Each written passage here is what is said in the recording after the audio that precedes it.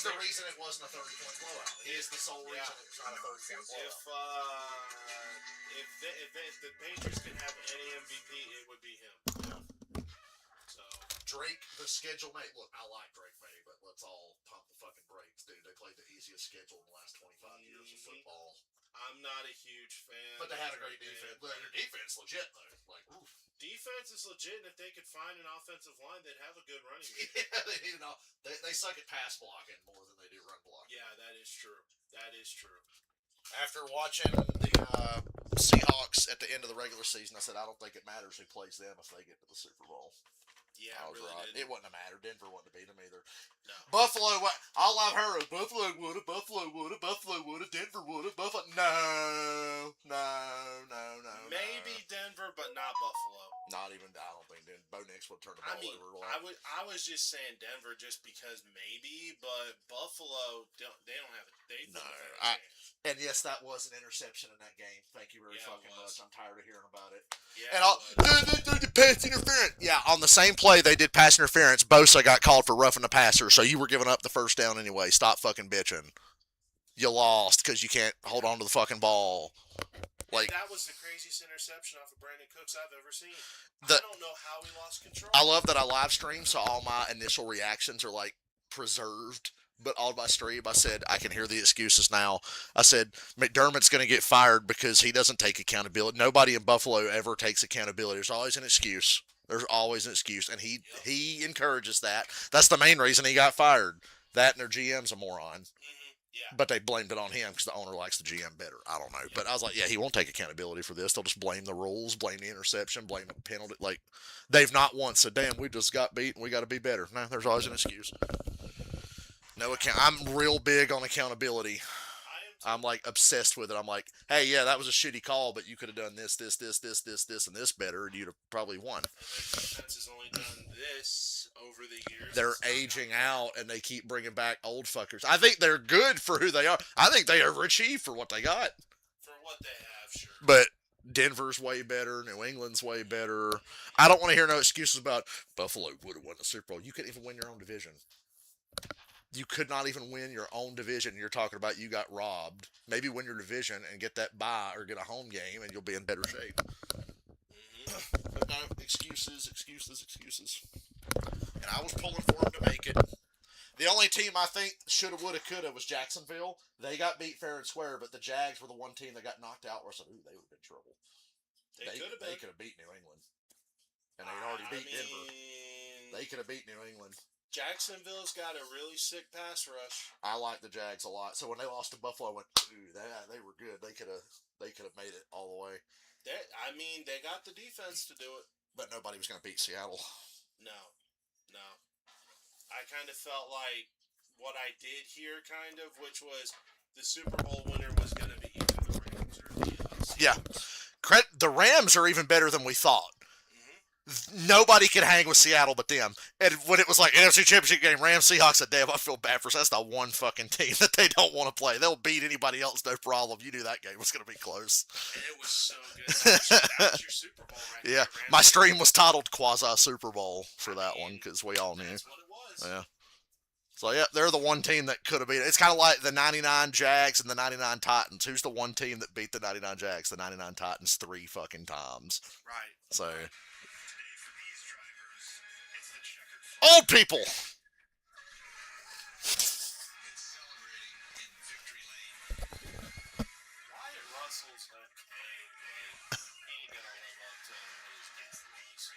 Well, Kurt Russell was Star-Lord's dad, right, in Guardians? Wasn't that him? Yes. Yeah. I just always think of that scene where it's like, I broke my heart to put that tuber in her brain. And Star-Lord's like, what? Bang, bang, bang, bang, bang, bang. Just shoots his ass. Doesn't even hesitate. Just fucking opens fire.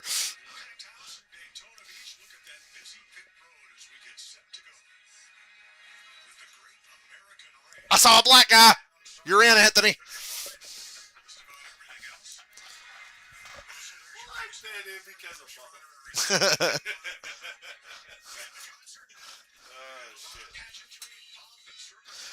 I messaged a couple of friends. I'm like, can I borrow your HBO Max so I can have onboard cameras? I ain't heard back from anybody yet, so. But if I do, I'll get the onboard cameras on Max.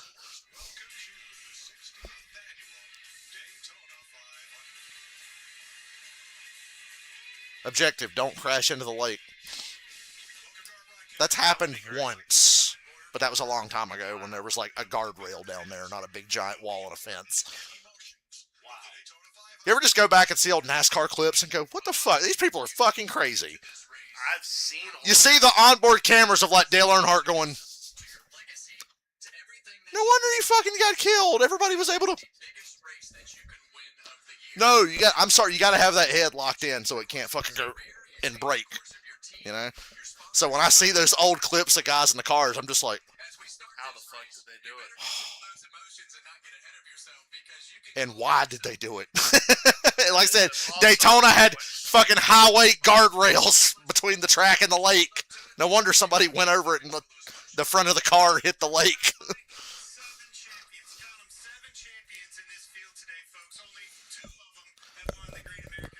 And I mean, you couldn't get them old boomer drivers like Earnhardt to change their mind. I don't want to wear that head net restraint. Why? Well, it affects my visibility and it's uncomfortable. Yeah, but it's going to keep you alive. Credit to guys like Jeff Burton and Jeff Gordon for being the first two to go, give me all the head and neck restraints. I don't care. Whatever it takes. They were called pussies for it. Like I said, the old boomer, oh, what's wrong, pussy? You scared?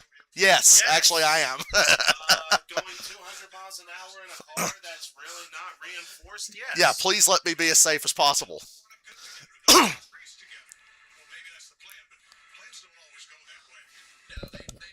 If you're asking me who's going to win, I'll narrow it down to three teams.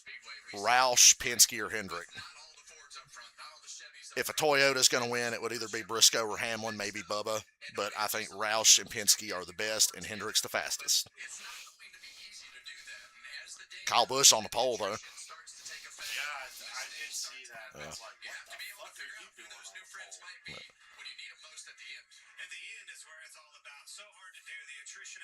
Austin Hill won another Xfinity race at Daytona because nobody knows how to fucking drive Daytona, and they just let him win. It's infuriating. At one point, 4 Junior Motorsports cars behind him. Oh, they're going to get his ass now. And Sammy Smith just ditches them all and tries to do it by himself, gets shuffled to the back, and then the rest can't make a move on him. Then, last lap of the race, here comes Justin Allgaier. He shoves Brendan Poole, gets sideways on the back stretch, loses momentum. All right, C's going to push Allgaier by. He ducks out of Allgaier. Bonk! Hits Hill in the front end, back end, shoves him forward, drives off, wins the race. And I'm just like, you know, it takes 2 usually. Austin Hill was bitching last year, though. And Junior Motorsports cars don't want to work with me. Yes, they don't want to work with you because they're trying to beat you, and you guys have the best Daytona cars right now. That's why they're not working with you, dude. He got all butthurt. Well, they should help me. They drive Chevrolets, too. Blow me. Help your fucking self. You obviously don't need the help. You guys have fast shit right now.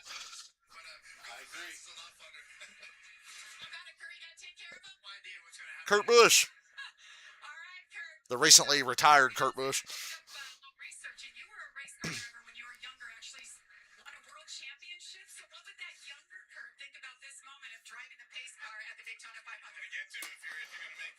I remember when Britney Spears was in the pace car for the July race that Junior won in 2001. Oh my god.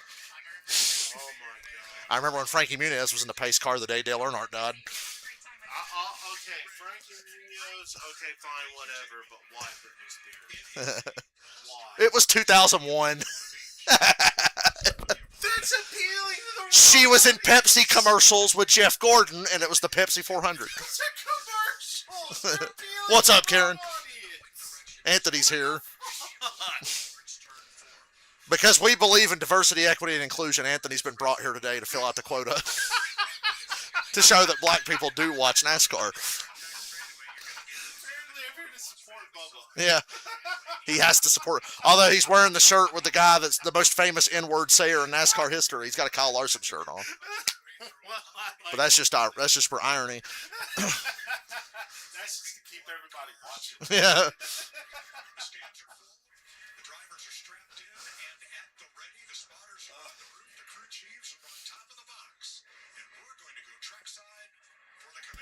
We live in the era of NASCAR drivers who wear glasses when they race. Cale Yarborough didn't wear no glasses. I can hear the boomers now. Bobby Allison didn't wear glasses. Well, to be fair, what they were driving in, their helmets were open face, so they probably couldn't. He didn't wear no Hans device. He didn't even need a seatbelt. How the fuck did they not drive? How did they How did more people not die?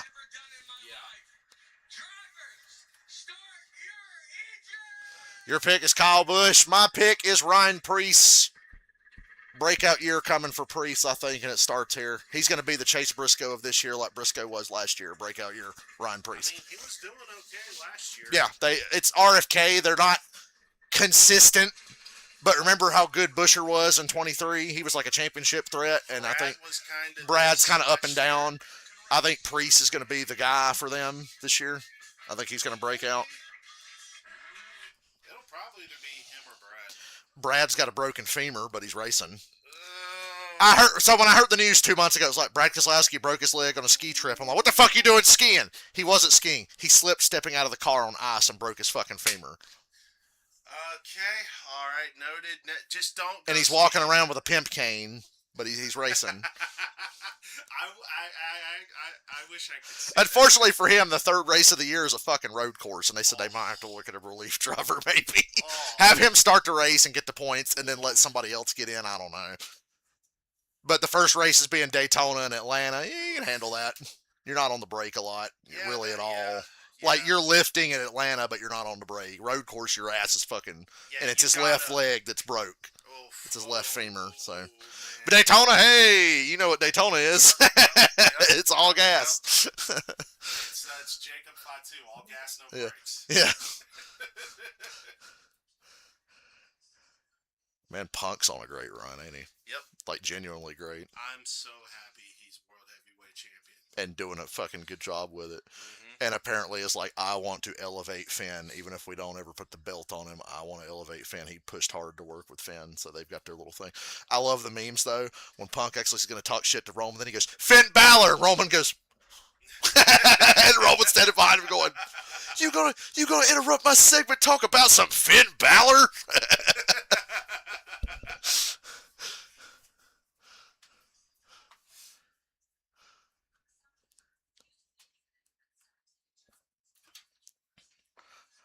Should I bet on Ryan Preece? I'm not betting anymore, hardly ever. Yeah. I won Talladega money last year with Cindric. That was like $100 there. Not bad. So that was fun. But yeah, I wouldn't. I wouldn't. No. It's like, why bother, man? It's just you lost a lot last year. Betting's hard. It's worth it. Yeah. Oh, breaking news. Gene Simmons is racist because he doesn't listen to rap music. Just so you know.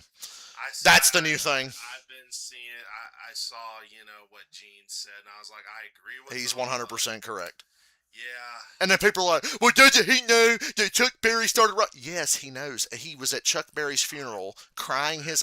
Gene went to Chuck Berry's funeral, cried his eyes out, gave a eulogy, and said, like, black musicians are the ones who created rock and roll. They gave him a career. He says Chuck Berry was his hero, the reason he picked up an instrument.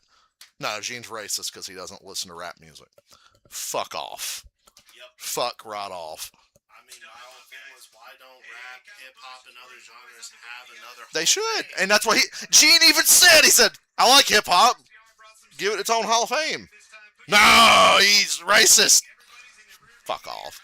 Yes, racist Gene Simmons, who was so devastated when Donna Summer dumped him that he didn't want to show up and work on new Kiss songs in '82, and Paul had to do the new songs on the Killers album. Well, there you go. Yes, he was so devastated about losing her, one of the prettiest black women in the history of the world. That's how racist he is. Yeah. I'm just like, what the fuck, error? Like, makeup, whatever. And then I see people trying to lump it in. Oh, Kiss is being racist. Yeah, Paul Stanley's so racist, he started a goddamn funk and R&B cover band and hired all black musicians. Probably just so he could tell them what to do. Not because he loves the music. He just wanted to be able to tell them, what to do. Right. I'm like, people, stop. You're the one made it about race. He didn't mention anything about race. He's talking about musical genres. He didn't say, but I think Vanilla Ice and Eminem should be in the Rock and Roll Hall of Fame. No.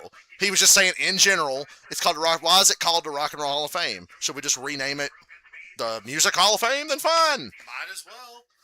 So, yeah, and killing, man. Then I saw some shit about, did you know that Kiss's costume designer came up with their costumes based on Patti LaBelle's costume? So it's ironic that Kiss is being racist. First of all, Kiss didn't have costume designers. They designed their own shit. So we're just gonna make up shit now. We're just literally gonna make up shit. Tell Paul Stanley he didn't design his own costume. See what reaction he would give I you. would love to see Paul react to that. That'd be funny. Like, yeah. Tell him he didn't make his own. Tell Ace that he didn't, if he was still here, because I know Ace designed all his shit.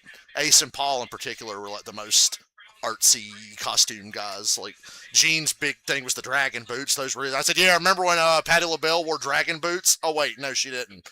That was Gene. The one time they had outside influence on their costumes was the Dynasty costumes. And 3 of the 4 guys fucking hated them. Ace loved his. Remember Ace's Dynasty with the big blue thing? Oh, it's awesome. That's actually on his casket when he was buried. Was engraved a picture of him in that outfit. That was the one time they had any outside influence. Paul says his looked like a stupid court jester. Peter said, they all said in their books how much they hated those costumes, and Peter was like, I looked like a fucking trapeze artist, you know? Like, and he was right, it looked stupid. But Ace's is on point. I love that costume. Gene looked like a Jiffy Pop thing. It looked like tinfoil. Paul hated it so much when they went into the Unmasked tour, he literally just started wearing his Love Gun outfit again with a different jacket. Why not? Because fuck wearing the... Paul's like, you know, he usually had stars on the side. He had like peacock design feathers engraved in the leotard. And he wore like the big pink court jester jacket thing. He got rid of that and just started wearing the Love Gun outfit again. I think I remember the big pink jacket. Yeah.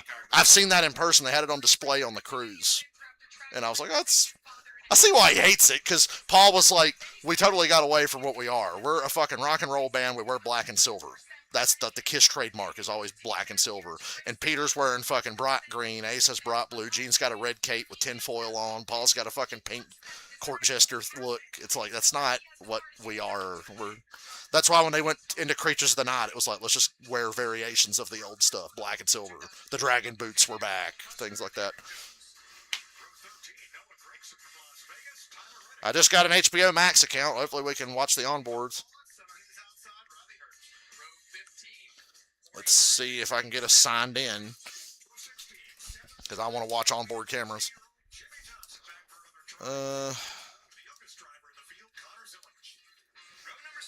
I hate typing shit in.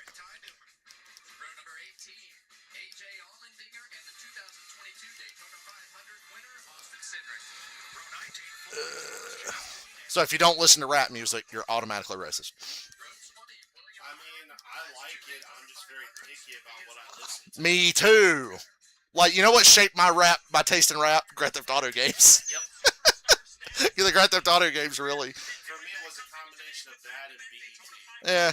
Because I would listen to some of like the hot songs and stuff that were playing on it. I would kind of go based off of that.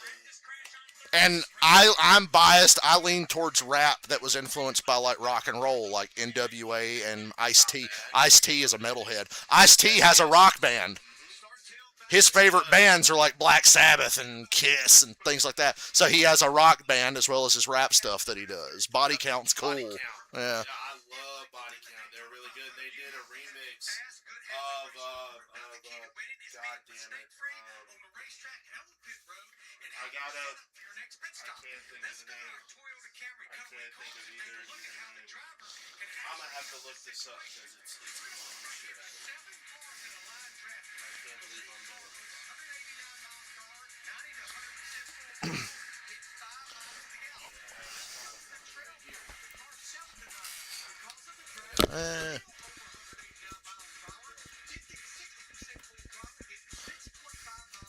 Somebody at my stream said, are you ready for Daytona? And it made me think of Ray on that one versus. Are you ready for Assassin's Creed when he gets on the floor?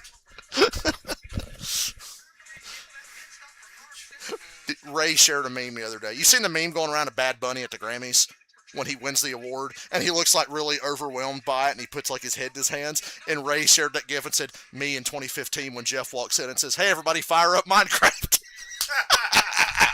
And it's Bad Bunny going... That's right. Body Count did a remix of Ace of Spades. Oh, yeah. So, yeah.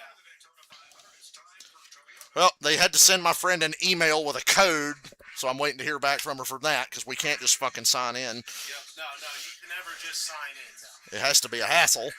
Yep, the code either gets sent to your email or, a text message. Now you got me thinking of that guy dressed up like JR in 2007 reacting to Chris Jericho coming back. The code! What is the code? It's been going on for months. What is the code? It's Stone Cold. No. Bobby Lashley. No. He just keeps naming people until he sees Jericho. I mean, if Kirsten's a wrestling fan, you could send her a text like that. By God, what is the code? It's a fat guy in a cowboy hat pretending to be JR watching Jericho's return in 2007. What is the code? I can't figure out the code. What is the code? It's Bobby Lashley. No. Stone Cold. Stone Cold. Turn my damn fan on.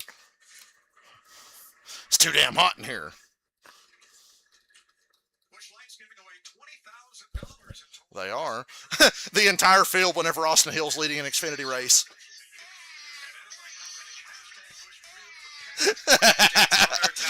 Both of them, yeah.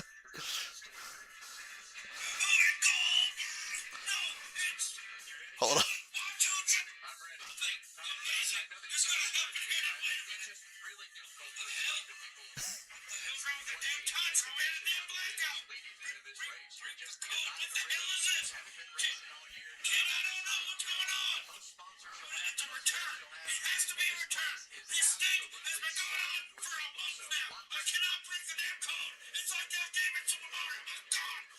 My God, what is that code?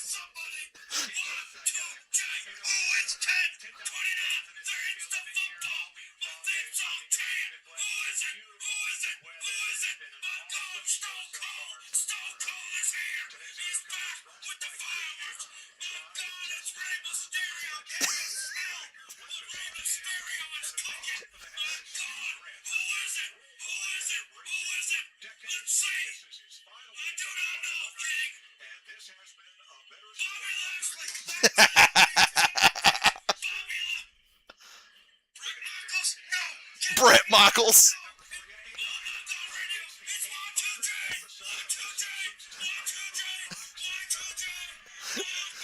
Oh my God, that is incredible. What is the code?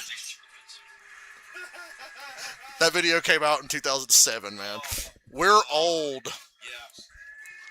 Kyle Busch and Brad Keselowski are considered old guys now. We're old. You're old. That episode of SpongeBob with Mr. Krabs is worried about getting old. That's us. Yep. That's unsettling. Imagine looking up, starting this race, seeing Bart Simpson. Uncanny Bart Simpson. That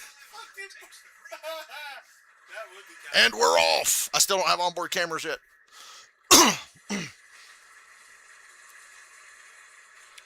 Chase Elliott pushing Kyle Busch. Push him.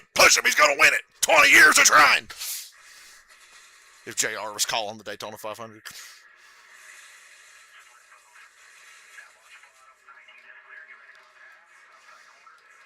Austin Dillon's new paint scheme is one of Harvick's old paint schemes. It's pretty cool looking. It's Harvick's old good wrench paint scheme from like 03 to 06. Okay. They brought it back. See? Bright orange number. You can see it from space. Boy, Austin Dillon sucks, but he's always had great paint schemes. He's fucked this year because you got to be good all season. Damn right. Kyle Busch leads lap 1. Don't let the Penske cars get connected.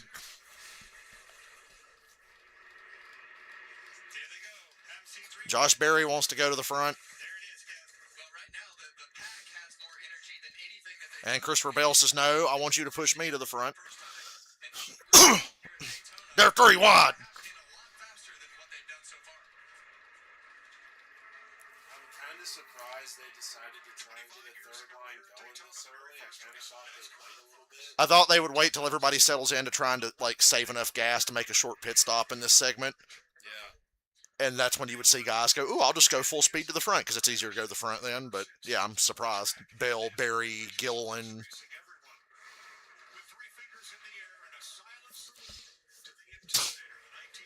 Shut up, it's lap 3.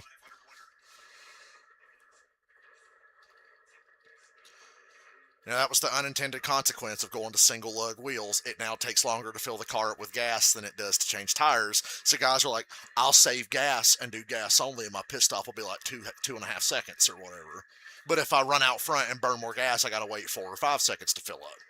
So that was just an unintended consequence that we have to deal with now. And the son Earnhardt never had is leading this race. I'm saying that to trigger people.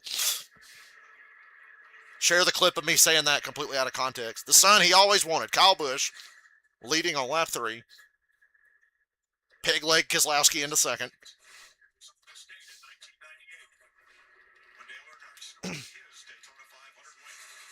Kyle Busch doesn't really have a lot of allies at the front right now. I see Brad is joining up with his former Penske teammates once more. Kyle doesn't really have anybody. I mean, you could argue Chase.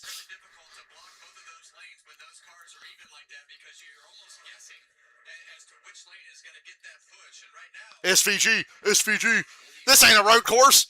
There is a road course here, but this ain't it. John Hunter Nemechek just took the lead. I think Nemechek's going to have a good year, too. He was another guy last year. He was like top 10 at Charlotte, top 10 at Darlington, like good tracks. So I think John Hunter is going to have a good year. If he won a race this year, I wouldn't be surprised. I'm going to laugh when he wins before Ty Gibbs does. There's a few guys I'm watching to win before Ty Gibbs. Priest, Nemechek, and Connor Zillage. I'm watching for them to win before Ty Gibbs. And Corey Heim, who's part-time. And Gibbs is the reason Heim can't get a full-time ride because he's been blacklisted by Gibbs. So he's part-time. He's running 12 races for Denny and Michael Jordan, including today. Somebody will be smart and get him a full-time car at some point. He's the one who won like 12 truck races last year in a single season, but can't get a full-time ride. Oh, BJ McLeod. Noah's got some damage on the left rear. And the right rear is broken on McLeod's car. Oh, Casey Mears got damaged. Welcome back, Casey Mears. Dude, he's just happy to be in the race. If you saw what happened Thursday, you'd understand. He's just happy to be here. Caught the biggest break in the world. Tail end of the pack, not going to make the race, and Corey LaJoie gets wrecked like a dumbass, and Casey comes flying through the wreck, passes them all, caution comes out, he's in. And Corey LaJoie's out in a Roush car. How you not make the Daytona 500 in a Roush car? Corey LaJoie loves to act like he's got all this fucking experience. Yeah.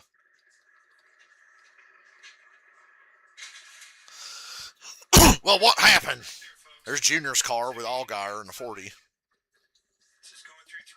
One cup race for Junior Motorsports this year. Tire went down.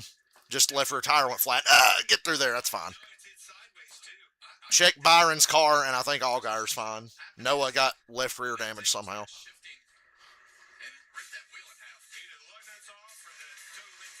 Something snapped or the tire went flat. I don't know. You dropped the bomb on me. NASCAR trying to beat the racist allegations by making sure they play black music because, you know, if you don't listen to rap or anything like that, that automatically means you're racist. We learned that this week. Yes. Especially for Gene Simmons. Especially Gene, yes. Yep. You know, a Spanish Harlem 6th grade teacher, Gene Simmons, and in love with Diana Ross. That Gene Simmons. Mm-hmm.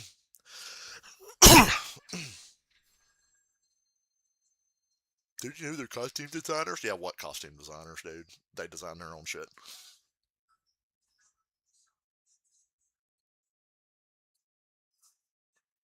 You want to go see Chris Jericho's 80s Kiss cover band?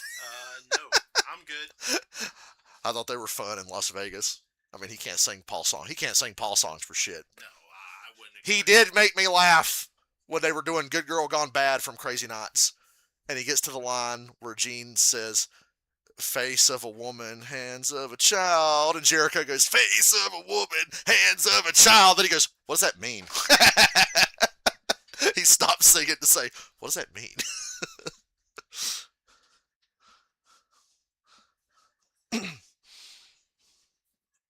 We're never going to beat the rain if BJ McLeod doesn't knock it off. I just love that Gengar from Pokemon Stadium. Which Pokemon Stadium design are you today? That one. The Crobat? Yeah. Your Crobat. I'll be a funny-looking angry bat thing. Congratulations to the Tennessee Titans for assembling the baldest coaching staff of all time. Look at that. Every single one of them needs fucking Bosley. The fucking Mike Malarkey, Brian Dayball, Robert Zala. Like, jeez Louise. They all need fucking Bosley. Wow. Well, everybody in the Nashville area will be able to get shampoo because the Titans aren't going to need any. So they said Byron got a little more damage than they thought. Yeah, they put the hood up on Byron. I think they can fix that. Yeah, you start in the back. I mean, he got wrecked Thursday. He was in that Corey LaJoy wreck and had to go to a backup car and start in the back. Yep. That's why when Greg Ives was Junior's crew chief, I was getting so bent out of shape because we couldn't qualify worth the shit. And then stuff like that would happen early in the race, and we're right in the middle of it. And I'm just like, you need to start qualifying better. I know it doesn't matter, but sometimes it does. He just had tire go down or something.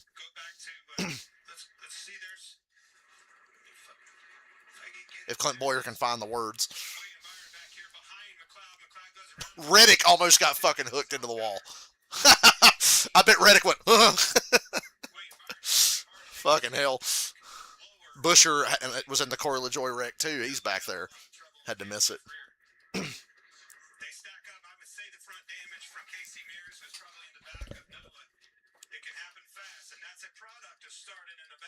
Well, you know, they say the rear impacts of these cars are rough on the back of your head. I wouldn't worry if Noah gets hit in the back. He has no brain to damage anyway. So if he gets hit in the rear, it's fine. If CTE was a human being, it's Noah Gregson.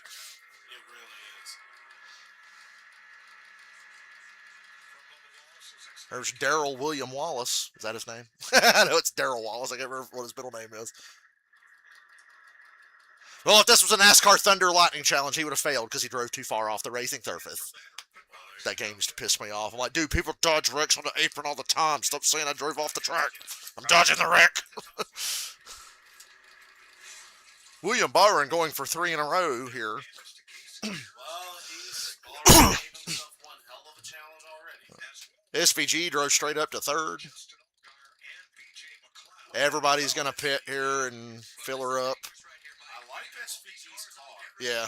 New number this year, too. He changed it because he was in the 88 last year. They put Zilich in the 88, and SVG gets his old Australian supercars number back. 97.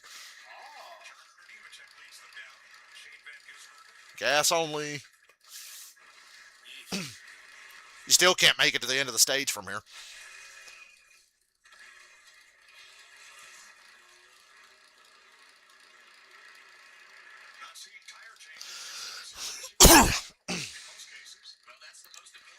Uh-oh. Bald got the lead. Say hello to the new and improved Joey Logano. He looks like Andrew Tate. He looks like a Bond villain. Bald. Bald. Bald. My eyes. Rev up those fryers. I guess that stupid-ass fucking hair transplant got 2 years ago didn't work. It was looking really good, too. It was. And then he said during the off-season his alopecia flared up and it started falling out again, so he said to hell with it and shaved it. He grew a little beard goatee to offset it, and I think it worked. I think it works. It's just an adjustment. No, I hate it. No, I don't like it. Nothing about it. Ew. Doesn't work for you, brother. No, it doesn't work for me, brother. Fuck all that shit. Doesn't work for me, brother. He's doing the fucking job tonight. Get out of here. I tell you about on the Kevin Nash podcast, they talk about the Iron Sheik a lot because they love Sheik. They both knew him. And they heard a story that Sheik told once about, like, he would smoke a lot of pot and people wanted to hang out with him and smoke his weed. Wendy Richter was hanging out smoking his weed. And Sheik, they were like, nothing bad happened. He just asked. He was like, hey, you smoked the Sheik's pot. You want to do the job tonight? Is what he said to her. And Nash like, I can't believe he said, do you want to do the job tonight? And she declined. And the Sheik was bitching to people, oh, she smoked the weed and she not do the job. Do the job. I'm going to say that from now on whenever I'm trying to hit on a girl. You want to do the job? They're going, what the fuck are you talking about? Do the job. Hey, you want to put me over? Nash said his first road trip was Sheik was in the car when he joined WCW in like the late 80s or whatever. He said it was him and like Rick Rude and Sheik and somebody. And Nash says, I'm new. I don't know shit. He says, they let me sit in the front seat because I'm like 7 feet tall. I was nice of him. He says, I sit in the front seat and Sheik pops up. Oi, Bubba, who's the jabroni in the front seat? I'm not a jabroni, Sheik. Oi, Bubba, I know. Said Sheik back on Nash like, I'm not a jabroni, brother. I know, Bubba. Who jabroni in the front seat? Oh my god. Do the job tonight. Fucking Sheik is incredible. Yeah. Oh man. Hey, Bubba. Nash will be on this podcast to go, oh, Bubba. The Kevin Nash podcast is great for stories like that. The Sheik. Everybody loves Sheiky. They just like to smoke his weed, though. They didn't want to do the job.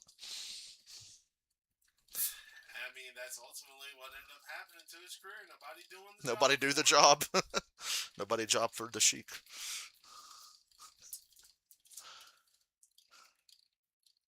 Some guys, Jimmy Johnson stayed out. There was a few cars did stay out because you can't make it from here anyway.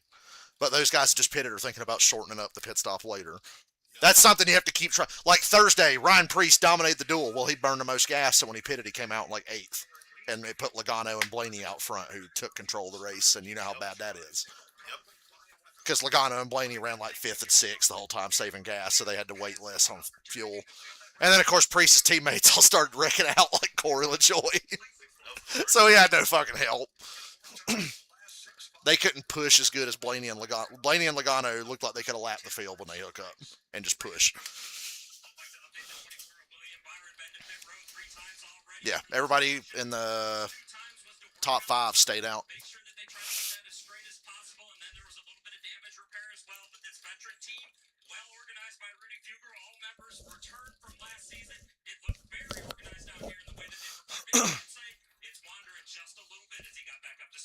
That's not good.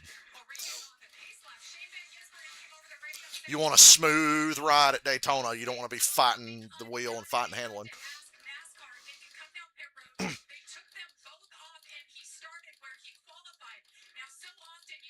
His booties.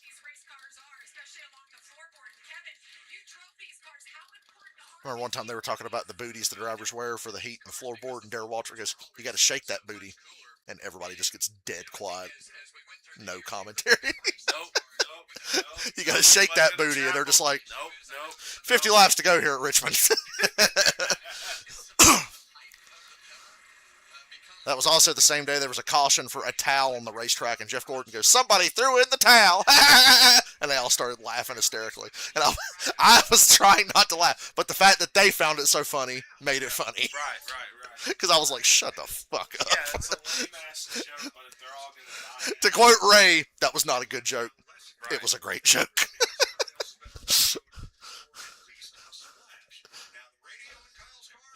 Still can't get over Ray, me in 2015 when Jeff walks in. It says, fire up Minecraft.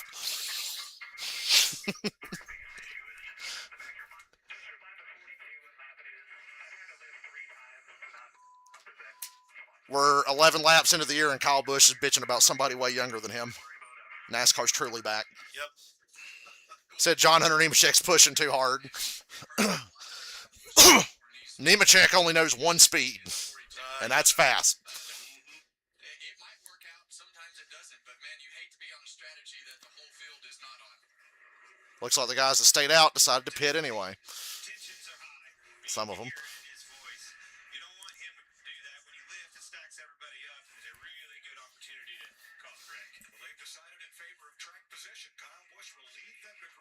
Fuck that fuel mileage. Yeah, fuck that. Just give me the first.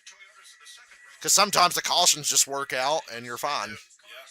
That's a risk, but you're not going to lose a lot. Like Priest on Thursday, you're going to go from like first to eighth probably. Maybe edge of the top 10, but you're not going to be the leader anymore after pit stops probably.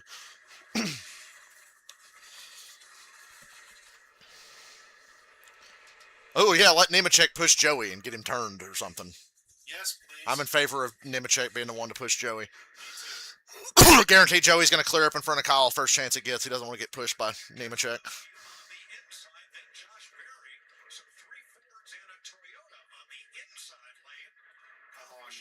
You know what to do. If this was SpongeBob, he'd be John Hunter Nematoad. Me. Try to stay in control Yes, he of the race would when be. you have the same manufacturer 2 rows behind you. The 42 car pulls out right there.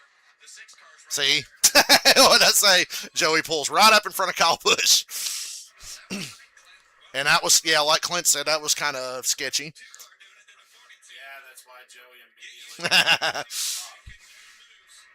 Well, he's just like, I do not want to be pushed by this 42. You are where you are. Now you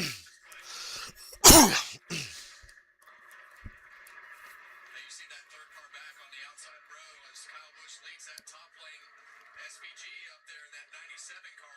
John Hunter Nemechek down on the bottom. But a lot of names. There's a few names up here that we don't really get to call out much. But Well, there's one less road course on the schedule. They're going back to just having the fall Charlotte race be the regular Charlotte due to popular demand. I mean, They said they might bring the Charlotte road course back in the future, but for now, if people want the oval, like they have in the 600, they'll do it both times a year. alright. At the moment, I would prefer that. I like the Charlotte road course and everything. In NASCAR 25, it's one of my best road courses. Don't remind me. yeah, and you see that the top lane is pretty heavy on being the preferred lane. A lot less cars in that bottom lane. Yeah, the right now. bottom got fucked out of nowhere. I like that the field is mixed up. There's no real alliances at the front to just take the whole race over. Yeah, no, there really isn't. At some point, there will be, but I mean, the guys are up there. They're just all broken up. yeah, they're just mixed up. When they start single file like that for a long ways. And I still look at this pylon and the way the manufacturers are. They're really not connected yet as far as your allies and your manufacturer and your teammates.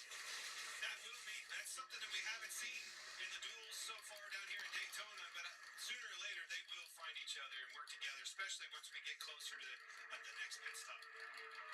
AJ McLeod checked and released at the Advent Healthcare Center. He is the only driver out of the race from that lap 5 crash. The first and so far only yellow of the day. Ty Dillon's fourth on the inside. Well,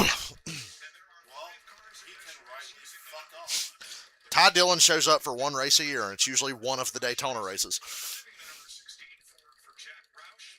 He's a nominee to the NASCAR Hall of Fame with 19 Cup Series wins and a runner-up for the championship. And it's not Xfinity Series anymore. It's the O'Reilly Auto Parts Theory. That's a mouthful. What the fuck? Why didn't they leave it the Xfinity? Well, Xfinity's still a sponsor in NASCAR. They're just not sponsoring that series anymore. So they got O'Reilly. Oh, okay. So does that mean we'll get? Oh, well, Bubba has an Xfinity car. Yeah. My question. Yeah. So they're still around. All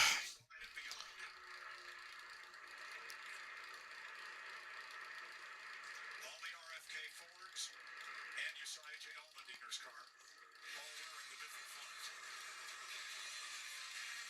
John Hunter Nemechek, second generation racer, leads the Daytona. This ain't the Scotland 500. What are we doing? Well, Bart Simpson seemed to have enjoyed it because he was jumping up and down and cheering.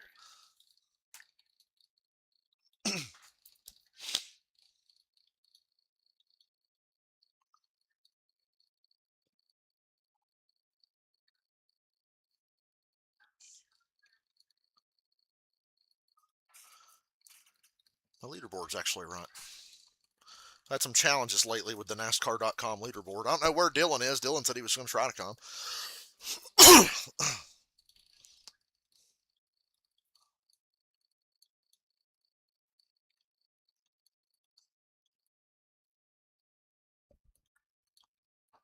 I'm just happy in Violet. I have a rainbow swirl out for me. You got a shiny one? No, rainbow swirl. It's one of the many swirls you can give. That reminds me, I got a code this morning for an event in Scarlet and Violet where you can get a Typhlosion. Holy shit. Yeah. So I screenshotted it and saved it so I can try to remember to do that later. I'll send it to you. Do that when I get home because I brought my Switch home from work, so. You're like me. We both have jobs where we just sit around and play video games. Yep. Sure do. Oh, we got it made. Yep. I love working at my group home. It's a great job. Then I get to play video games almost all day. Fuck yeah. Yeah, nobody bothers me at my job either. And I get to decide my own hours. It's awesome. So if I want to sleep late, I can. There you go. Be like that dude on Chappelle's show. Shit, I got here when I could. You're not my fucking moms.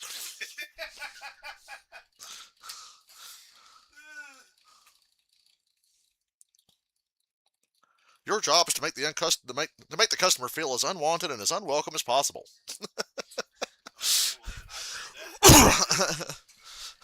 Remember Steve Austin when he in the storyline he became like CEO of WWF because Lennon McMahon stepped down and promoted him to CEO, and they do the thing where he's going through the office building talking to employees. Yeah. Here's the receptionist, World Wrestling Federation.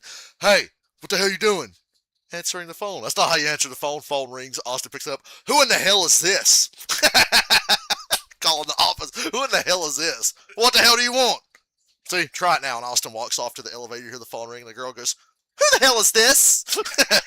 And Austin turns around and he goes, he's like smiling. Who in the hell is this?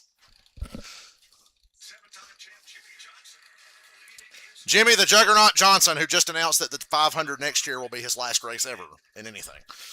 He's going to do a few races this year. He's even going to do a truck race. He's going to do the truck race when they race the fucking Army base in San Diego. NASCAR's doing a real-life GTA race. They're setting up a road course on an Army base for Trucks, Cup, and Xfinity, I think. Something about Xfinity. that. O'Reilly. I don't know about that. Sounds a little sketch. It's more about how are you hitting your marks of the fuel stops, of the stages, handling the restarts, taking the runs, having the communication to get to that point. If we put ourselves in position, the outcome's going to be what it is. Here we go, team. About to get our onboard cameras going, maybe.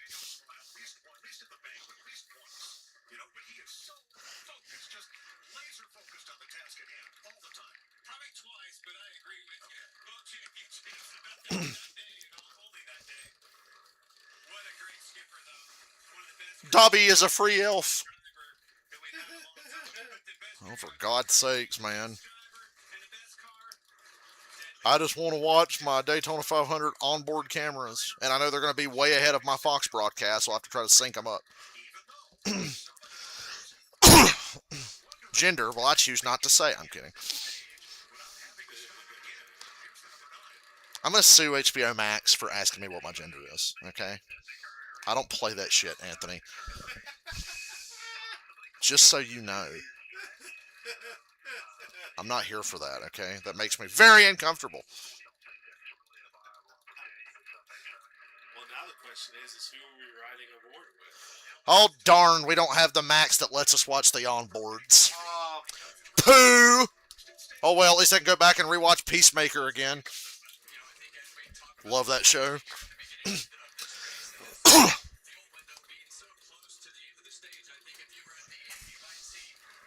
Oh, well. Guess I'll just have to watch it like poor people. No, if I was watching like poor people, we'd be on a box TV with the little digital converter box, and if we hold the thing a certain way and it's sunny outside, we can get Fox. You remember that show, Married with Children?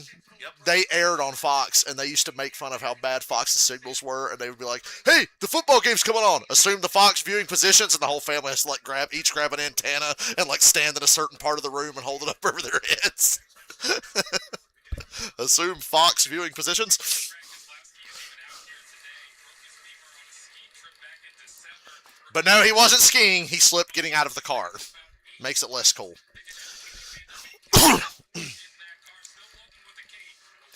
You should have listened to that guy on South Park. Pizza, French fries.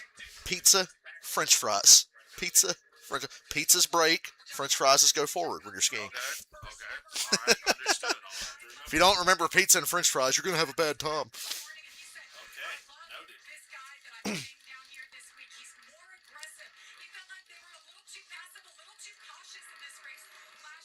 So now we're going to run out front and burn our fuel and put ourselves in a bad spot later.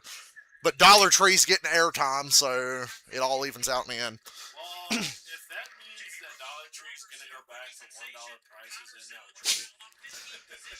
no. Making money! Dollar stores had dollar items! Now we just have dollar candy, and that's like the best we get.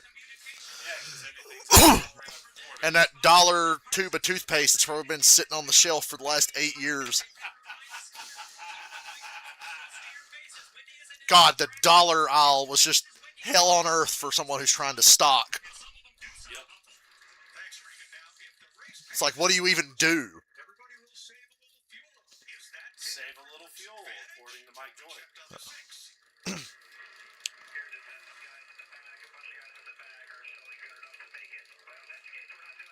Huh.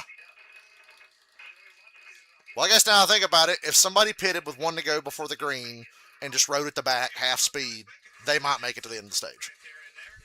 These guys up front ain't gonna make it because they ain't pitted at all. Some of these guys have not even pitted at all, and I know Nemechek running out front's burning a lot of gas. Hell, Logano's leading the line too. Logano did pit under the last caution though. Yeah, there'll be a caution or something. If not, I hope people run out of gas just because it's funny and.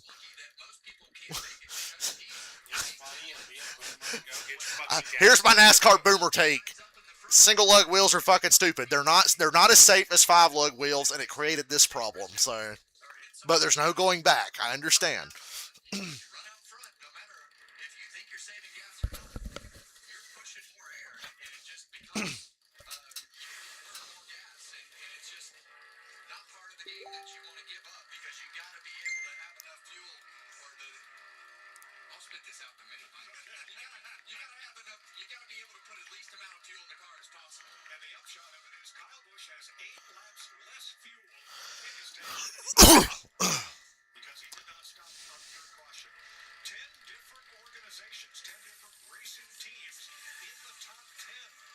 Always the guy at the NASCAR race going, waving his finger.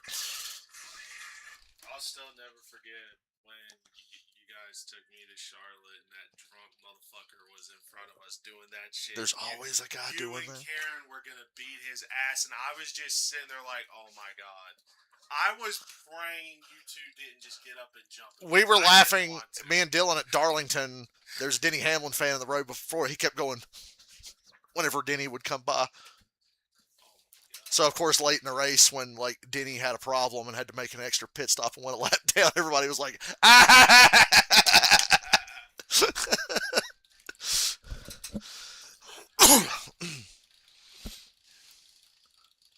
Yeah, I guess we're going to Atlanta next Sunday. I'm hoping they get weather like this. It would be so nice to just sit out there and fucking breathe. And hopefully not have a car come through the catch fence. That would be nice. Very careful about where I pick my seats at places like Atlanta or Daytona or whatever. I imagine you guys are always up in the nose. We went to Atlanta last summer and we were up under the tower on the front stretch just past start finish line. I'm like, yep, we're safe up here. Certain tracks, I'm like, I know it doesn't happen often, but it's happened. I mean, better to be safe than, well, now you're going home with a big ass car. Yeah, or my jaw wired shut like that chick when Carl Edwards got put through the fence at Talladega that one time. You were here. I was here. That was one of the craziest wrecks I've ever seen. He blocked. Yep. He'll even tell you he did it to himself. And Brad on the bottom remembers the previous Talladega race where Tony Stewart did the car leverage to Regan Smith and it put Regan on the apron. Regan wins. No, you passed below the yellow line. Tony Stewart wins. So Brad was like, I ain't going down there. I'm going to win. But no, the yellow line rule totally made things safer. Totally. Totally. Yeah. Awesome. Yeah, it totally made things safer.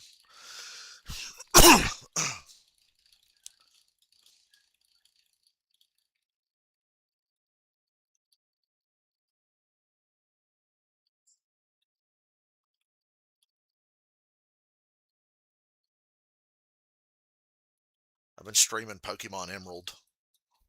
Yeah, I've seen that. Yeah. I think Emerald's the best Pokemon game. It's my favorite.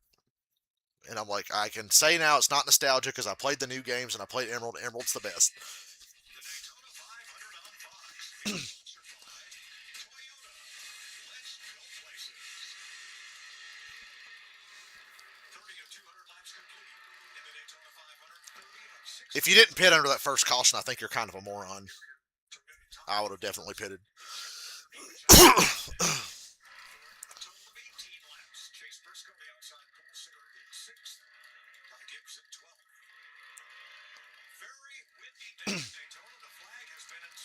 We're experiencing some strong headwinds. Giggity. I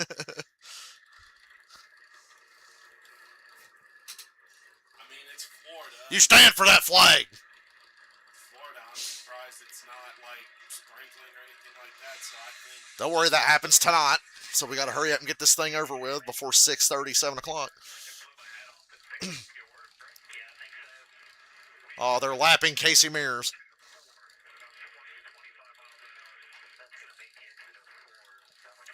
So if you bet money on Casey Mears, don't know why you would. I'm so sorry.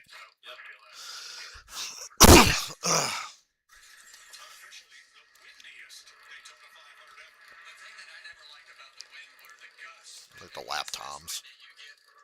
They're actually not running that slow. Like, the fast laps are like 47.5 seconds. Right now, they're running 48 4s and 5s. Thursday, when they were really saving gas, they were running 50-second laps. So they're actually not that slow right now.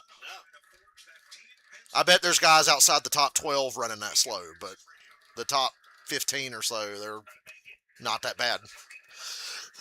Not going completely full speed, but not just dragging ass either.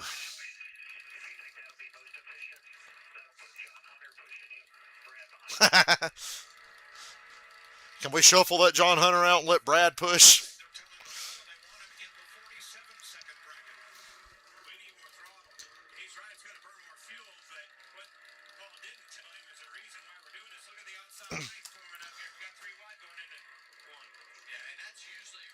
SVG, Chase, Larson, Hamlin are tired of waiting.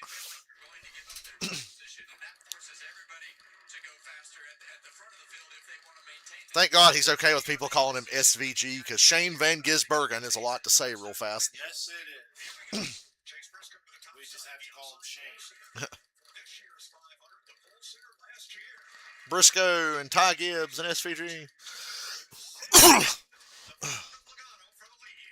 Nobody sneeze.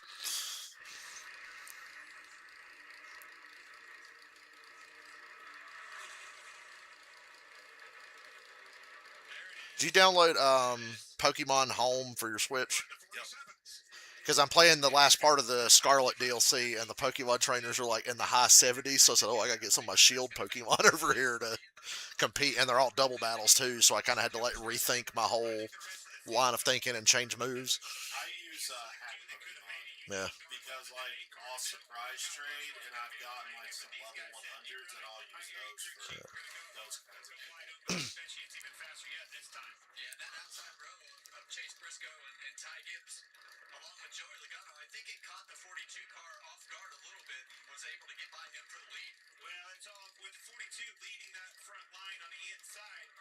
You're only as fast as the car pushing you, so the outside line came on. That surprised me that he wasn't able to hold suit with him, but he's still pretty good right there. Ty Gibbs is in second. Look at that, even better. Let's go.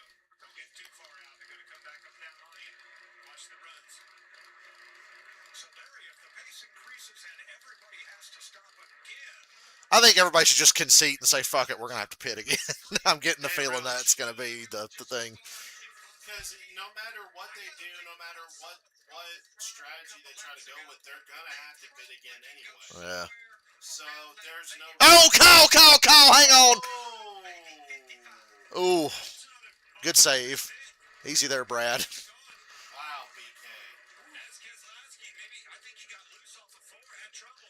BK. Is Boyer blind? Kyle Busch got loose and came down into Brad.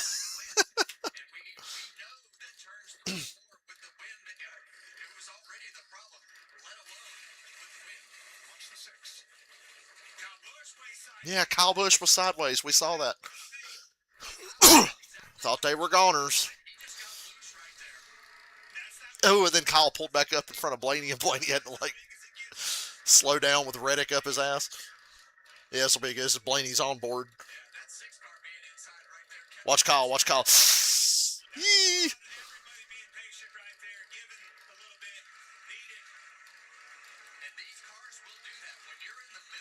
Brad, you can't go down there. I'm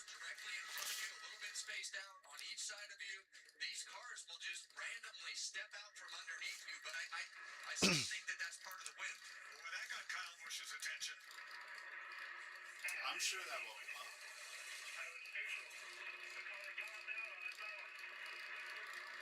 up. I believe you. He said he was holding the wheel straight and the thing snapped anyway. Could have been the wind.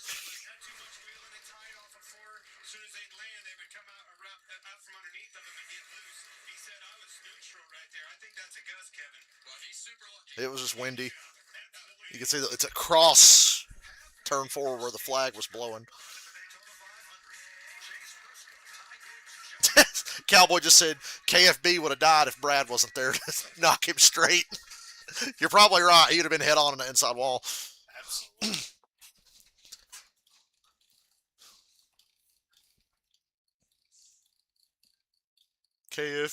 KFB. At what point do we stop calling Blaney YRB? He's not going to be young for much longer. YRB. That's a System of a Down song. I'm just kidding. That's BYOB. They would hear that and write a song called YRB just to be smartasses. I'm just not a big fan of System of a Down. They all right. They all right. I mean, they're cool. It's just I can't do their music. My OCD goes fucking haywire when I try. Their lyrics are like if somebody's playing Mad Libs and puts music behind it. Right. All the years I spent hearing people knock Gene Simmons lyrics, I'm like, have you listened to System of a Down? Like, yeah. You think Gene's bad? Well, yeah. Listen to these guys. Here comes Denny Hamlin. By God, King, it's a 4 wide. Jeez, don't cut away from that. They got 4 wide there for a second. You missed it, Fox. Can't take it back now.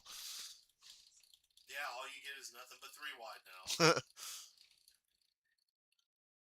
And Austin Dillon and a Kevin Harvick paint scheme. Something about that just makes me like kick Austin Dillon's ass. That's the paint scheme from the cover of NASCAR 2005 Chase for the Cup on PS2 and GameCube. I'd reach over there and pull my copy out, but my drums are blocking it. As seen on TV.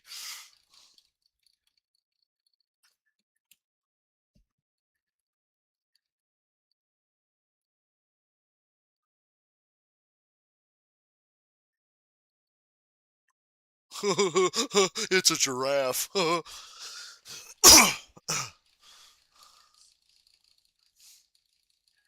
I just got my boating license. I'm getting mine next. Hey, I doubt it. This show's so stupid, man. Hey, I doubt it. Hey, I doubt it. It just fucks off.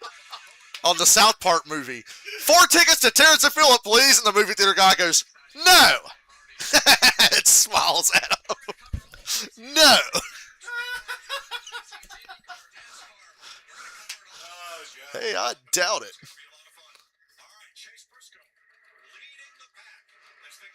Briscoe won Talladega last fall.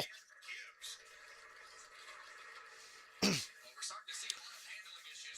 Kyle watched his car step out right there and almost spin out thanks to Brad. We want to hear about handling issues. That's good. You just noticed some cars pushing up. I think it was Chastain off the 2, got really tight, used a lot of real estate, almost got into the car. It's free real estate. I think it was Chastain.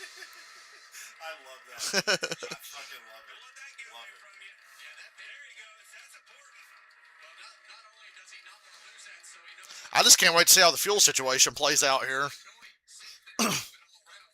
All those code words. This track was last repaved. Bald. Bald. Bald.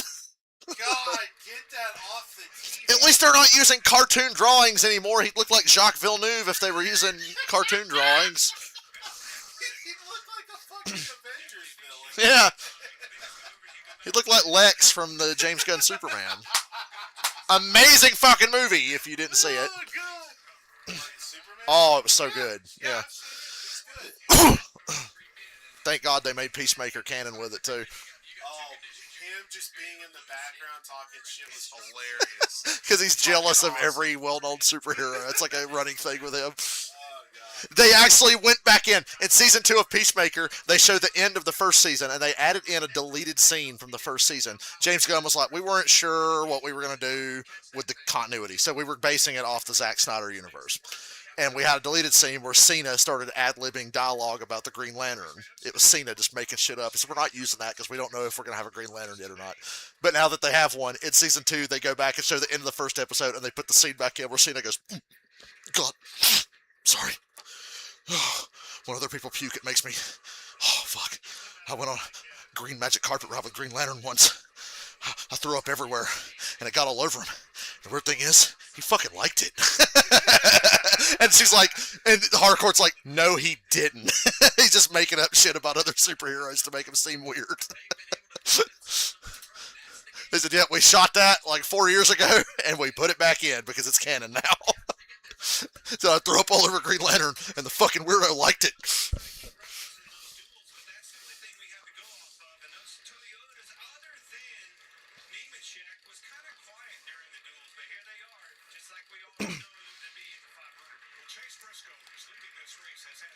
Or when Peacemaker sees it one when he says that Superman watches Shiza porn. And Harker goes, where the fuck do you come up with this shit? And he goes, Google. He goes, yep, Superman loves to super bang the old Shiza ass, and as I understand. They're just like, you have a made up fact about every fucking superhero. Oh, so you know more than Google? What's the capital of Alaska? Will the Peacemaker sex doll finally come out so I can finally go fuck myself?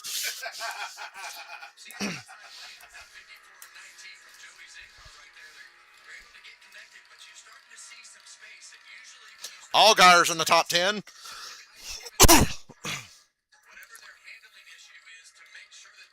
Maybe we can add to the old Dale Jr. resume, championship car owner in the O'Reilly Series, championship driver in the O'Reilly Series, lots of cup wins, winning crew chief in the O'Reilly Series, and now Daytona 500 winning car owner, if Allgaier wins. And that's a strong paint scheme, too. It's a bunch of shit colors, but they go well together, and it looks good. Colors you would never want on anything, but when combined together, it actually looks really neat. Look at this push from Bell to Nemechek. Yee.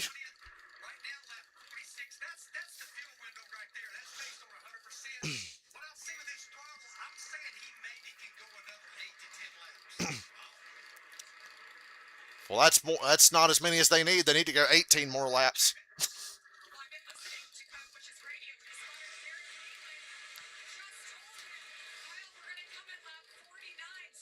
You're not going to go a lap down if you pit,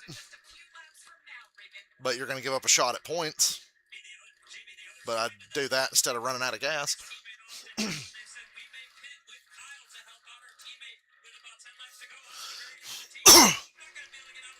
He can't get down. He's all the way against the outside wall. He might have a chance at getting down if even Hamlin can get ahead of Joey. But that's obviously not happening. I hope Austin Dillon wrecks himself trying to get down. Chance to win this Daytona 500. And if you pit with Kyle, it's just going to be you two. And Yeah, 2 cars ain't enough to make speed. this field. I would just stay up in that lane no matter what they told me to do, to be honest with you. Shout out to Harvick for telling the truth. I just be like, I can't get down. I can't get down. Yeah, Austin Dillon's supposed to fuck his whole race to help somebody else. I hate that shit. Toyota's lined up topside, 3 of them in front of Chase Elliott Chevrolet. Why are you laughing at me, Clint? You're over here. Clint's laughing because Harvick said what I was thinking. Don't help him. You have to make that decision, you know, from That's a good Bush beer scheme Ross has. I like that. you have to have cars that'll help you, but you can't just purposely. Bush beer, another sponsor that's never had a bad paint scheme. No, they've always been good. The inside with Christopher Bell and Tyler Reddick. 3 Toyotas trying to Guess we can add Traveler Whiskey to that because both the juniors Daytona 500 cars the last 2 years have had nice paint schemes. outside line really prevail like we do about 41 cars out there. Here and maybe the 8 car. Well, sometimes, Clint, you know, getting up next to that. There it is. Look back here. Some guys are going to pit this time. He's not alone. Ty Dillon's going to come with him. Come with him. You know he's on board with that. We're coming this time. 8 car. Yeah, I don't understand not pitting early when they had the chance under that caution because everybody did, except for a few cars. You stupid. Mistakes do not slide the tires. Yeah, he had some help. Josh Berry, Kyle Busch, Ty Dillon. Is that Allmendinger, I think, that pitted with him? So that's a decent little group. Making it to the end of stage 1 on fuel of the stage 3. Yeah, the hard part for those 4 cars that are on pit lane, if they all come off together, even then, if they stay nose to tail, they are not going to have the pace that this whole pack is going to have. So they're going to give up some time one way or the other. Allmendinger, Ty Dillon, and Casey Mears with them on pit road. So now what that group's going to have to hope for is a caution at some point so that way they can... Yeah, if Busch and Allmendinger and them, if they catch a caution, this is great. Yep. Not very efficient with that stop at all. Yeah, the longer that it takes to get those cars nose to tail. And they got Casey Mears with them. I mean, he's laps down, but I mean, it helps. Better than not having them, I guess. Yeah, it'll help. Fuck is going on up here? Elliott and Hamlin made big moves there.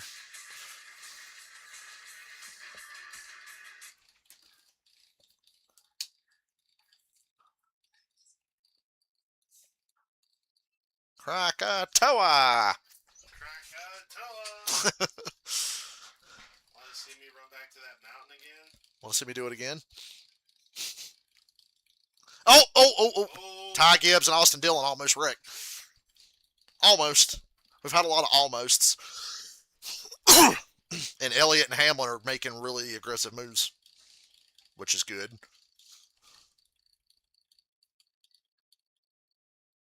Although Chase is kind of doing this alone. He doesn't really have any friends. Yeah, the closest one he would have is... They're getting ready to... They're probably getting ready to pit. Looks like it. If they're getting down to the bottom like that. No hands out the windows. So not yet, but they're getting in position if they Yeah, I guess want to. next time around.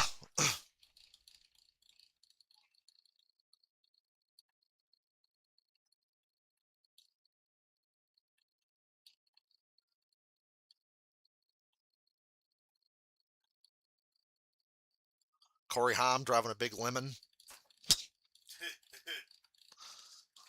Every villain is lemons. I love that acronym. I fucking love it. Love it. I'm glad the tickle belt's not real.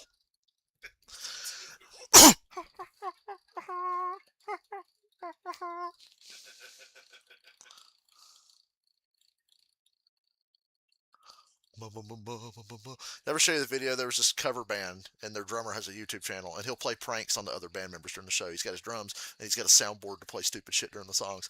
And they're getting ready to do that Down with the Sickness, you know.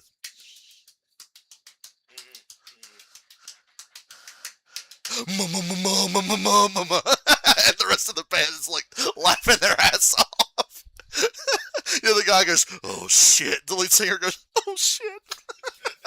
And instead of "Can you feel it?" when the guy goes, "Can you feel? Can you feel it, Mr. Krabs? Can you feel it, Mr. Krabs? Can you feel it, Mr. Krabs?" Dude, if I was in the audience, I'd have been dying. Mama, mama, mama, mama, mama. Can you feel it, Mr. Krabs? Can you feel it, Mr. Krabs? During they're playing Enter Sandman. Now I lay me down to sleep. Now I lay me down to sleep. Pray the Lord my soul to keep. And if I die before, shut the fuck up and go to bed. Yeah, Austin Dillon. That was like JR would say. That was smoke through a keyhole.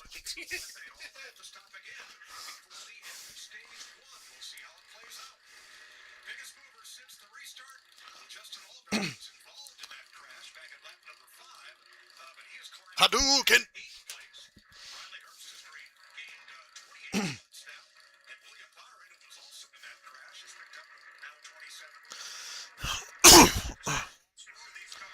My dad texted me, Cowboy, and he pointed out the SVG's almost wrecked a couple of times. Could just be a handling thing. Allgaier's going to pit. Who's going to get run over coming to the pits? It happened Thursday. Casey Mears ran into Noah Gragson trying to pit Thursday. Made me laugh.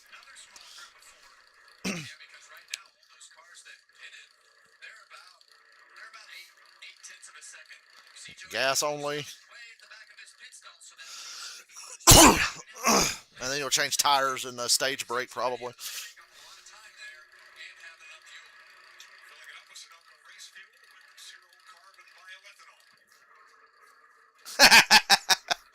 Yeah. Oh, Byron. Byron hit the wall. He got squeezed, I think. Ooh, everybody back up. Everybody back up there. Well, Byron's a wreck magnet this week. Well, that's a relief. Quote George Carlin, "How are you? I am not fine." I hope you are fine. He says he's fine. I am not fine. George Carlin joking about what it would be like if he wrote a suicide note. Hey guys, guess what? Keep on reading. How are you? I hope you are fine. I am not fine, as you can no doubt tell by me hanging here from the ceiling fixture.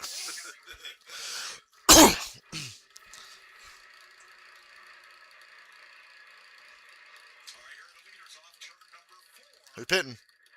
Denny. Toyotas. Denny, Bubba, Briscoe, Riley Herbst. I knew somebody was going to get spun coming to pit road and Fox didn't show it. Jimmy Johnson. He'll get it going. Don't throw the yellow yet. NASCAR's been real good this week. They don't throw quick cautions. They wait and see. He's fine. And he's going to get a caution 7 laps to catch him right back up. So Jimmy Jam's okay. And the Toyotas are all coming off in pretty good formation. There's 12 Toyotas in this race. That's like the most they've ever had. Because 2311 brought an extra one for Corey Heim. Jimmy Johnson's here in one. There's already 4 Gibbs cars. Chevrolets, some of them. Austin Dillon stayed out. A lot of Fords staying out.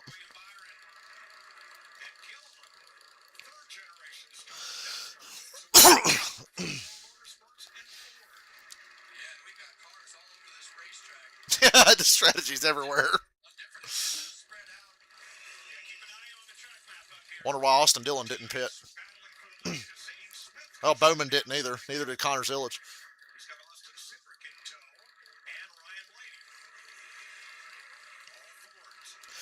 The Haas car is a Chevrolet now. Haas went back to Chevrolet. Cole Custer still sucks no matter what they drive, but, you know. They did switch to Chevrolet. Dodge is back in trucks and want to come back to Cup next year. Yeah, I'm like, what car are they going to use? Because, you know, trucks are using the Ram. That's literal must. Yeah. I don't know. You would think they would use the Challenger for the O'Reilly series. Yeah, that's what they used to use. Oh, Byron, Jesus, again! He slid up in front of Larson and almost caused a wreck. Good Lord, Byron. Groups starting to merge together. The difference in speed and all but turn. This group is all pitted, so this is probably going to be, unless the 38 and them somehow make it. At lap 65, 10 points to the stage winner, 9 for second, down to 1 for 10th. Like 14 cars haven't really pitted yet, I think. So I wonder what NASCAR is going to Dodge next year. Like, are they just going to add to the field, or are they going to hope that people switch? Colleague Racing's going to switch to Dodge. So that's at least one team already that's going to switch, because Colleague's running Dodges and trucks. Are they Chevy? They're Chevy right now. It's Allmendinger, Ty Dillon, and I think they got a part-time Yeah, car. that's right. So they're in trucks right now with 5 Dodges. So you know Chevrolet ain't going to give 2 fucks about Colleague this year. Racing at the Las Vegas Bull Ring. Against fellas like Riley Herbst and the other fellas of that age. I'm going to laugh my ass off when Smith, Cindric, and them guys make it. The Santa Cup Series for front row. He and Austin Cindric for Team Penske. Because this will be the lead pack if they don't. Todd Gilliland, who is Smith's teammate, and Chris Busch, all Fords, down to Noah Gragson in 6th place. Yep, them's the fellas that ain't pitted.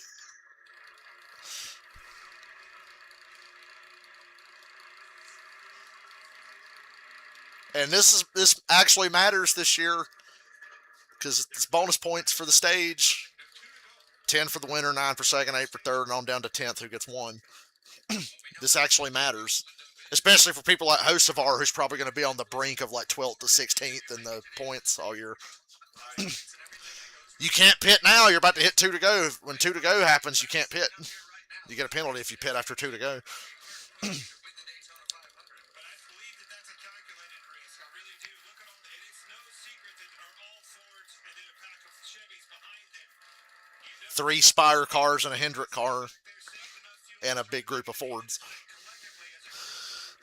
collectively as a Anybody going to make a move for the points? Probably not. I bet you Cindric does because Blaney will go with him. I bet you Cindric will try to pass Zane Smith. Blaney's not 100% with him, though. I don't know if Blaney would be able to get to him. right here. We'll see. 1 to go. All because you I'm going to laugh when they start running out of gas. It'd be hilarious if they did. right here, 1 to go. Okay, Blaney's got to him. Mm-hmm. Gonna make a move. Cindric needs to lay back a little bit. He's too close. He needs to lay back a few seconds and let Blaney get to him and then shove forward. That's stretching it pretty good there. That is really stretching it, too. That's like 1989 Darrell Waltrip Daytona 500 fuel mileage that these guys are on.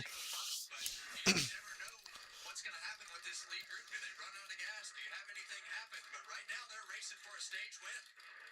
Nobody's doing nothing yet. Drivers right there. Alright, Cindric's not laying back enough. yeah, Blaney can't get. You ain't going to get around No. Zane without a It's push. over. Yeah. And now Blaney's having to block Hocevar, Yeah, so great fucking job, you two. they might get 1 run at him. It stalled out. Now he's laying back. He waited the last second. Ooh! Too late. He waited too long. They should have done that coming off a 2. And do it down the backstretch into turn 3. Yep, because they had an opportunity to do it. Yeah. I'm going to say this. Zane Smith is tied with Joey Logano and Chase Elliott for the points lead. Yes, he is. Because I don't think anybody that got top 10 there got top 10 on Thursday. Gregson didn't. Bowman didn't. Priest didn't. I don't think McDowell did. Hocevar did. Hocevar might actually be the points leader because he got bonus points Thursday and finished 4th there. I bet that was really frustrating to Briscoe and Hamlin and Larson and them guys that should have been up front, but Ford fuel mileage. Yep, they decided to run long and trust it, and it Yeah. actually worked out.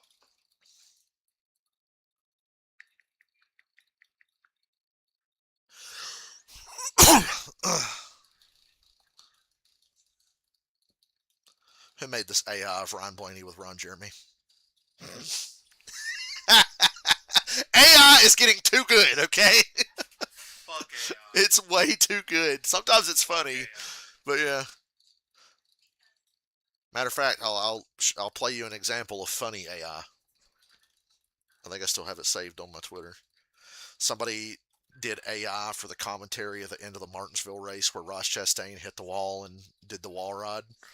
So they've got like AI Dale Jr., AI Jeff Burton saying dumb shit, and it's really fucking funny.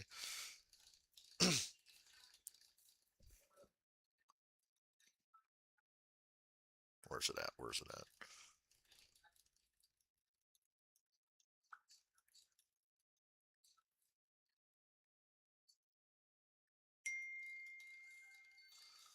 Just absolutely heartwarming.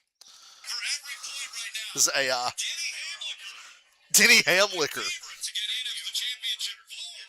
Bell out of turn 4. He's gonna. Oh shit! What the fuck is the bell?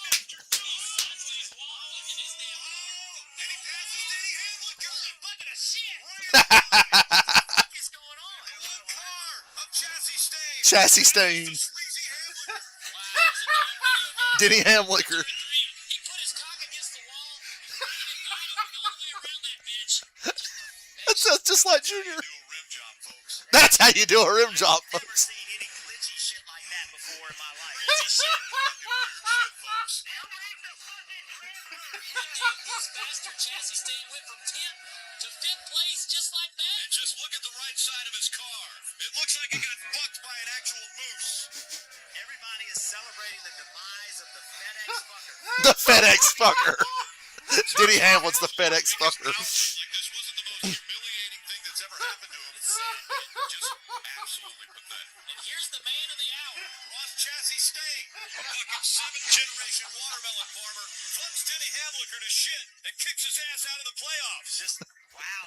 Hey director, let's put the camera back on the real winner here. Nobody gives a shit about what Christopher Belzak is doing. Nobody just gives a shit about what Christopher Bell's doing. There's more videos like that too. Ah, killing you with my phone. What channel is that or whatever? It's on Twitter. Oh my god. It's just beautiful. Holy shit. Oh, The FedEx fucker. I got a level 70 something Lucario right now in Shield or Scarlet that I raised myself. that's awesome. I just noticed your pants. I just now noticed you're wearing Lucario pants.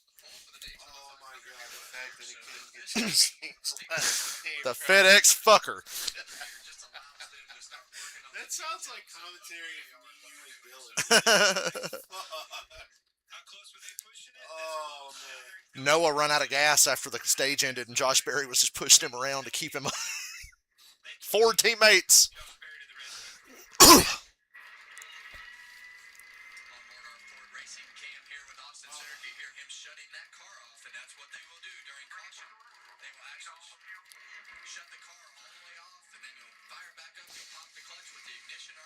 Can't believe they made it. I can't either. I'm actually really shocked that they made it. I'm wondering if social media is going to be mad about that or just be like, wow, that's crazy. They made it.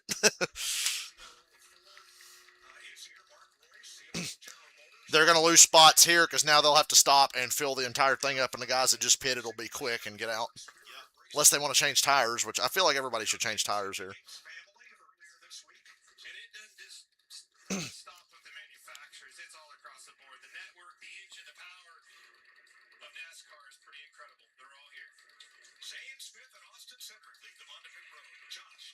Austin Cindric, you want to pick up those 9 stage points, said the car is a touch-free. They told him stay and get as much fuel as you can on this stop ring. Tell you, I got something real strong. In Pokemon Heart Gold, my Umbreon is unstoppable. You can't knock that fucker out. I got a strong Umbreon. Took forever and a goddamn day to get that Eevee to evolve at the right time of day, but Right. you can hear me bitching on live streams going, fucking evolve! See, that was a little bit of an issue I had Friday when I was trying to get my Rainbow Swirl out for me. Yeah. Because you have to, in order to get that, it's considered the hardest one to get out of all of Alchemy's possible swirls. You have to spin your character counterclockwise at dawn in order to fucking do it. And I fucking did that shit, but it took forever to get it to dawn. I was just standing there like, come on, fucking change time of day already. And it finally did, and I was like, shit, I gotta do this real quick, and I actually did it. Ugh. Can't get over that shiny Rhyhorn I ran into in Victory Road in Heart Gold. I went, what? And it goes, bring. Yeah. I was like, holy shit. I have a couple shinies still. A shiny Geodude and a shiny April. Nowadays, it's still hard to get shinies now, but in those games from the DS and Game Boy era, it's 1 in 8,192. Now it's like 1 in 4,000 and something, so it's a little better. Yeah. But back in Heart Gold, to run into a shiny Rhyhorn like that, crazy. And I evolved that into a shiny Rhydon, and he one-shot Red's level 88 Pikachu with Earthquake. That is exactly. And my Rhydon was like level 70, and his Pikachu was level 88, and I one-shot him with Earthquake. Fuck. Yeah.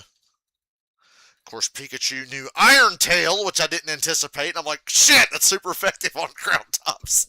I hate that. That drives me fucking crazy when it's like, hey, that's a Pikachu. I'll use a fucking Golem. Pikachu used Iron Tail. Fuck! Hate that shit. And then, of course, that just makes it, kind of like, well, I can't use a rock move or nothing. When I started the Pokemon, the second part of the Scarlet DLC with all the double battles, the first battle, I was like, oh shit, they're like level 75. I was like level 70, so I'm like there. But I'm like, damn, level 75, Plusle and Mining. Says, let me reload and change my team to have a couple ground tops. So I'm like, oh yeah, level 68 Tyranitar. Gonna get your ass now. Ha ha ha. Plusle used Grass Knot. How does an electric type know a grass move? Yeah. Mine had used Helping Hand. Plusle used Grass Knot. Oh, I was mad. I'm like, I call bullshit on that. Electric type knows a goddamn grass move. I'm like, yeah, my Tyranitar's got Earthquake and all this shit. You're fucked. No.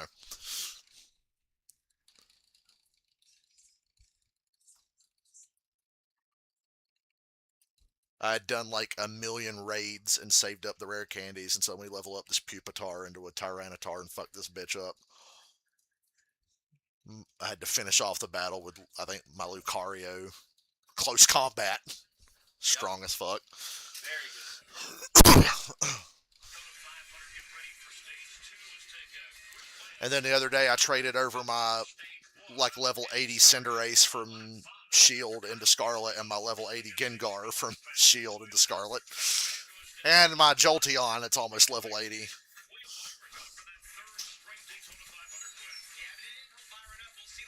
But as far as my Scarlet Pokemon, I'm still using my Gardevoir and my Lucario.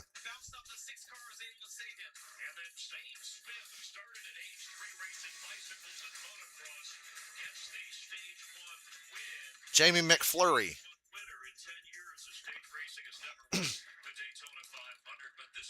Everyone's favorite metrosexual NASCAR driver, Jamie McMurray.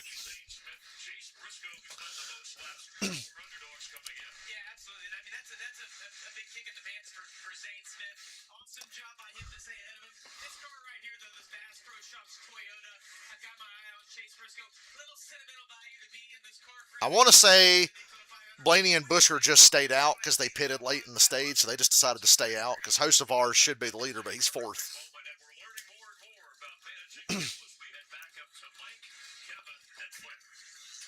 NASCAR 25 has the most realistic fuel saving I've ever seen. It works. I can run mid-pack at Daytona and Talladega, stay half gas, and make it like a couple laps farther. That's really So it sounds like that game is really, really good.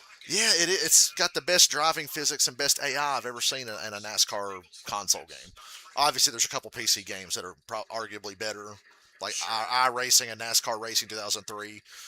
But as far as like console NASCAR games, best AI, best driving physics I've ever seen.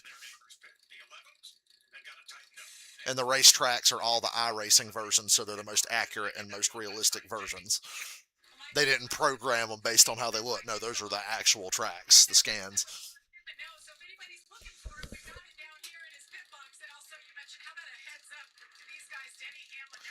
I can't remember. I think you got to pay extra for Fox Sports 4K, but I'm going to look on the guide and see.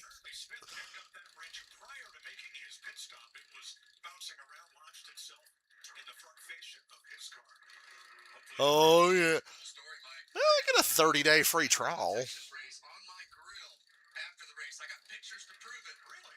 But you Fuck it, I ain't worrying about it. crazy stuff in those grills. But I remember there's 30-day free trial of that. 48 car, or rather 37 cars on the lead lap. Cody Ware got the free pass. Out of the race. Blaney, Cindric, Busher stayed out. Hell, Hamlin stayed out too.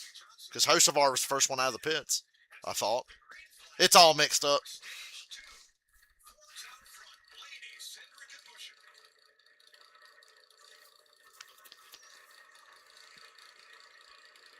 I can't tell you who the dominant car is because everybody's fucking around fuel saving and not showing what they got. Right. Just based on Thursday, I would say Blaney and Logano and the RFK cars and maybe Chase, Larson, and Hocevar.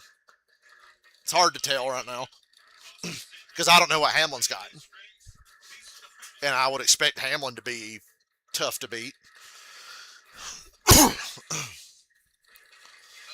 that strategy is what flipped that race for him, being able to stay out on fuel.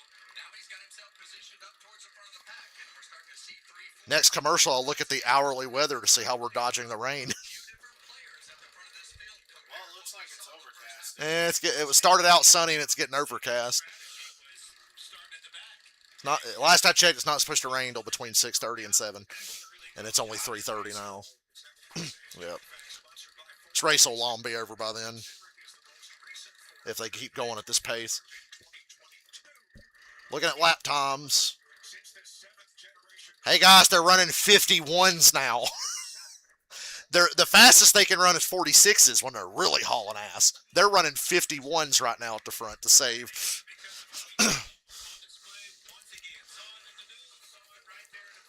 I thought we'd see more 51s in the first stage than we did. And all of those races since 2022, they could have won those too, but they've been at the front of the pack and wrecked. So you just never know where the wreck is going to start. But traditionally, Well, one thing I know, if a Penske car is going to cause a wreck at the front, it's probably going to be Joe Logano's fault. race and be in control of your own destiny, but you can wreck right up in the front of the field as well. Tell you when you don't want to get control. Denny. 11 car on the inside, but it's Don't let Denny and Bubba control the race. three-time winner in this race.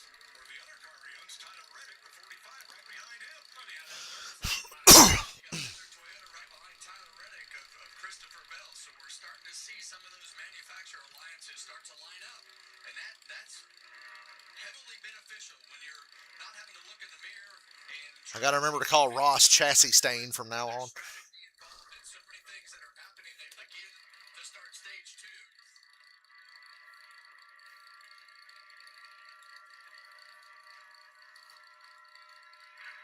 2. Ooh, Hamlin's got the lead. Going for Daytona 500 numero 4.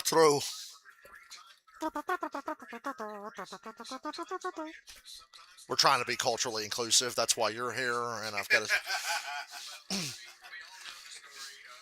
why we're cheering for Bubba. I guess Dylan's not here because he's still recovering from the heartbreaking loss in Super Bowl 60, playing tight end for the Patriots under the name of Austin Hooper. Oh, goodness. Anthony here, better known as Russell Wilson, contemplating retirement. Contemplating and thinking about it, but haven't been fair. Very good on these speedways. He's a student of the sport, very hard on himself, critiques himself, and as you need to do to be able to make yourself better on a week-to-week basis. So I love the throttle trace so you can see exactly what they're doing. really, really hard to be better. Denny's between 60 and 70, almost down to 50 on the straightaways. to Kevin's point. Denny Hamlin in the Best thing to do is save your gas early. Daytona versus the current car on the right. 3 wins, 7 top 5s, and a lot of laps left. Okay, here in Daytona. And it's Denny Hamlin out front as Bubba Wallace tries the bottom, tries to get alongside Bubba. Cody Ware's in the lead pack.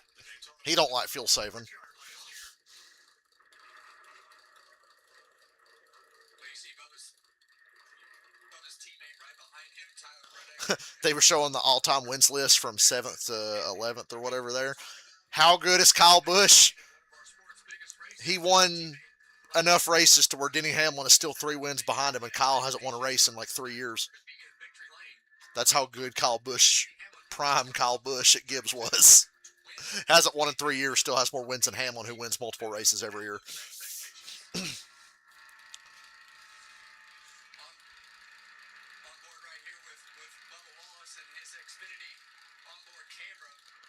I wanted to get Xfinity here, but they don't offer it around here, so I had to settle for AT&T. Which AT&T's fine, but I was like, Xfinity's good because my uncle's had that, and I've been up there before.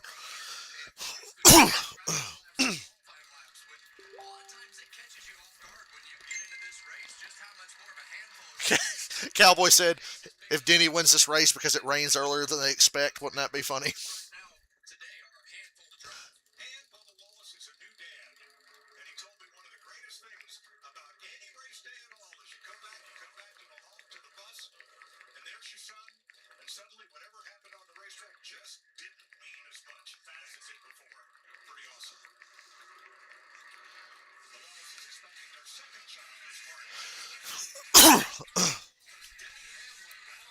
Hey, it's the treadmill music video song. I watched Fuse when I was 11 years old, too. That's how I saw that video for the song, Shoes. Shoes. Remember that? You ever seen that video? Shoes. Oh my god, shoes. So. These shoes roll. These shoes suck. These shoes rule. These shoes suck!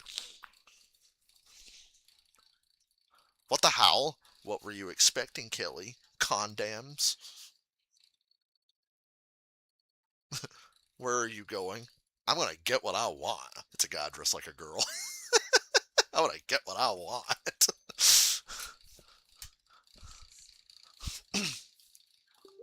Oh my god, shoes.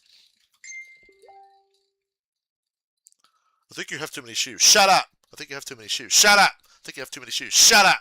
I remember the whole song. It's not hard to remember. I mean, shoes. Yeah. Shoes. Yeah.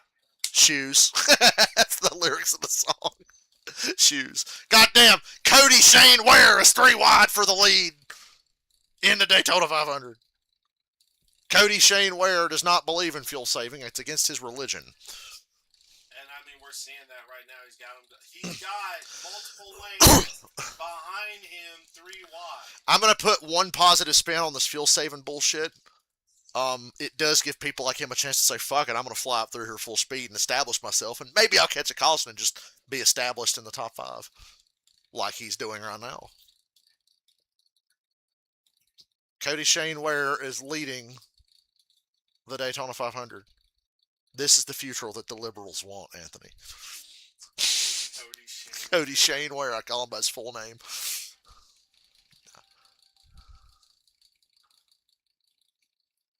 One of the worst drivers I've ever seen, but he does okay at these kind of tracks. Justin Allgaier's in the top 10 again. Chassis Stain there on the bottom, about to take the lead. The FedEx fucker on the outside. He's not the FedEx fucker anymore, though. Did he lose that sponsorship? Yeah, I guess he's the Progressive prick now, because Progressive is their main sponsor. Progressive.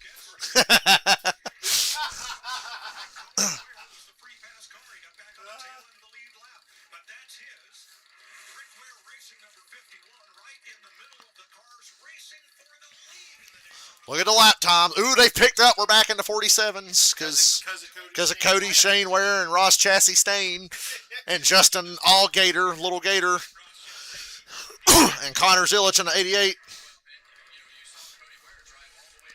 So every now and then, glance at the lap times and say, yeah, they picked up. We're back to 47s instead of 50 seconds.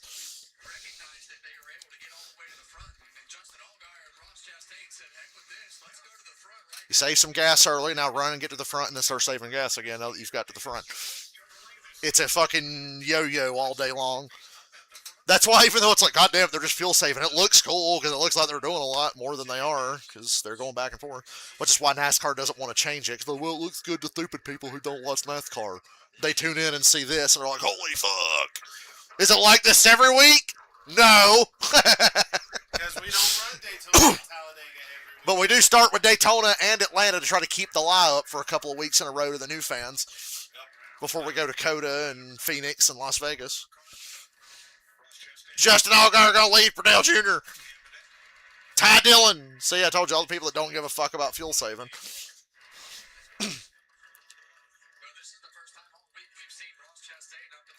Ross Chassis Stain.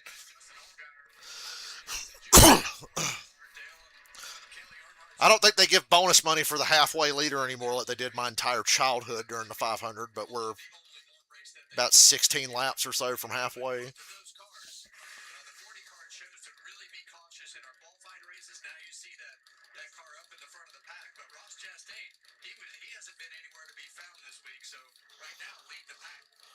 Yeah, the Trackhouse cars, I looked at them in qualifying and said, really, that's the best you got? But I'm like, yeah, they'll race fine. They just don't go fast by themselves. Because qualifying just tells you who has the fastest car. It was Kyle Busch.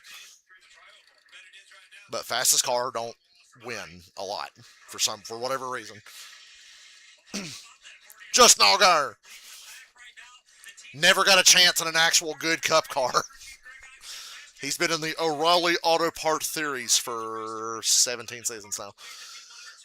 I think it's 17 seasons. He's only 39. In my mind, he's old as fuck, dude. He looks old as fuck. I feel like Tourette's. My grandmother, Janelle, is the sweetest person in the entire world, and God bless her. But she's old as fuck! He said that shit, I started laughing. But she's old as fuck! Oh, Zillage got sideways. Ah!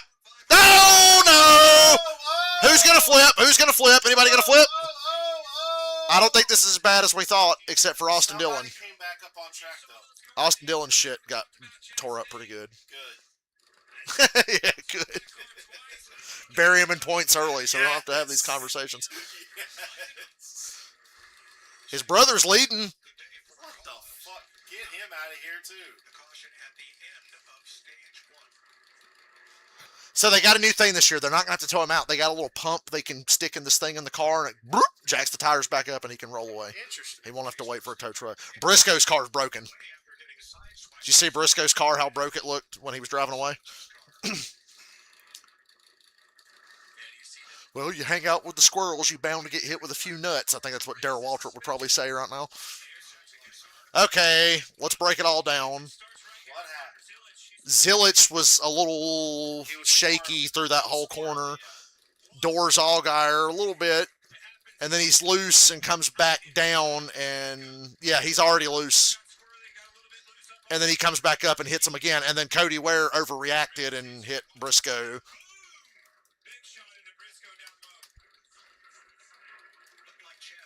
Yeah, you're right about when the 88 come back up and hit Gilliland. They didn't really show that well. Cody Ware got a little bump, and then right broke the left rear on Briscoe there, getting hit by Austin Dillon. So Briscoe already kind of looking a little worse for Ware. The 3's fucked, the 19's fucked, the 34's probably fucked, and the 88 didn't look good because of the way he hit Gilliland. At least Allgaier made it through. I think Ty Gibbs might be okay. I think he just kind of slid through there. Bam! Bonk! Bonk, go to horny jail. The meme of the dog with the bat. I love that too. I love that. That's exactly what just happened to Briscoe, yeah. 88 just didn't look stable. Nope. Just handling problems.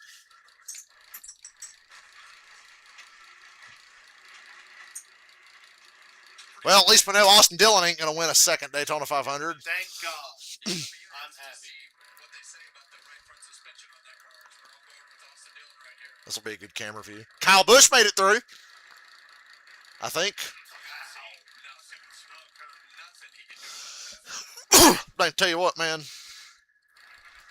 him a spear. Damn it. Damn it. Damn it. Damn it. Somebody the other day on Twitter shared the Roman Reigns music out of context, and every comment was, boy, that takes me back to a bad time watching wrestling. Yeah. And everybody was like, yeah, we associate this with, we've been sitting here for 3.5 hours watching, it's time for a really shit main event. I can hear the crowd noise going, getting turned down. Poor Roman, because we know he's good. We always knew he was going to be great. That's what happens when Vince loves a guy and just will not. Well, you know how the Tribal Chief happened. He used COVID as an excuse to go home, and he actually said, "I don't know if I was coming back or not. I'm done with this big dog bullshit. Like, if that's what they want me to do, I ain't fucking coming back." And he said he finally just put his foot down. Was like, "I'm not doing that big dog shit anymore. We're gonna just do this totally different." Tribal chief was his idea, so give him all the credit in the world for being like, "I'm not doing the big dog shit anymore. I'm just not. It's stupid." That gif. That fucking. Oh my god! And the fucking contact lenses and suffering succotash and just fuck, dude. It wasn't gonna work. I didn't know about the contact. He had the fucking blue contact lenses because the girls would like his pretty eyes. Roman Reigns is an attractive man. He didn't need fucking contact lenses. No.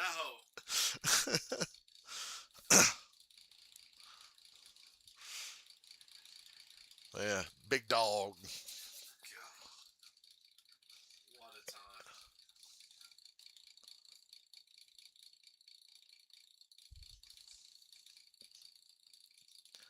When last year when they had that contract signing on SmackDown with Roman, Seth, and Punk, and Roman's like, "Thank your tribal chief, Punk, right now." And Punk gets on one knee and he goes, "Thank you, my tribal chief, the head of the table, the big dog." And Roman goes, his whole face changed. Punk goes, "The big dog, thank you so much." And then when Seth's got like an all-purple suit and him and Roman are squaring off and Punk comes out and gets on the top rope and grabs the mic and he goes, "Big dog, grimace." Big dog. Oh man, he got LA Knight good a few months. He got LA Knight so good LA Knight started laughing. Because LA Knight was like, "You don't deserve a world title. Seth Rollins pinned your shoulders to the mat at SummerSlam. You don't deserve a title shot." You know who's never, not ever, never been pinned by Seth Rollins? And Punk, without missing the beat, goes, "I would imagine it's the guy that's never, not ever, never been world champion, right?" Punk didn't even flinch. He just immediately said it. Well, you better be on your game if you're going to try to talk shit to him. You better be. Yeah, I'd imagine it's the guy that's never, not ever, never been a world champion, right?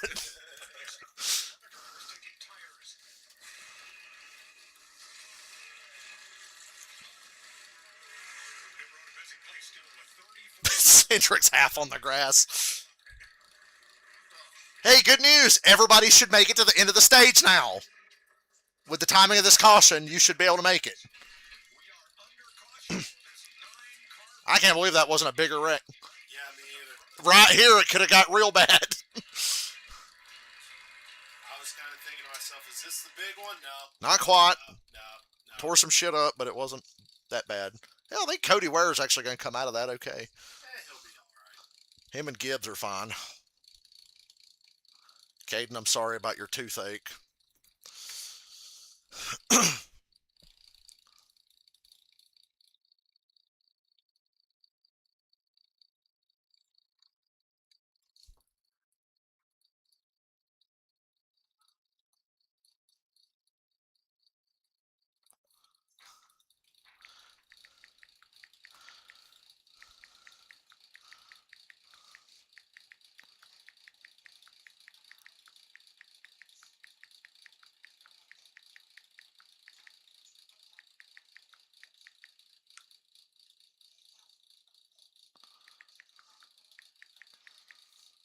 Fucking phone. I hate tapping on it.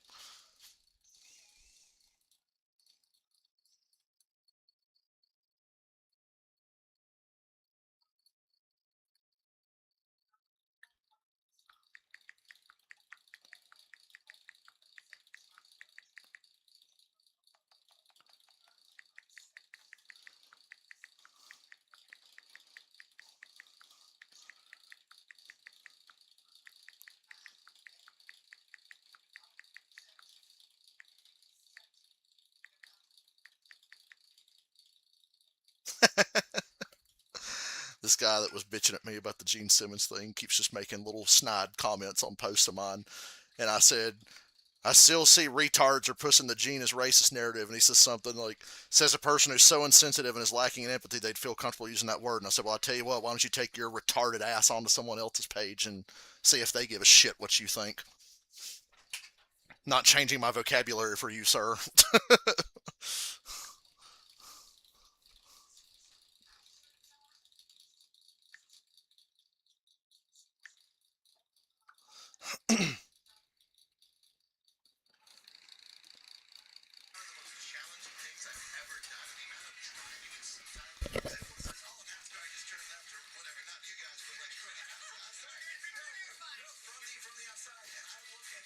The last thing you should tell me is to not call you something or say something, because I'm going to say it.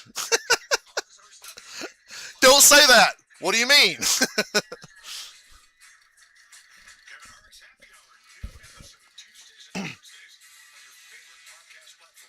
And I'll continue to say it because it bothers people like that.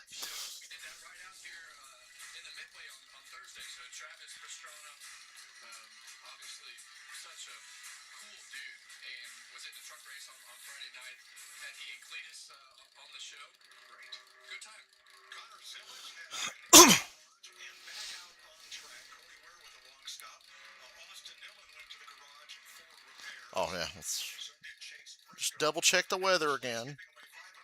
I know it's cloudy. Don't be afraid of no clouds. Still says after 6, and it's not even 4 yet. So.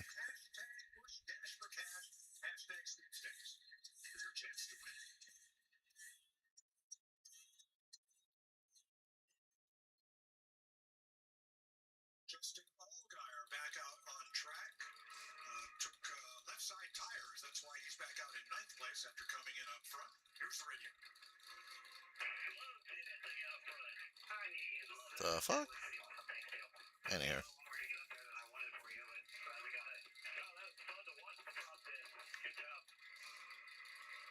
Bill Earnhardt Jr. sure knows what it's like to run up front here.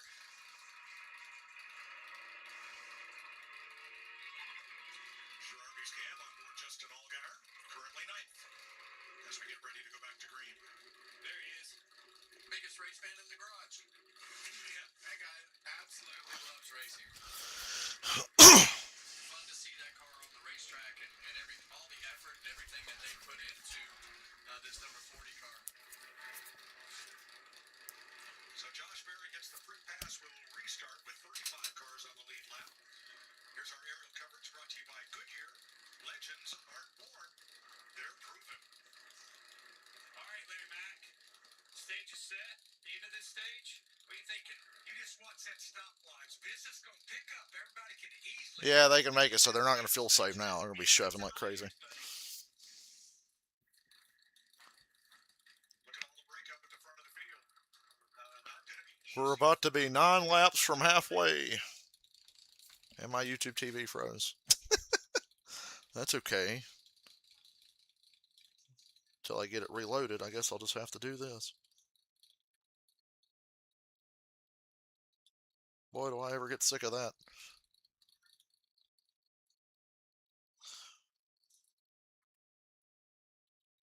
Oh, I totally don't have internet, guys. Austin Dillon and Chase Briscoe in the garage as we restart.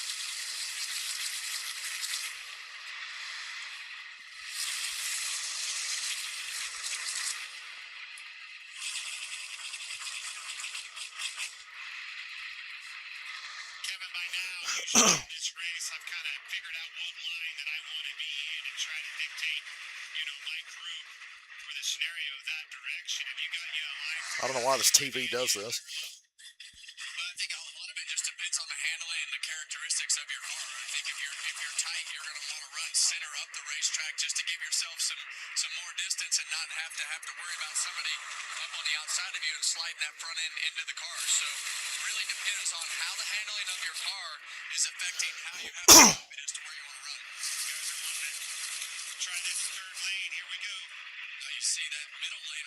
fill that hole really quick, but Wah. this is going to be an aggressive 38 laps. There's going to be some guys that want to race all the way to the end of the stage. The FedEx fucker is pushing Chassis Stain. Aggressive pushing from the 11, Denny Hamlin. He was on his God. off the corner. Damn, they hit 200 going down into 3. Cars fast, ladies and gentlemen.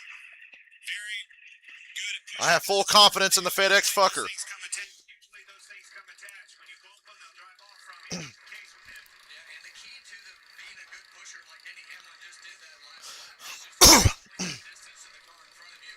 Knowing that you want to attach yourself off the corner so that you can push them all the way down the straightaway.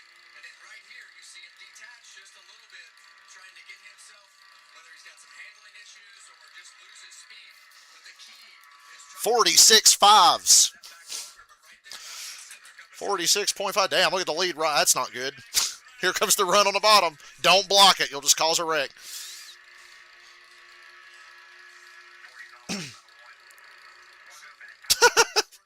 Third lane snuck up on everybody. Ryan Blaney, 3 Fords lined up on the bottom. Chevy, Toyota, Chevy in the middle. Here comes the Ford up on top of Zane Smith. Brad Keselowski's there. And Corey Heim. Watch this. He's way out front. Chastain, your leader. He's going to have moves coming on both sides. Those lanes are going to start coming. So I guess Cody Shea winning didn't last very long. Yeah,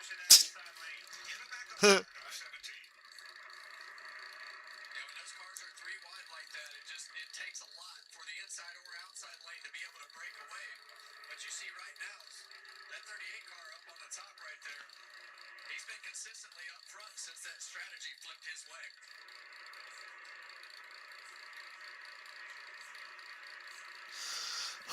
Closing in on halfway in the Daytona 500. Ross Chastain Chassis Stain. out front of his Chevrolet.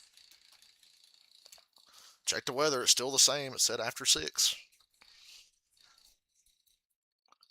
By 7 o'clock for sure.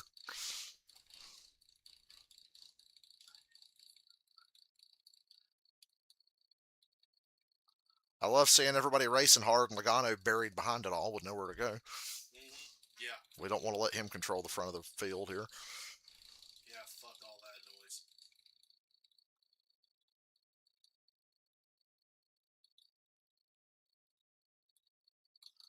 It's amazing. Every day on my Facebook, somebody makes up something new to be offended about.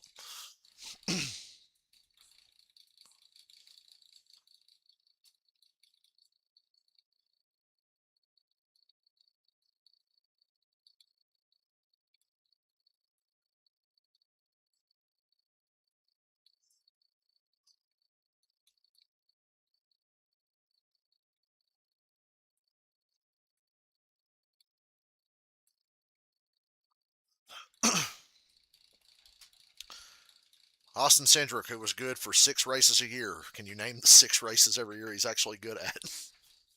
Well, I'm assuming Daytona, Talladega. 6 races, 3 tracks. Daytona, Talladega, Atlanta. Yep.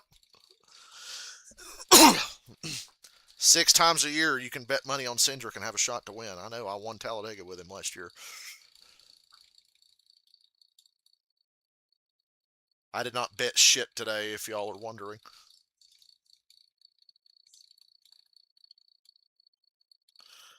No, Cody Ware's not that good. He just got to the front because they were kind of slowing the pace down, so he flew up in there and took the lead for a minute.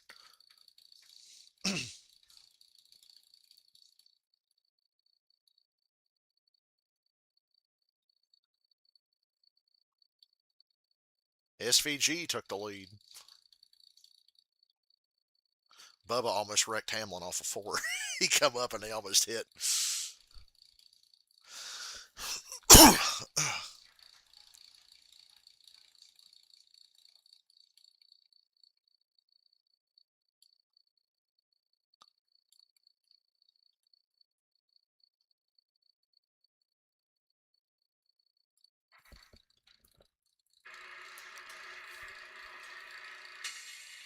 Daytona 500 on Fox is sponsored by Progressive Insurance.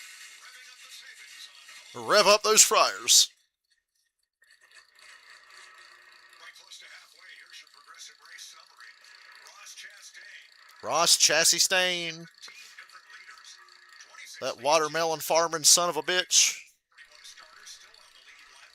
3 caution flags, just 17 caution laps. Third most lead changes all time. Oh, At the halfway point of Jesus qualifying Christ. today. Busher bumped Ross and Ross turned hard left. Trackhouse cars, we saw them qualifying in the middle of the pack. We've talked about the personnel changes that they've had this year. And right now you see Ross Chastain and Shane Van Gisbergen at the front of this field. So good showing so far for Trackhouse Racing. Don't jinx them. Good block, management of these runs. So crucial to staying up front, keeping that track position. Well, Mike, how about that 17 car of Chris Buescher running up there in the second position right now? That backup car was actually a fortunate break for them that they had to go to it. They felt like it was going to be a better car than if they would have repaired the primary that was damaged on Thursday. Last night at Saturday's practice, they went out and practiced because of the Certain camera angles stress me out more than others.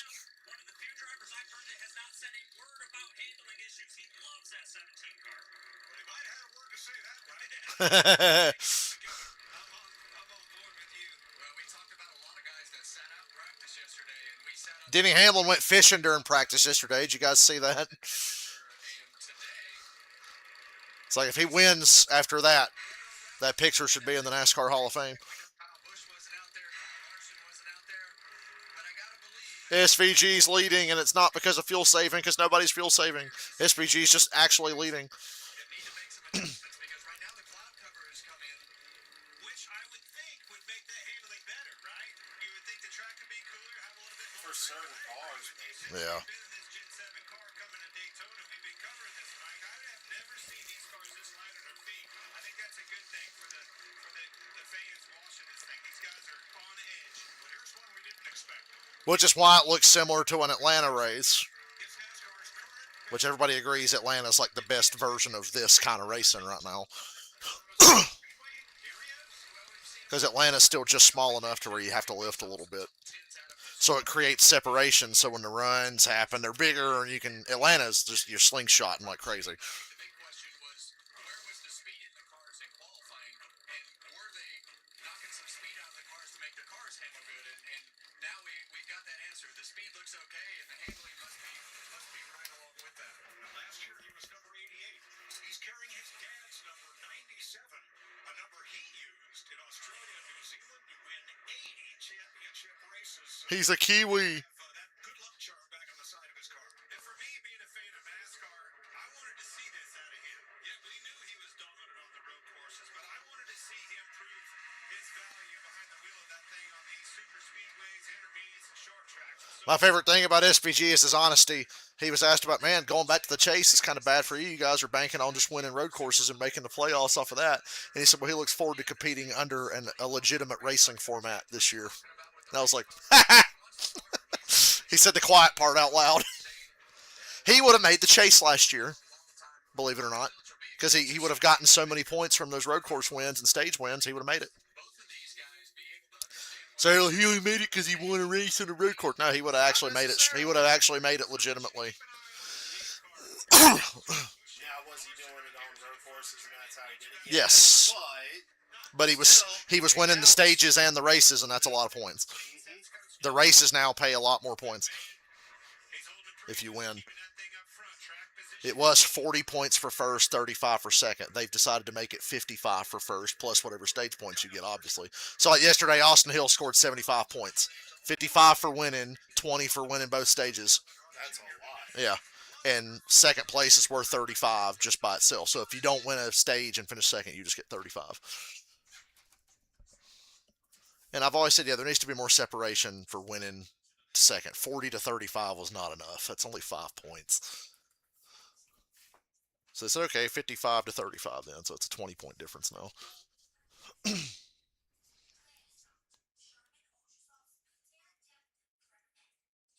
Pole sitter's back.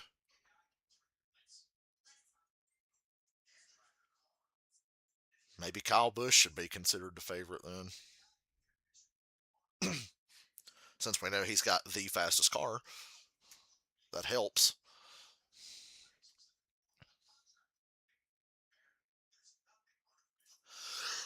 SVG winning would be great. It'd be hilarious. Yeah. It would be. People would be bitching. Because boomers don't like road courses.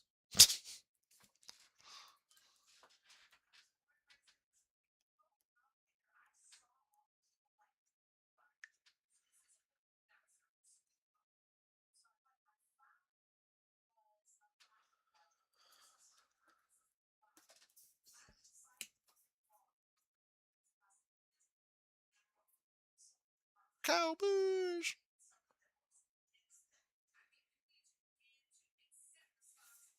Make RCR great again. Well, it's going to take a lot. Just cut a bush. Yeah.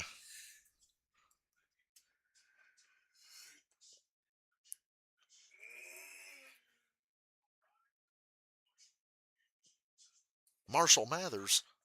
M&M's on Judge G. I'm kidding.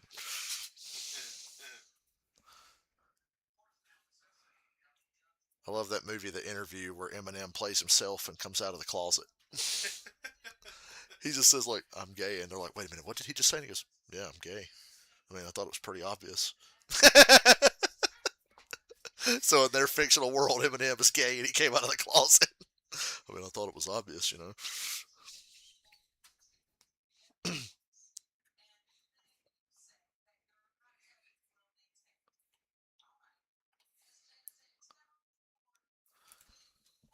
It's still raining. I don't think so. I don't think it is. Good thing we're a long way from Daytona Beach. If you're missing football, here's your answer. The United Football I'm not missing it yet. Give me till April. Yeah,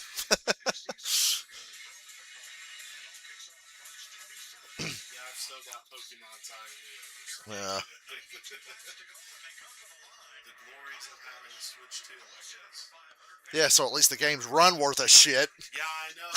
Scarlet and Fox ran like shit on the I'm like, wow, I really did do the right thing by just never playing those on a Switch. I still hate when I'm speeding through the wild area in Shield, and then a Pokemon goes, bloop, and loads in, and it triggers an encounter, and I'm like... It does that in Scarlet and Violet. Yeah. You just be going, doing your thing, and then you just trip over a little fucker. The little Pokemon you can't see, I'm like, did you get out of here? I do that so many times when I'm just going, doing my thing. I just trip over like a fucking dunce barge. And it's like, get the fuck out of here. George Carlin, get the fuck out of here! That old clip of him saying I that. don't even want to battle it. I just want it to fuck off. George Carlin, I have been fired a lot in my life. You can tell. Yeah. He says, and I didn't get a pink slip. You know what would happen? A guy would come around to my desk and say, get the fuck out of here!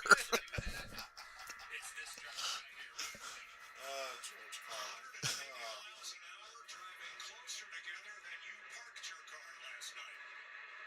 Yeah, I know. It's batshit insane. Rolly Herbst and Ty Gibbs. The team up you didn't know you wanted. Richard Childress Racing, Ain't gonna last long.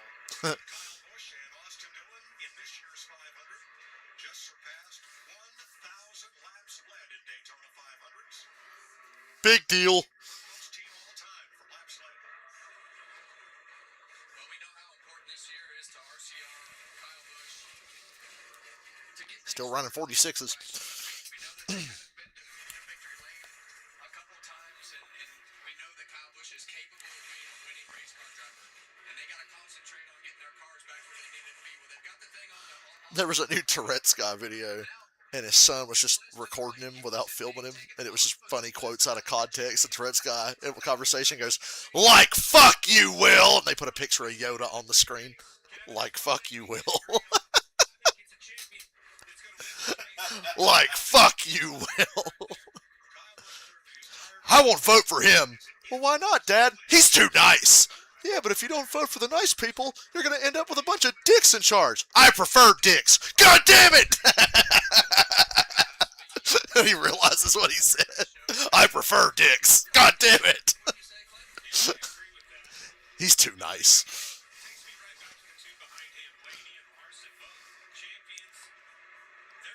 That's what happens when Alex Trebek has a picture of a giraffe in his ass during an earthquake.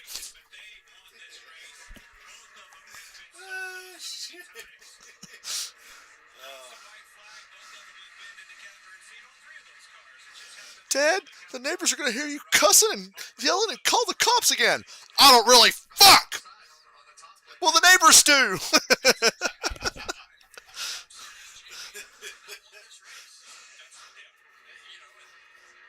has to start bothering you, and all these guys are in a little bit different position, but when you've won the championship, it's still... Oh my God, Limp Bizkit's going on tour.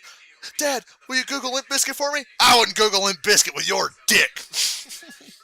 Come on, Dad, it's spelled B-I-Z, bitch.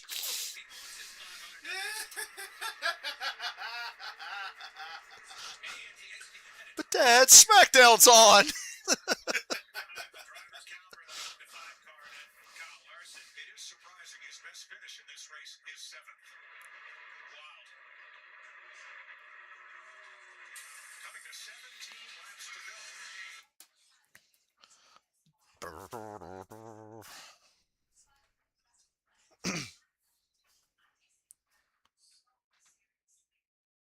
They caught Junior drinking on the pit box.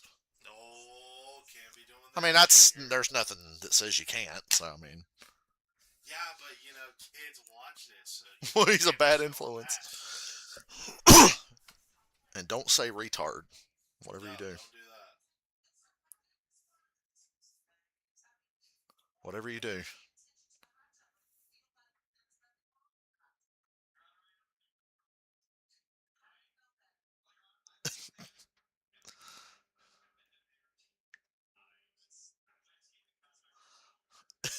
Tourette's guy on the phone with somebody. How you been, man? I've been fucking A, man. Did you just say you've been fucking a man? I said I was fucking A, man. I've been fucking A, man. You say you've been fucking a man?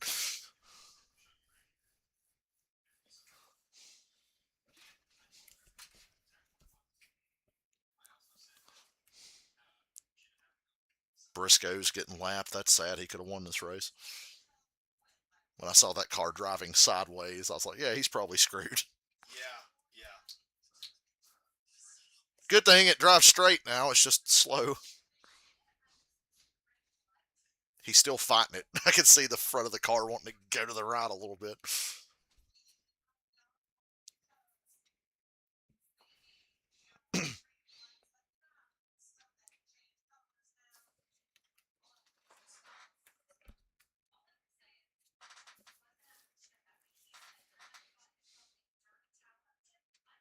Pokemon out of context. It's just an angry Roselia. Just for no reason. Oh, it's February 15th. Give it up for day 15. Give it up for day 15.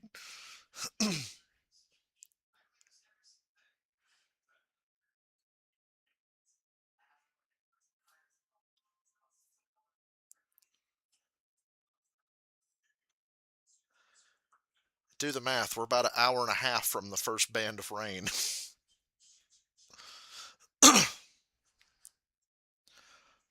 Basically, what I'm saying is, keep track position. Squeaky kitty. Come here, little Squeaky. Come here. Ain't nobody gonna hurt you. It's me, Squeaky.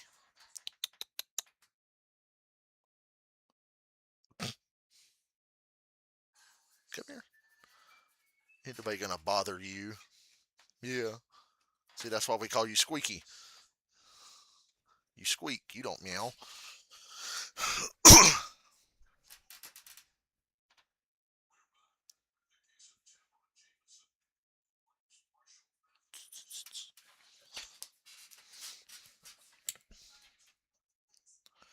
I'm old enough to remember when the 300th episode of The Simpsons aired. Now we're on 800. Jeez.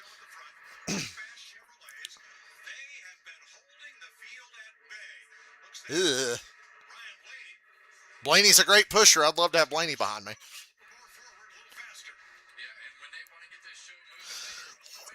Blaney is like the best pushing car I've seen all week.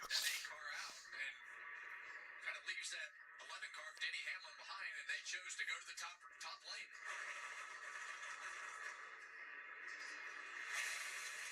Now we're lining up for stage points. Top 10 drivers will get points at the end of stage 2, 12 laps from now. Well, we know how much points matter. All the way through the season this year, NASCAR changed back to the chase format, so you want to get all the points that you can right here in stage 2. That hot dog wrapper had a family. No more win and you're in. It's the total points after 26 races that determine the drivers who will drive in the 10-race chase for the championship. Larson wanted to get down to the bottom in front of Danny. Thought better of it, stayed in line so far on the outside. Got some good help behind him. SVG and Chastain, 2 teammates. Yeah, SVG's doing a great job. I don't think we've been able to cover his super speedway racing much, but he's doing a great job right there behind Kyle Larson. I just feel like that outside line has the momentum. It seems like the inside line kind of has that slinky effect and loses momentum and their ability to move forward. Especially this late in the run, as the cars start to handle a little bit worse. You see Busch go down there and he'll slow that lane down, but he wants to be right up there in that outside and stay in line. 5 Chevys, 3 Fords, 2 Everybody's still too mixed up to work with their friends. 11 to go, though. It's probably not time. I'm going to ride right here. I want to just obviously hold suit right here, and then hopefully 2 to 3 to go, start making my moves and go with the momentum if the opportunity presents. We're going to lap past Connor Zillage, 4 laps down after crash damage. Chase Briscoe back on track, 12 laps back, but still in it. Still to pile up points and get the best finish they can. And hope for another big wreck so they can gain more points. Covered it a little bit earlier, but he hasn't gone anywhere. He's been consistently just sitting right there, and the guy right behind him, Bubba Wallace.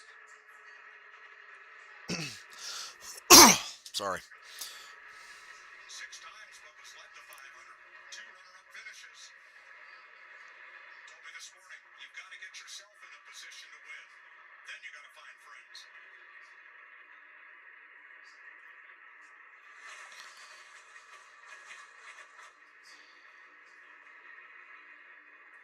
Continue to see Kyle Busch switch lanes and doing a great job of controlling the front of this race and the lines as they get to him. He kind of keeps that slinky effect happening on the bottom, and as he gets them slowed up and creates that, he'll move right back to the momentum on the outside. You know, might just choose the middle right here. Here he goes back up. Well, they're pretty close right there this time, but they're all the way. Denny Hamlin's all the way beside Kyle Busch this time through turns 3 and 4. And if you look Go, Denny, go. Ooh, Kyle got a little wide there. same thing, I want some of that. Whoa, Let him in, Blaney. They're stacking up there because of that. Hamlin's leader. if you look, that inside line got a lot more forms all the way throughout. Now all of a sudden they're being able to prevail.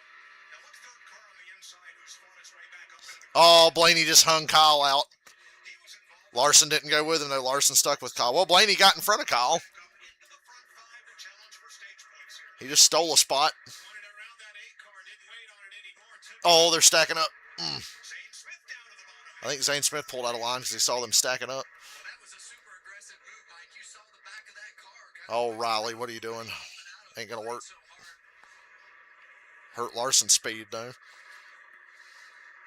Allgaier way out front now. He won't be for long. See the momentum shifts go from the outside. Allgaier just blocked Hamlin into the wall and caused a big wreck. That was Allgaier's fault. For them, and they pile up behind him. Hamlin went to his outside and Allgaier just hung her right.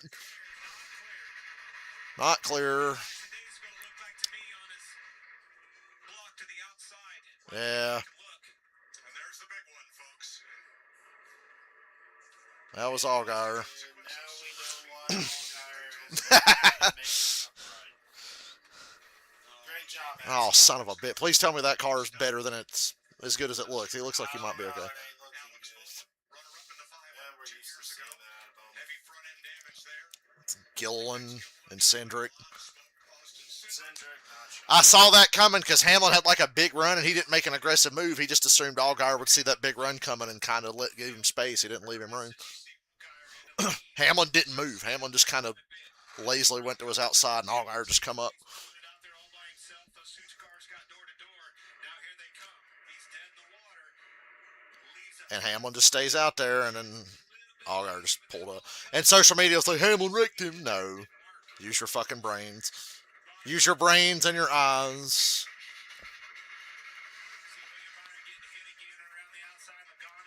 Byron, the wreck magnet. Yeah. I think Hamlin might end up being okay. He just kind of got grinded into the wall and then hit from behind. Does he get hit by anybody else? No.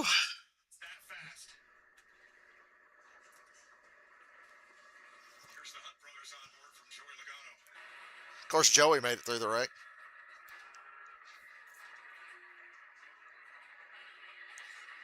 Kinda.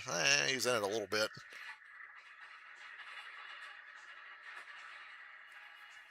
Just a little bit. Chassis stain. And they say you can't wreck from the lead here.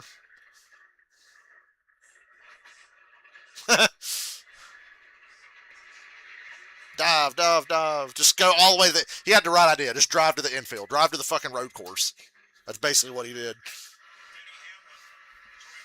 Hamlin didn't do anything wrong. Hamlin even lifted for him.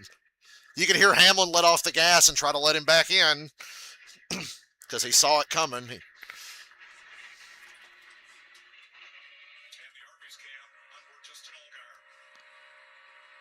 Well, now he'll have plenty of time to be thinking Arby's. Yeah.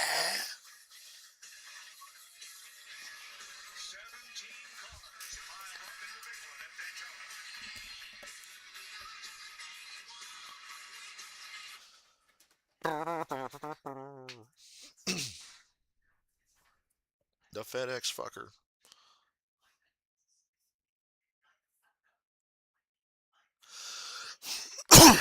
They're towing Bowman away.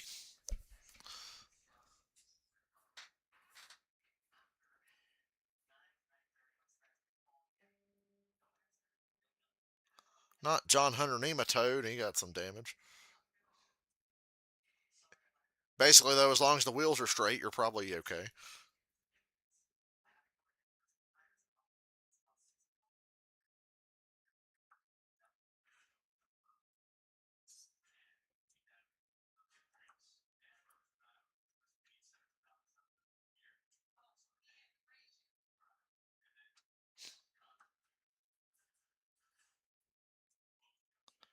Well, I guess Junior won't win the Daytona 500 as an owner. Hey, it's okay. Caden Logano made it through. Wow, Larson got fucking tore up in that. Yeah, he did. Worse than I thought.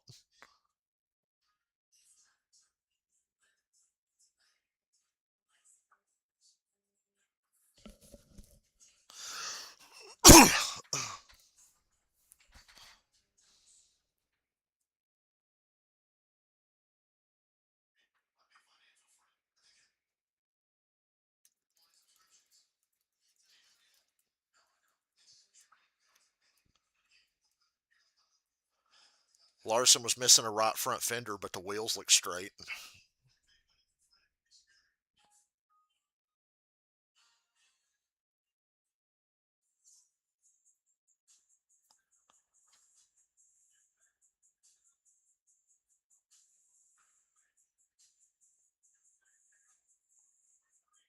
SBG's got a low rider now, apparently. Good Lord.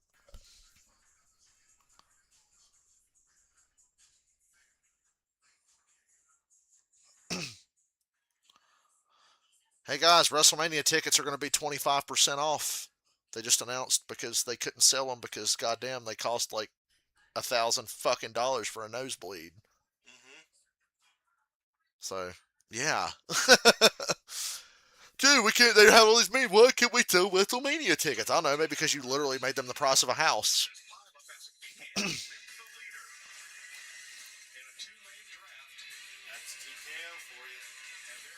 Yeah. Anytime they do something that makes Vince look good, I cringe because Vince never wanted to have like crazy high ticket prices. He didn't want to price out like families. He's all about families. That bullshit. But he was right.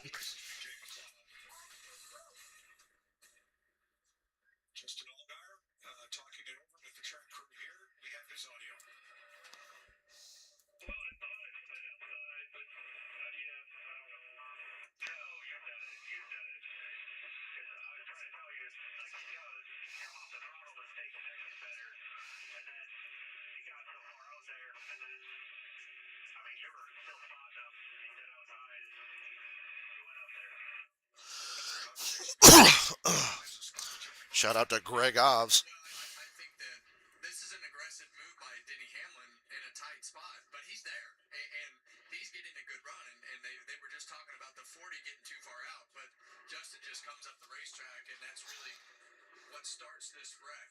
Too little, too late. Todd Gilliland, the first. Can we get an update on Hamlin's shit? Because I actually think he might be all right. I lose him in the smoke there. You literally can't see him in the smoke. Yeah, this right here is why you pull back on the racetrack if you chase Briscoe. Trying to get Yeah, there's the wreck that might help Briscoe gain some spots. who else is going to fall out of this thing. All right, we will roll under caution to the end of stage number 2. Bubba Wallace will be the second stage winner. Bubba Wallace got the stage points because he made it through the wreck as the leader. Stage 2 winner, Bubba Wallace. Guys, Bubba's up. He got the bonus points. Put the word out. We back up.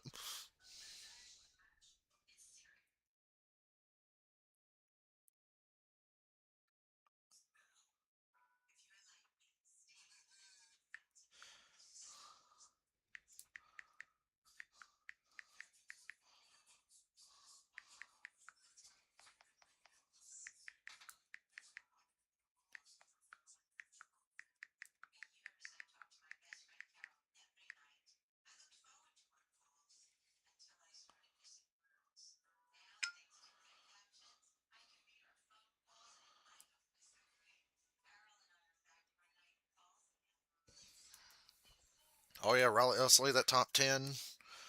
Bubba, Blaney, Kyle Busch, Nemechek, Riley Herbst, Joe Logano, Corey Heim, William Byron, Tyler Reddick, Chris Buescher.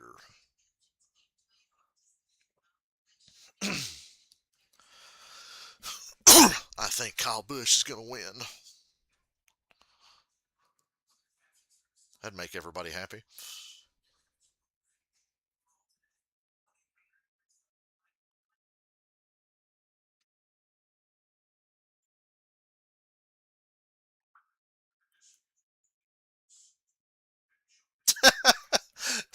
How ass is Justin Allgaier? Yeah, we've seen a lot of people make that mistake. I'm not going to be hard on him. It was just like, yep, your fault. Move on.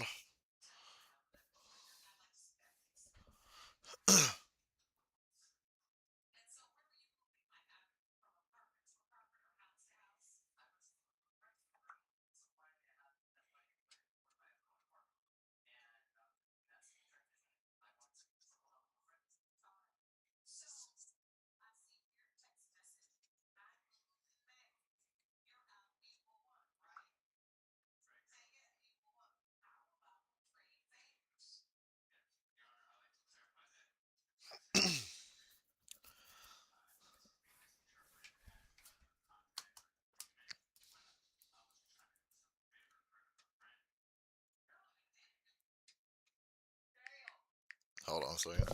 Yeah.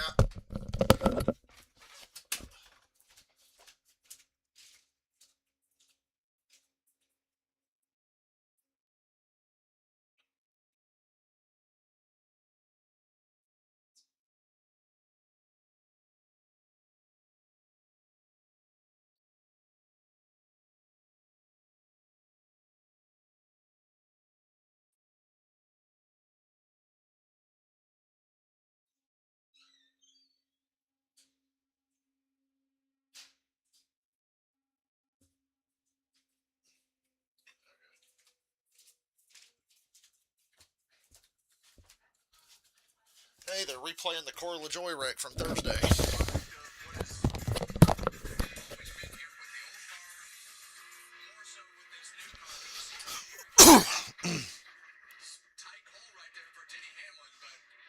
Justin Allgaier heard the spotter and the crew chief talking about telling him outside, and just a little late on getting up there and leaving too much space.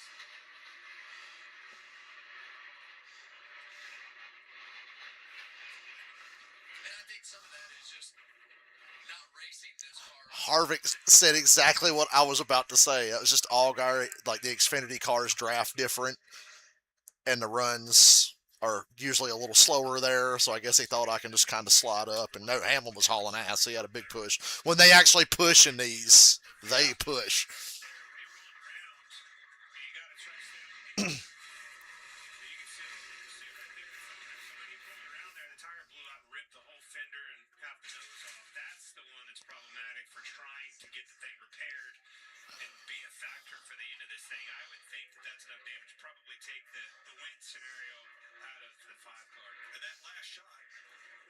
Shows what happens when you're at 185 miles an hour and right on the very edge of control. It just doesn't take much, and we see one car up the racetrack, both of them into the wall, and then they just become out of control as you're trying to slow down and save those cars, and the impacts from front bumper to back bumper and cars shooting everywhere. So bad timing right there, and a lot of cars involved. Seven-time champ Jimmy Johnson will get the free pass. Hey, Jimmy Johnson lead lap.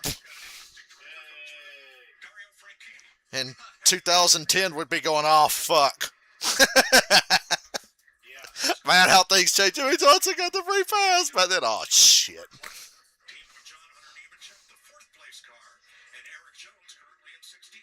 This is that scenario that we talk about when they pull out there and you've lost your dancing partner.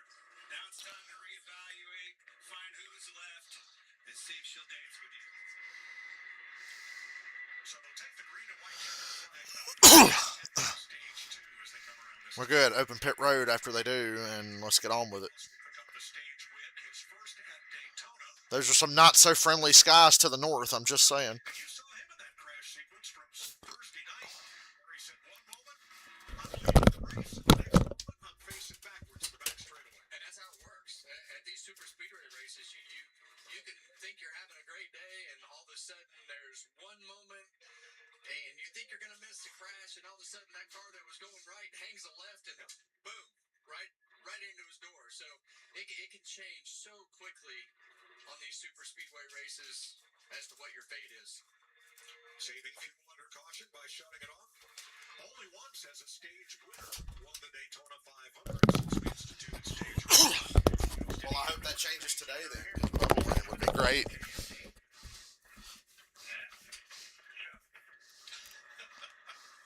points. Hey, Cha-ching. as we get toward race 26 and determine which drivers will race in the chase for the championship. Every point matters, Clint, even if you don't want to say so. They all matter. Yeah, I know he acted like it wasn't that big a deal, but he'll be glad that that happened here in a few months. Start winding things down and the money gets on the line. I tell you what, we've got some consistency though. Blaney's been up front consistent. Nemechek, believe it or not, has been up front with that Toyota. And Kyle Busch is still hanging tough right there in the top 5. Keep an eye on those 3. How about the Thunderbirds Jets in the ball field grass there as a bunch of covers by Goodyear? Tried, tested, proven legendary. Good year? No, the worst. All those camper spaces full, all of Clint's rowdy friends. And they have been rowdy. There's the firebird.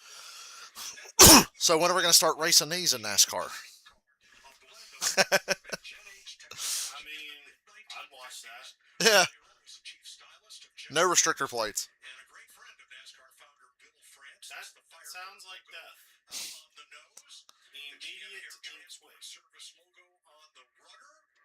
And that particular car right there, which had a great life on the show circuit and experimental, became the basis for the Harley Earl Trophy that every driver has chased at Daytona since 1957.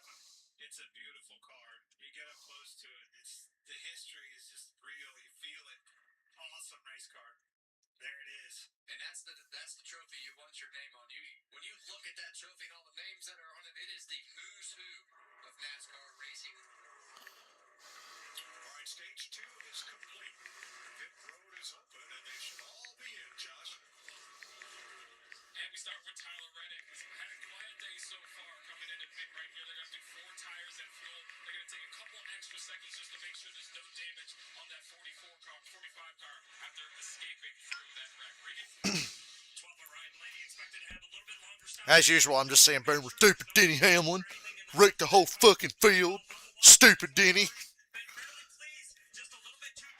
I'm glad I have a working pair of eyes and a brain.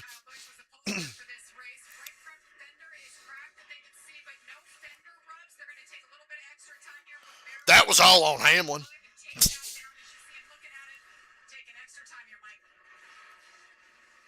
getting Goodyear tires and filling up the Sunoco race fuel with Poet Zero Carbon Bioethanol.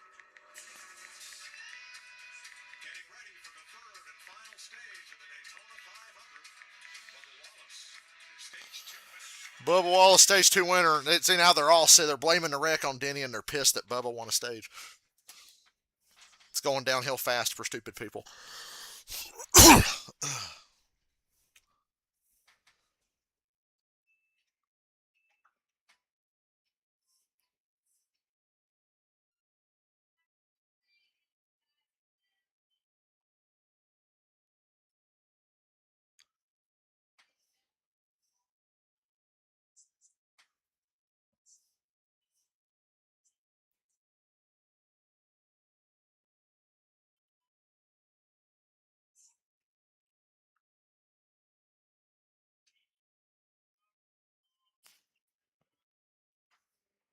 I'm going to look at the weather one more time.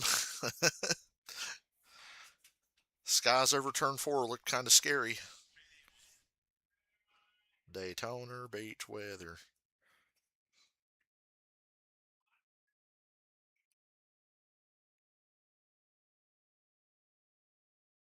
I'm going to look at the radar if it'll let me. Okay. According to the radar, well after 6 o'clock. Should be okay. After that, though, it looks like it might rain for a week.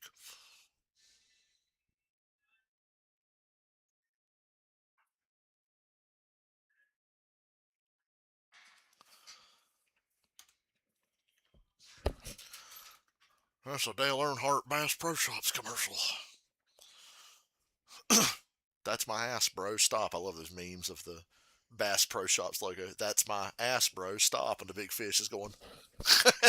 That fish on the Bass Pro Shop logo just goes well with that. That's my ass, bro. Stop. See, I'm going to Google it and put it up on the stream because it's funny. This is a weird thing to type into Google, though. That's my ass, bro. Stop.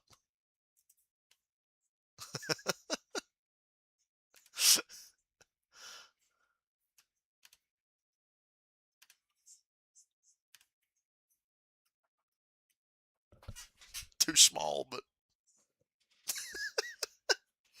that's my ass, bro. Stop. It's a weird thing to put on Google. Hopefully the government's not watching me. Yeah, that's not something I would want myself.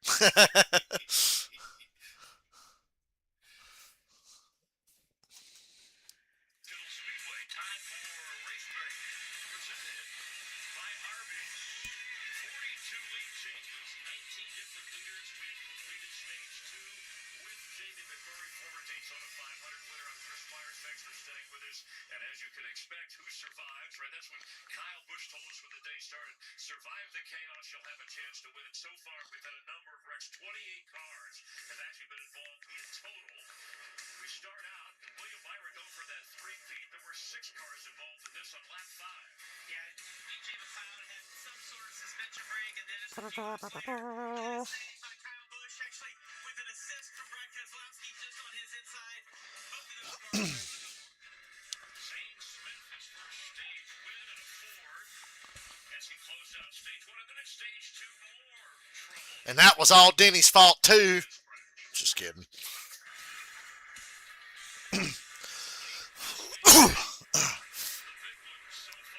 Because Denny was almost in that one.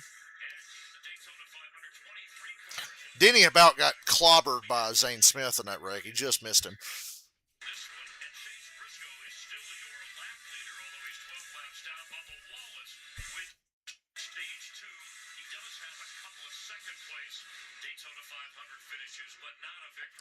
Justin Allgaier did that NASCAR 25 AI shit where they'll just come up on you. Ooh, it makes you so mad. How severe that damage is on the car. A lot of times it looks bad and it doesn't drive bad. Other times it doesn't look that bad. The car's undrivable. Bubba Wallace, so great position there, missed that wreck. He's really good at these type tracks. That'd be huge to see him win at Daytona 500. Then his teammate right behind him, second at stage, Corey Heim, has been really good all day long as well. Yeah, and with that weather, there is rain moving into the area in the next hour. Will it be a factor? Is there more of a sense of urgency? Let's see what our guys think with the race picks presented by Arby. Mike? All right, Cliff, you're up. It's my turn first. Sure. Give this one to me, guys. It's an automatic. It's the 12 car. I'm staying with him, Ryan Blaney. Well, we've started that way today, so. Blaney's due. Oh, yeah. I thought Harvick was doing a Nazi salute for a second. I got terrified. I said, oh no, they got him.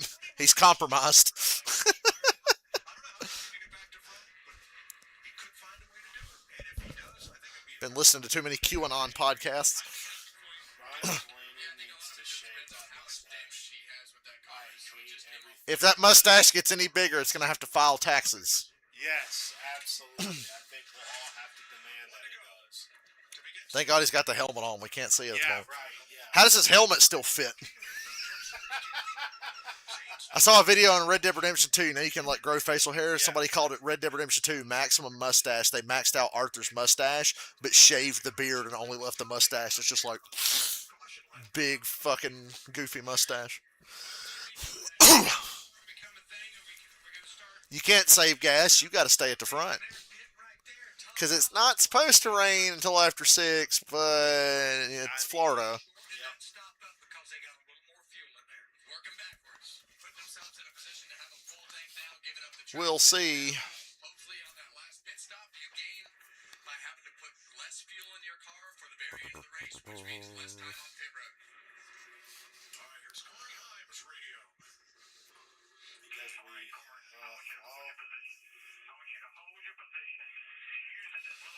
Remember when I said Corey Heim will win before Ty Gibbs? He's running second. And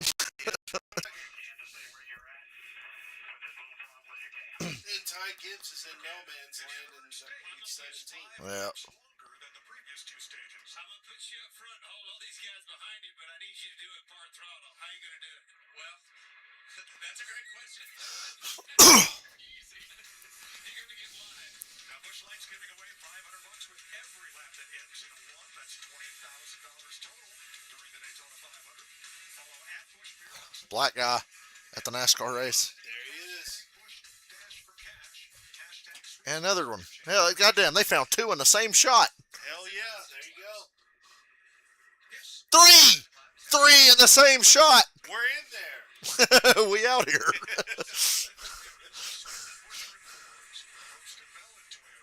Do you feel represented? I do. And you're leading a race? I mean, fuck, man. Like, shit. What more do we want? Well, as Triple H says every 3 weeks, it's a new era. Yes, We're it is. starting a new era where tickets cost $15,000. Because TKO won't fucking stop. And because it's what we do. Pretty not sleep. Sorry. Do not sleep on Chris Buescher. That 17 car, backup car, all the way from dead last. Always a good Nah, I'm asleep on him. fast race car, right where he I sleep. Pretty much a whole new group of players. Bubba Wallace leading real shit.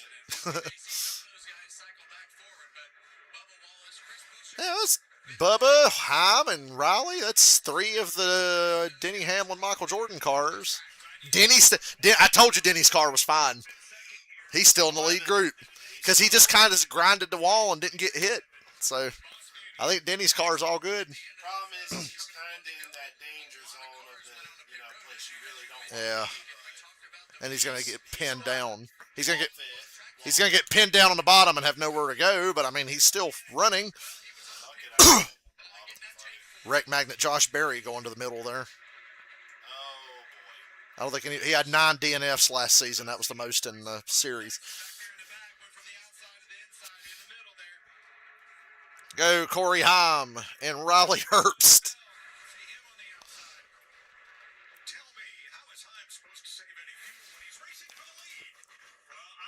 They're trying to save gas. They are running 50s and 51s, but look how they're backing everybody up. So they're saving for the moment. they're at the front, they can kind of get away with it. I'm gonna tell you right now, we're wide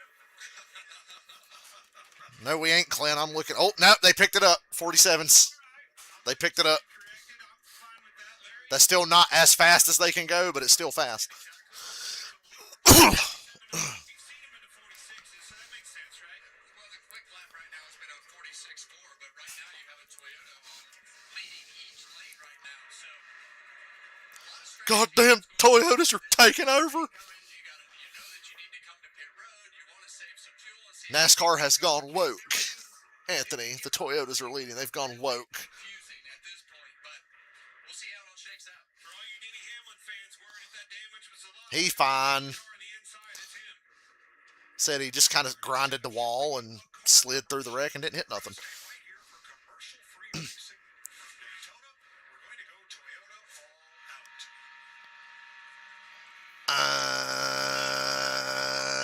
I can do a good race car impression. That's Daytona.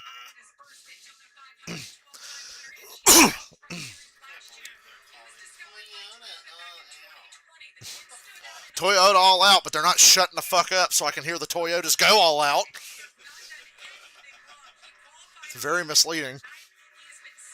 Riley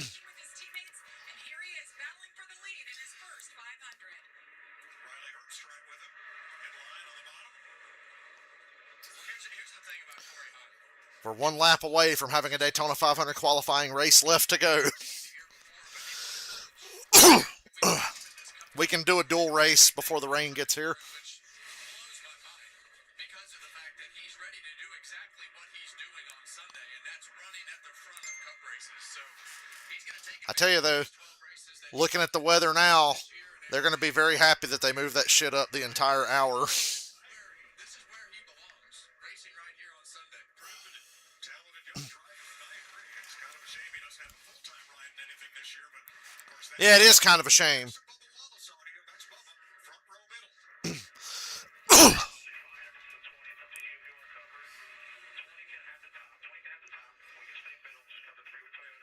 row middle. Stay middle so you can get down in front of your two teammates if you want to. I'd probably just go ahead and get down in front of my two teammates.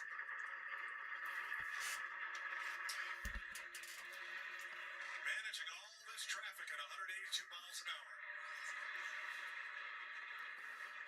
Hey, there's Cole Custer, the man who ruined last year's Daytona 500. All right, thanks to Toyota. I'll tell the story again for the 85th time. I had race bets on Cindric and LaJoy. They were running 1-2 on the last lap on the bottom, passing Hamlin for the lead, and Cole Custer just hangs the left and wrecks everybody. Cost me my money. And gave the win to William Byron, who was behind him. Been part of some of the big milestone victories. The 200 Toyota win. The winningest. Did Cole Custer ever say what the fuck happened while he threw the left? Turns out his spotter cleared him down because his spotter was looking at William Byron's car thinking it was Custer. He saw a red car and was spotting Byron, but Custer was a red car in front of Byron. He was spotting the wrong car and said, get down, clear down, and Custer just hung a left right into Hamlin, Corey LaJoy, and Austin Cindric. So that guy's fired, right? I would hope so. I don't know if he was or not. Fucking better be. And then you hear him on the radio go, oh, I was spotting a 24, I'm sorry. It's like, wow, that's a big fucking mistake at a crucial moment. the 17 and Well, if he was spotting the 24, he did a great job because 24 won the race. them as hard as I can. It looks like they're Fucking Hendrick double agent spotting for another team. things that they need to do as well. So, but it's not easy. Well, look what it I said I was in good spot. Race bet money on Cindric and LaJoy. Here they come. That fucking double like took you out. Yeah. He literally looked like the Asian lady on Family Guy and that one. Screw everybody else. That says good luck everybody else and just swerves across the traffic. Hamlin made that post once. He shared that poking fun at Larson because him and Larson are friends. NASCAR made Hamlin go to sensitivity training after that. I'm like, oh, come on. Him and Larson are friends. He was joking because Larson's Japanese. If I were dead, I'd have been making fun of NASCAR the whole time in that class. Sensitivity training. Larson's made Asian jokes before, and he's Japanese. Right. Larson loves that kind of humor. Obviously.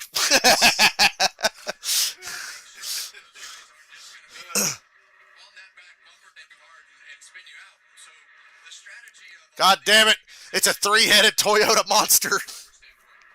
Bill, Bubba, and Ham. Quick, Cusker. Do what you did last year and ruin Hang a left. again. Oh, God. You have 4 horses out there. How do you keep tabs on all 4 for 500 miles? Jamie Little's tall.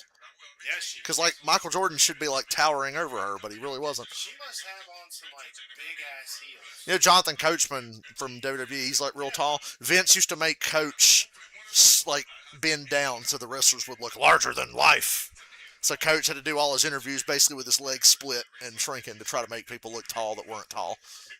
Even though it didn't make them look larger than life. So after a while, that's why Coach became like a character on the show and got put on commentary and became Bischoff's bitch or whatever. Because like, fuck it, he just makes the wrestlers look small. Because Coach is like 6'5", 6'6". He's a basketball player in college. Vince didn't like that he was taller than people like Triple H by like an inch or two.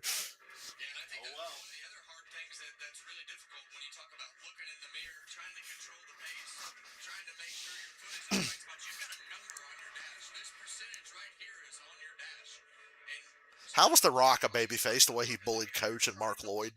No idea. Who are you? I'm Mark Lloyd. Yeah, Mark Lloyd. I guess because people thought it was funny.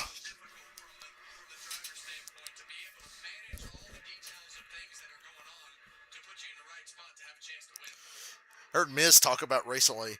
He said people thought JBL was bullying him. They were friends. He said it wasn't true. JBL just had that reputation, so he would like bury Miz on TV on commentary. He wasn't being. He was just fucking with him. He said they were friends because he was like, "Yeah, I got bullied," but he said, "Believe it or not, JBL and Undertaker actually like stuck up for him a bit and had his back."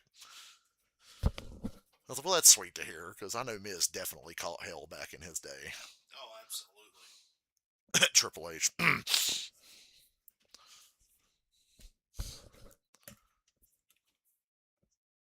Hardcore Holly. Chris Benoit. I think Benoit was the one that made him go change in a broom closet and wouldn't let him in the locker room and said he'd kick his ass if he came in the locker room.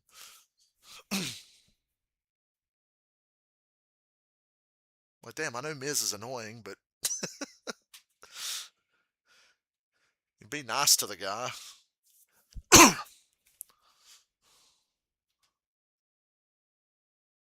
Don't tell him to go suck a blood money covered dick in Saudi Arabia and call him a fucking dork. Punk. Yeah.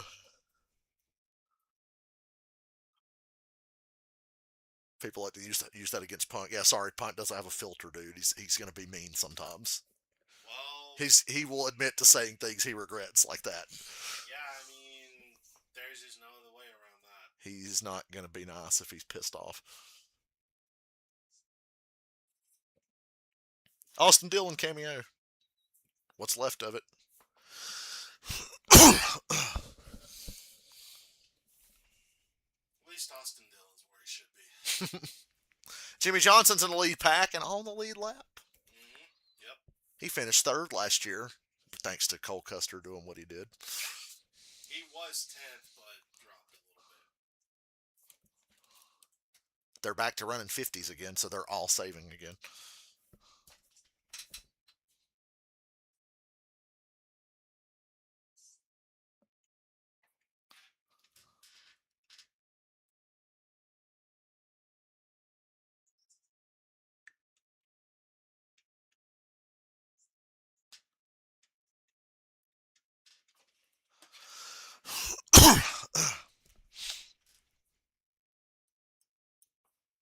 Head for the mountains of Bush. Shout out to that one guy standing down there by the wall.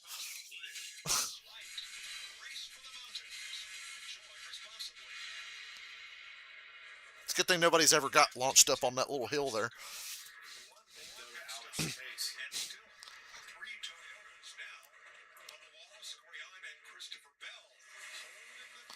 Remember, I picked Ryan Priest to win this thing. He's somewhere in there. Bush Light giving away $20,000. Priest is nice, even though it may not look like it. Yeah. At Bush Beer on social media. By commenting hashtag Bush Dash for cash, hashtag sweepstakes for your chance. Hashtag.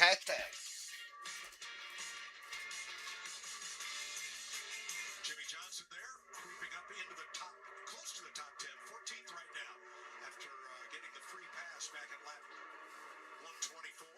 Yeah, and we saw Jimmy. He's been the test pilot this week. He's taking his time, trying to put himself in a position to be a contender in this one late in the race. So we've seen him.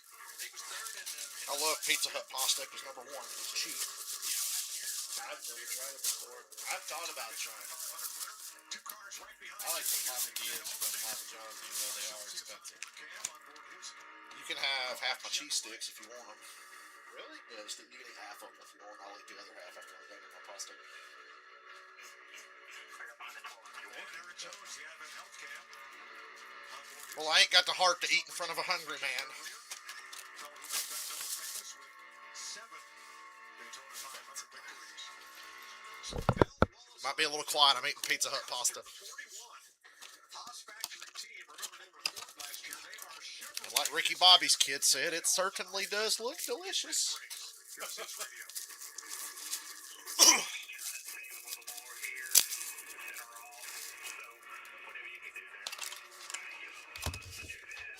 If Jimmy Johnson wins, I'm playing the Jimmy the Juggernaut Johnson video. There's nowhere to go. Right behind him, Ryan Priest, who run a lot of laps on Thursday night and kind of helped dictate this fuel-saving strategy. Because when he led nearly 25 laps of Thursday's race under green, his stop was several seconds longer than everybody else, and he fell from contention. And of course, everyone took notice. And he hasn't been in contention today, but I think with all the carnage, I think this race to win is wide open. And you know, we know that Ryan said that he struggled. Yeah, there's still no clear-cut dominant car. Speed out of it that he wanted. So with everything that's happened, can't I believe really Chris Bell's think up that this there. race has the potential to have anybody win it. And I'm glad you said that, Kevin. I was trying to do some homework here. All right, Chevrolet started with 19 cars. By far the winner of the strength of numbers, right? Toyota 11, Ford 11. Now, he basically got 13 Chevrolets out there, 9 Toyotas, and 8 Fords. Much more even across the board and an even as playing field, as you say. And some of those Chevrolets are torn up. So, you know, I think as you look towards the front of this pack, you see 1, 2, 3, 4. You see 6 of the Toyotas in the top 13, and you've got a few Fords.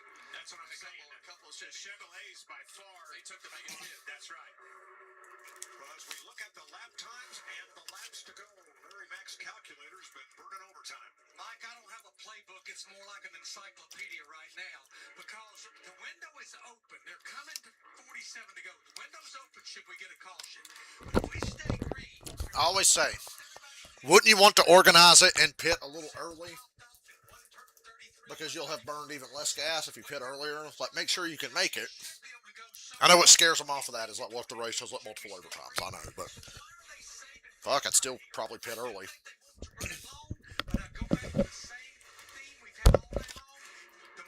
But you'd have to get enough cars to pit early to run together.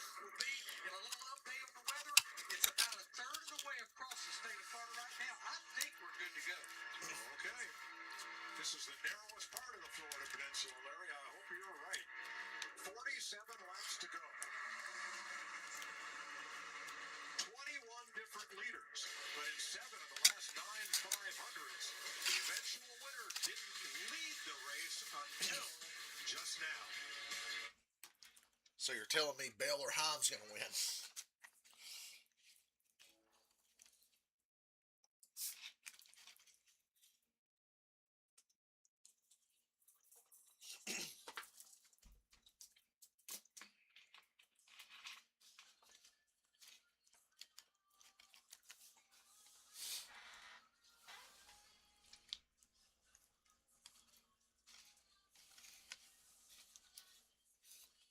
Who eats a Krabby Patty at 3 in the morning? I really wish there was like a way to get like an authentic Krabby Patty Yeah. instead of just having to hope that Burger King or Wendy's or whoever, Make your own. labels, know, there's that.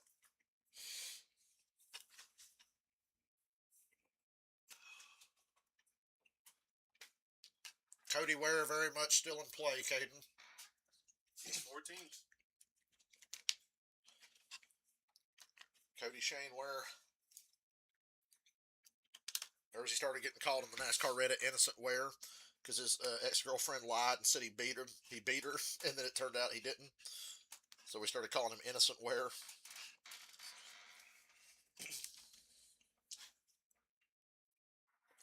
I, for one, think if you lie about domestic abuse, you should get jail time.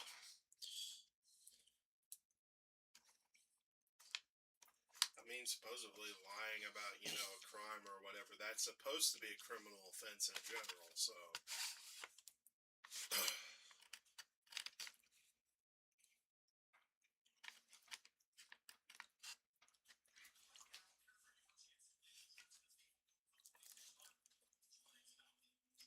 Pasta's so good.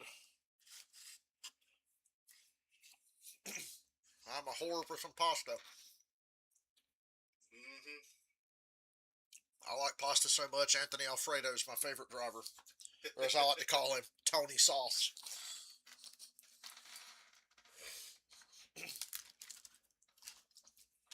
And we're back. By just 1 second on the racetrack. That's how close it is in this Daytona 500.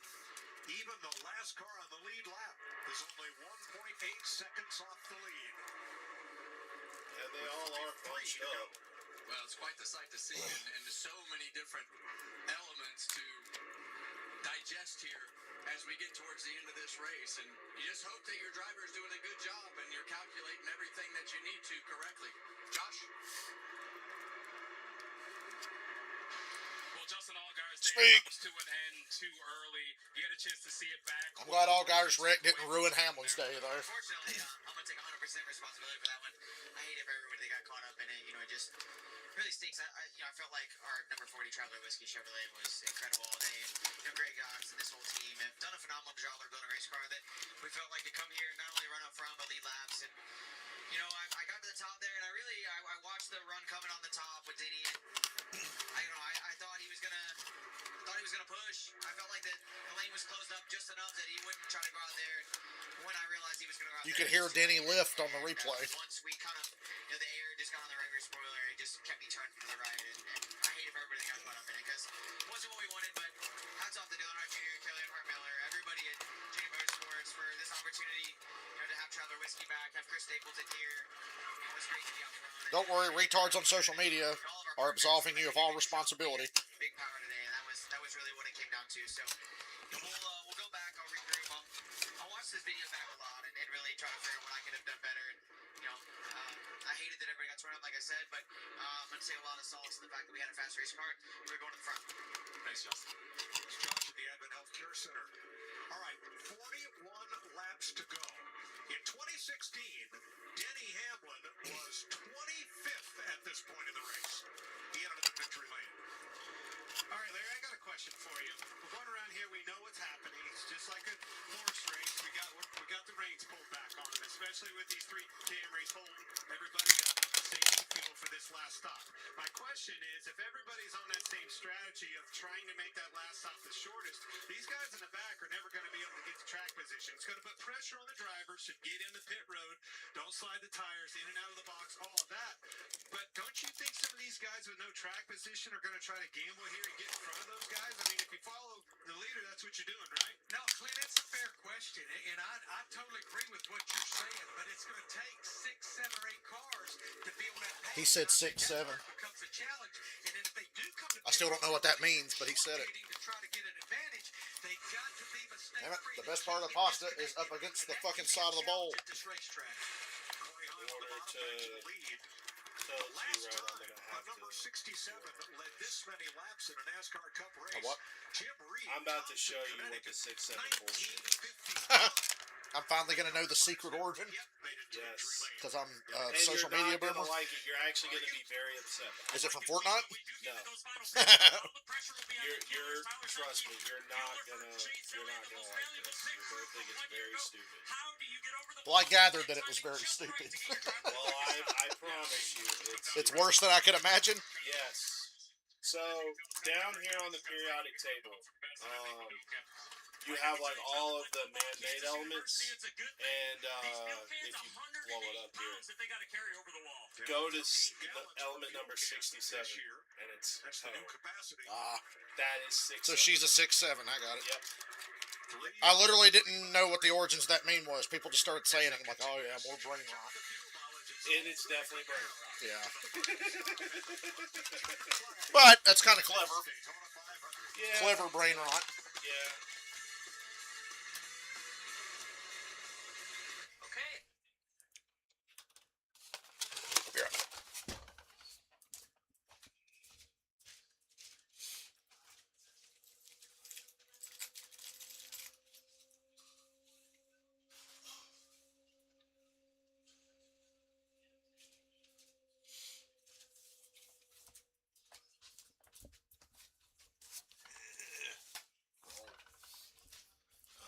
We're old. We make noises when we stretch.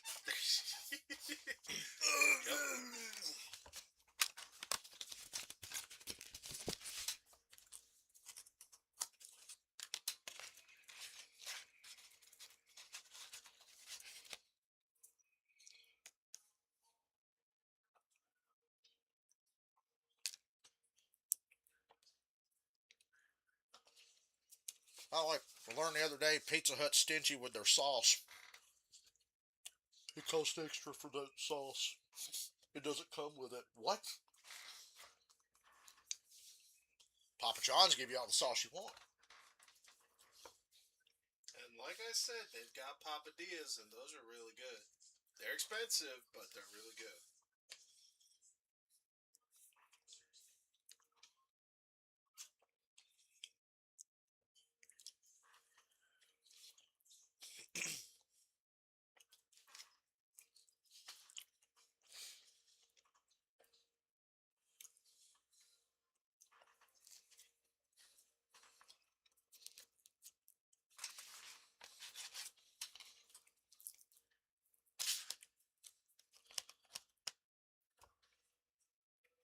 Oh, it's fuel safe. It made me hungry. I'm kind of surprised they've been in fuel save mode all day. Like, Full safe formation. I don't get it. Like,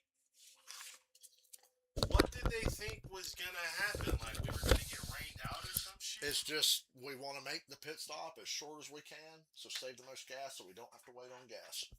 Stupid. It is annoying. Because it takes longer to fill a car up with gas than it does to change tires because we only got one lug nut on the tires now. Yeah. So it's just unfortunate. It's necessary strategy to put yourself in the best spot. We saw it Thursday.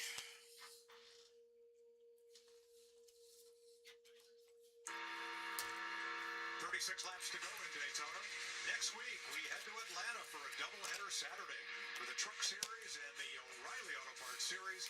Sunday, the NASCAR Cup Series back for 400 miles of drafting at 3. The Truck Series race should be second because the Xfinity race at Atlanta usually sucks now. New player up front on the outside, Cole Custer Chevrolet. Here comes my pick, Ryan Preece. Christopher Bell's Toyota. We'll see if things shape up. Now look in the middle row. 5 cars. Noah Gregson. 6 up Brad Keselowski, and he's not happy with this current state of events.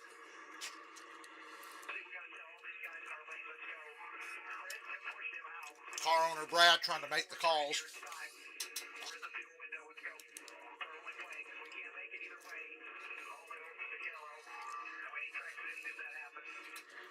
Fords in a row in the middle, behind Bubba Wallace's Toyota. Brad Keselowski rallying the troops. Let's push that thing forward. Let's go. Well, if you stay, again, that's why I mentioned that and asked Larry about it. If you stay following suit here, you're going to be in trouble when they pit. You're not going to pit any faster than they are. Because everybody's saving the same fuel. 34 laps to go in 2023. Ricky Stenhouse was 19th at this stage in the race. But what he wants, he won. sorry, what he wants them to do is have him push Bubba out there out front and get a run, and then Brad is right, though. I mean, saving gas is the right thing, but all right, it's time to get in front of them. Because after pit stops, when they're not saving gas, you're going to be stuck behind them. It's going to be gridlock with everybody just pushing and pushing and pushing. And it's a lot harder to make the third lane work when everybody's going full speed. You saw it at the end of stage 2. It was just 2x2, some shuffling here and there. This ain't going to happen when they're not saving gas. So it's time to get to the front. stuck in traffic. I'm assuming he's in Charlotte. How am I going to get to where I'm going? Well, and when you're that far back, you're really at the mercy of everybody else. Well, here's one of those drivers, Noah Gragson, number 4.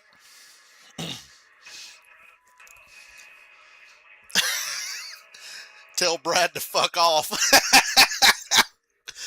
But he's got it right. Where's he going to go? He's got cars around him and in front of him. Chris Buescher doesn't want to leave late. So the dumb shit's kind of right. Lined up behind him, so Tell Brad to fuck off. That's fucking funny. It's like it makes me want to punch him in the mouth, but I can see myself being, oh, you calling the shots now? Fuck you. Like, I don't drive for you.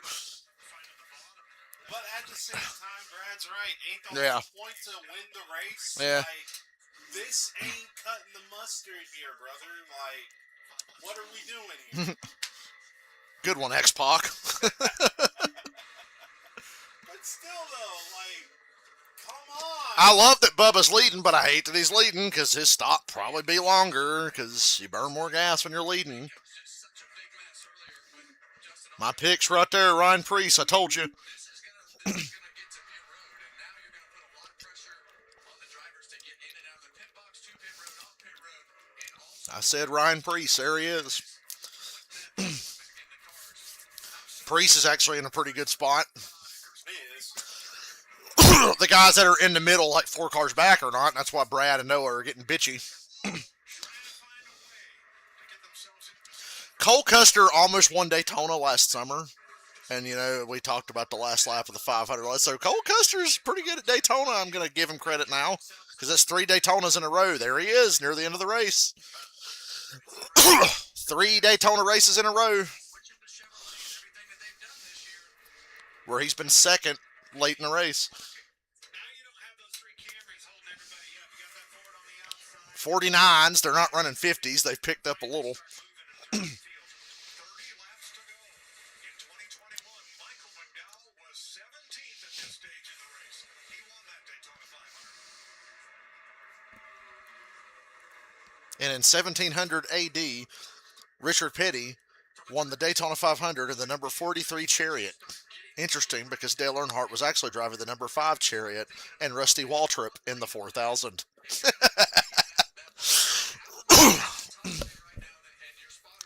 In 1776, Richard Petty won the Daytona 600 on the day of our nation's independence.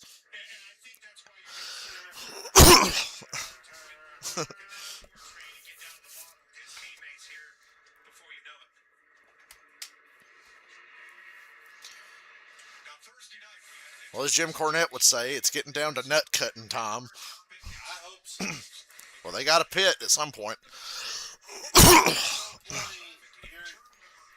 supposed to go for the win? Like, I'd want to pit and then catch a caution right away. That's ideally what you'd want to have happen. So why don't we pit early?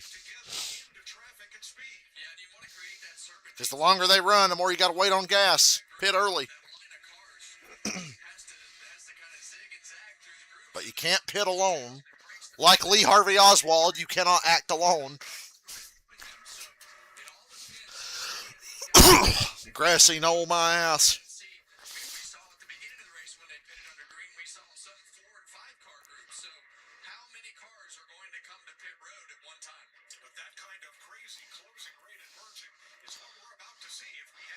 There's going to be a lot of guys that are going to have a hard time pitting if they stay like this. That's the other problem. Kyle Larson's in the lead pack. I don't know if he's how many laps down or whatever, but William Byron's in the lead pack. Chase and Denny have been together like all day. Yeah. And they'll push if they had somewhere to go. Spotter chatter getting a little more urgent as we get close to pit stops.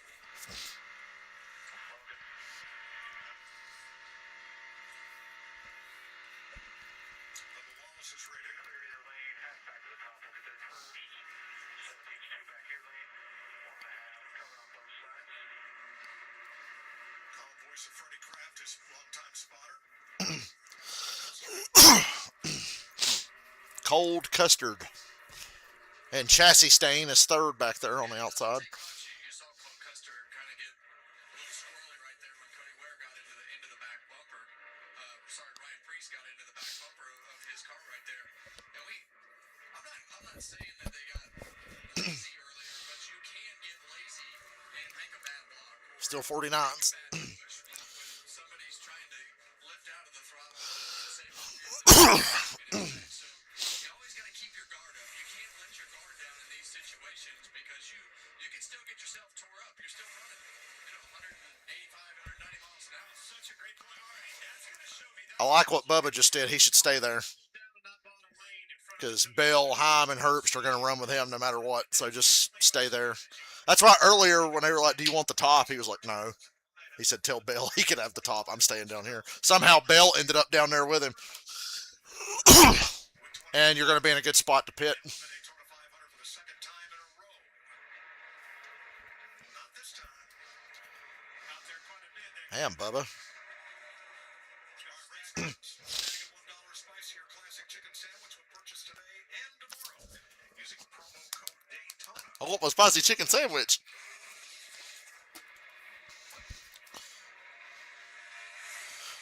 Hot take, Wendy's, mid. Not my favorite fast food place. I would love their fries if I wasn't old enough to remember actual Wendy's fries from my childhood. The floppy ones. The floppy ones. 2009, I went to a Wendy's and was like, the fuck is this shit? Stiff, natural cut fries? Are you kidding? And it was 2009. I remember the year they changed. Because I was in Connecticut and we went to Wendy's and I was like, are these Connecticut fries? No, it's just how Wendy's fries are now. They're not bad, but the old ones are better. Floppy ass old Wendy's fries. Bring them back. There is absolutely nowhere to go, and now, as they all decided to go again, Hey, Bubba and Bell getting down gave Brad and Noah somewhere to go. Maybe. Chase, I'd pit with them Toyotas on the bottom. He's run with Hamlin all day anyhow.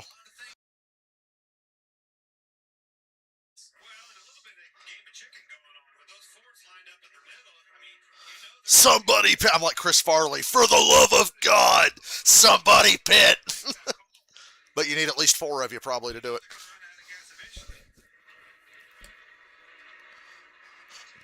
When the fuck are we pitting? Like, come on. Steve Austin in the 0-2 Rumble.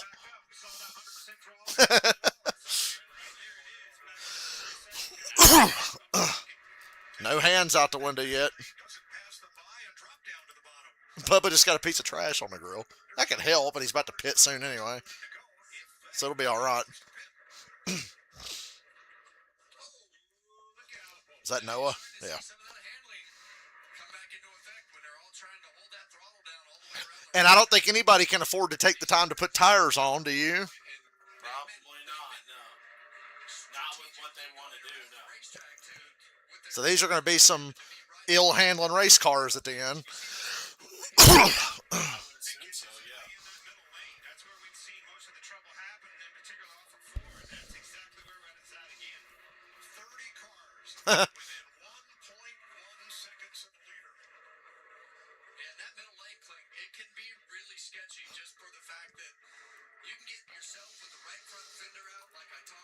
Lap times have picked up again, 48s and 47s.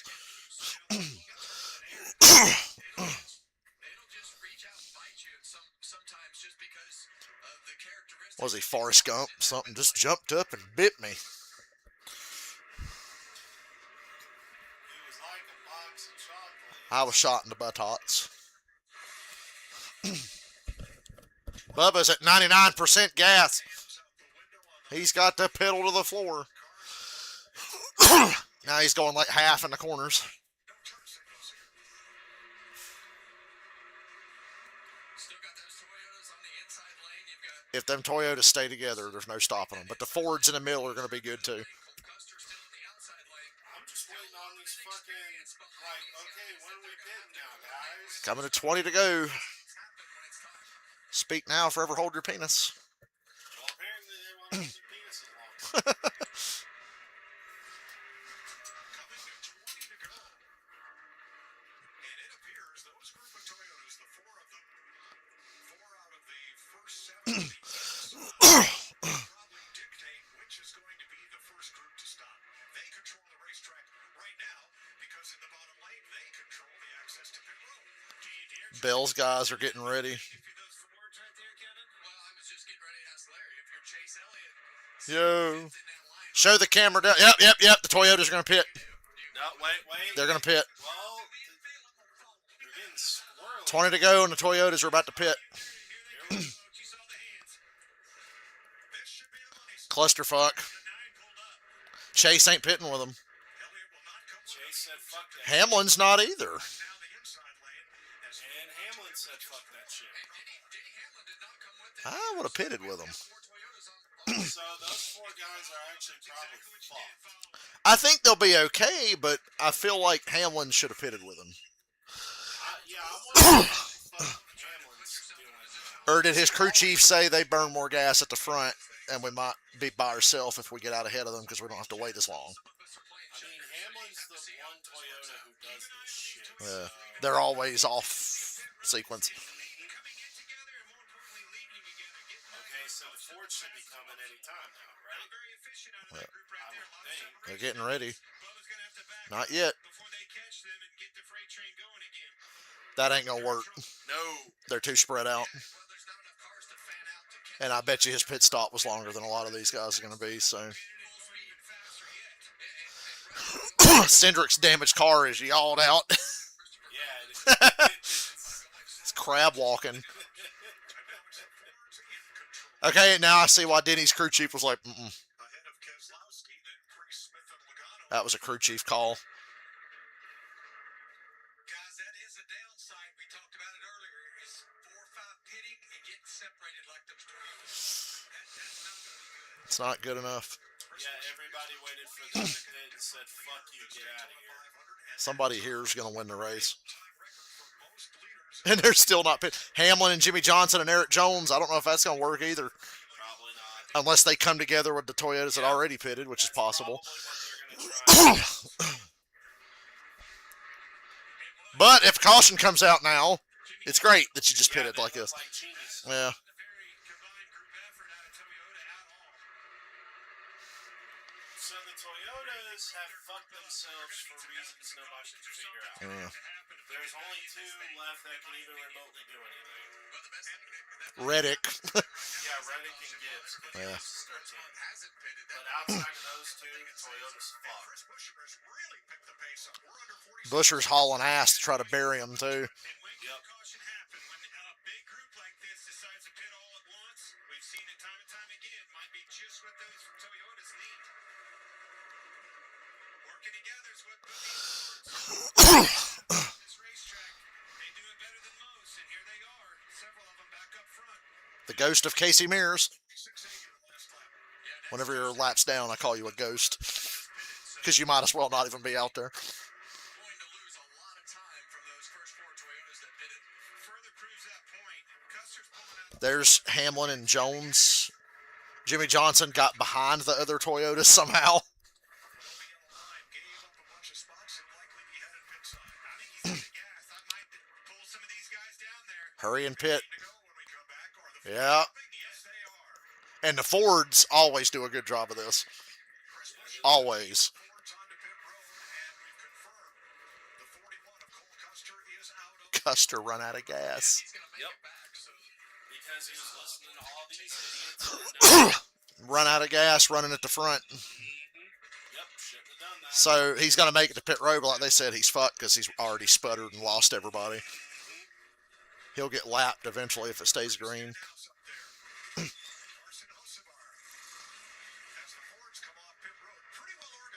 Fuck off, Brad. Oh, Noah was nice. Noah did the smart thing. He let Brad get in front of him so to not fuck him all over. That's good. That'll work. It'd be nice if they had them with them too, but that'll work. 3 Fords and 1 Toyota.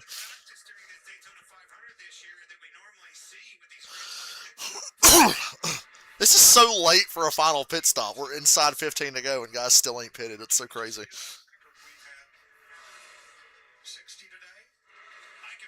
That is crazy.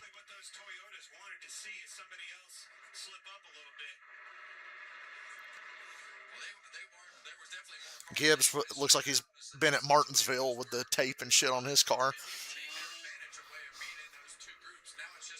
These cars are hard to tear up. They're really durable. Because all them big wrecks today, back in the day, they'd be like, everybody in that wreck's done. Now it's like, well, that guy's done, but these guys are okay.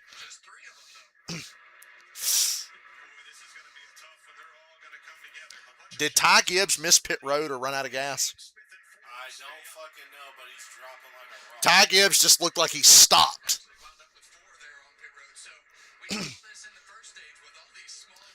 He's still in the group, though. He just lost some spots. Stubbornly, they run.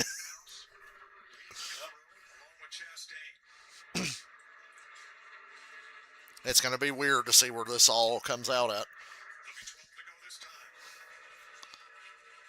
I mean, these guys gotta pit. Yeah. All these guys Yes. have to pit. Now. Now. Joey.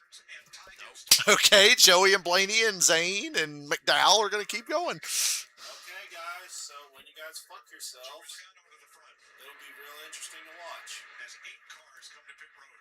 And here's these first 2 groups starting to merge together. Them Fords are going to be the ones. Brad and Noah.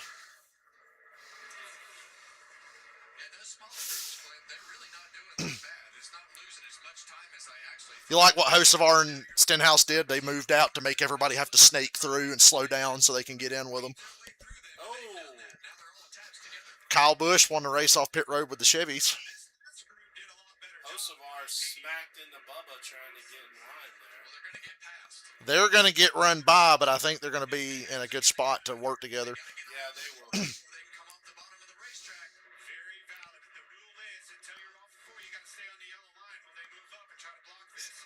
The Fords are just better at this. And now Noah Gregson's in prime position to win the Daytona 500. We've strayed so far from God's lot. Let's see where Logano and Blaney and them guys come out at. They ain't going to beat these Fords at the front. Although, I think Noah's fucked. Yeah, he's fucked because Buescher wants to work with Brad. He ain't going to push Noah by Brad. He's not. And they just hung him out. They're all hanging Noah out. Do you guys see how everybody just darted around Noah? Like Fords and everybody. I was like, yeah, Buescher's not going to help Noah beat Brad. Blaney goes high, Logano goes low. Make him have to snake around. Look at Joey getting ready. Look, he just parked it right in the middle. He's going to make them all have to slow down. Uh-huh. And it fucks Noah even more. Is this everybody hates Noah? Because that's what this last couple of laps has looked like. People are treating him like he's poison. So it's Brad and Buescher, the Rouse cars, for the Biff. With fucking 10 laps to go, they wound up at the front. Now we've got some exciting shit. Yeah, here comes Hocevar, Reddick, and Byron going for 3 in a row. All right, Willie B. Byron going for 3 in a row, and he's here. Bubba's here, too. Noah's making a charge through the middle. It's going to be tough to get past all this. Noah's probably going to be... He's either going to cause a wreck that's going to stop this shit, or he's going to just get dumped out again. Oh, Hocevar. Let's go. I'd love to see Hocevar win. Oh, yeah, McDowell's not pitted yet. Oh, Reddick. Oh! Bell and Hamlin. No yellow. 20's fucked. Hamlin's fucked too. Those cars are tore up. Caution. Caution. You had to throw it for Bell's car. He wasn't going to make it back. Well, Miguel. Well played. He's going for a second Daytona 500 win. Well played. Well played. Now everybody's bunched up. Told you Bell wasn't going to make it back. They tried to wait and see, but he wasn't going to make it back. Hamlin wrecked another one. Teammate too, right? Yeah, he and Denny Hamlin, I believe, got together. I mean, it didn't look like you could blame that on Hamlin. Not really. Wee woo, wee woo. Yeah,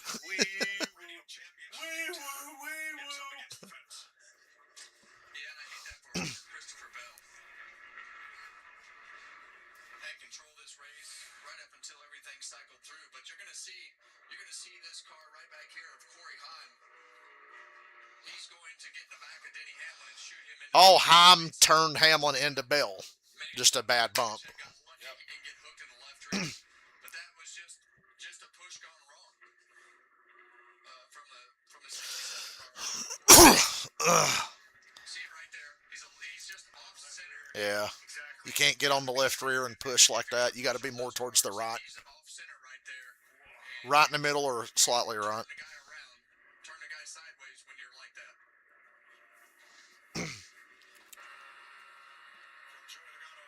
My social media is nothing but people raging about the 3-wide fuel saving with the Toyotas running up front earlier.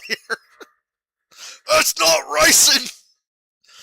No, but we've got it now. It's strategy. Unfortunately, I mean, they don't like it either, for the record.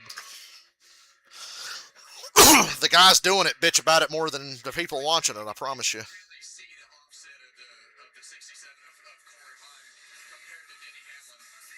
Just won't work.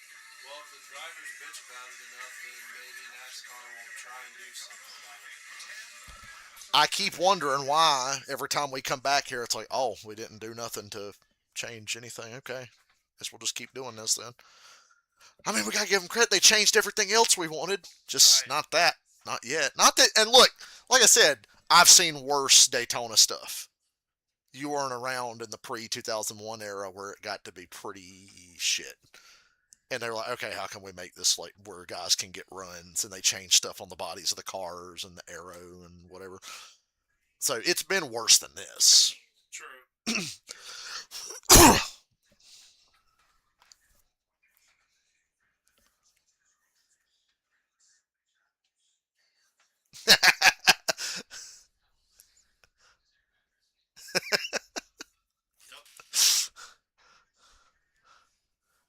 It is what it is.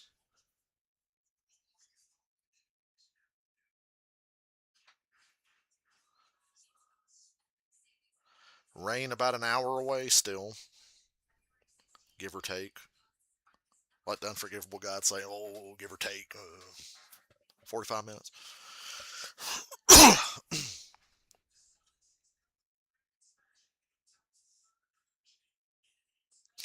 On Allgaier's onboard camera on Max, when they were towing him through the infield, the car fell off the tow truck thing.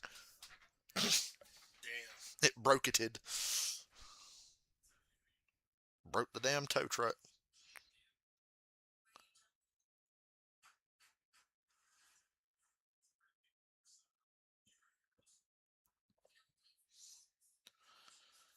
Byron is not out of it. He is in the mix, sir. You can see he is 5th right now. He raced up through the middle and got to 5th.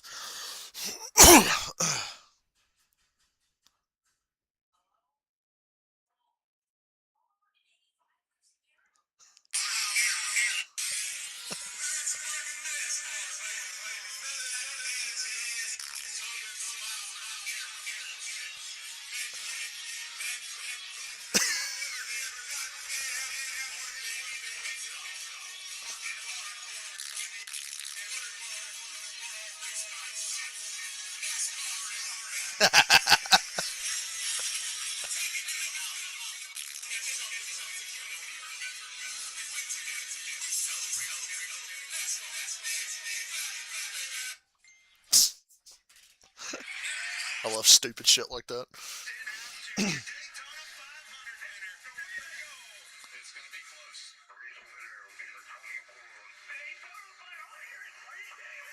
Checker is waving. William Byron has won the 500 for the second year in a row. Those are the last 500s, and that's what's at stake. Biggest single-day prize in stock racing. William Byron trying to win for the third year in a row. That has I love that Byron is still somehow in this. It's And hilarious. right there in it.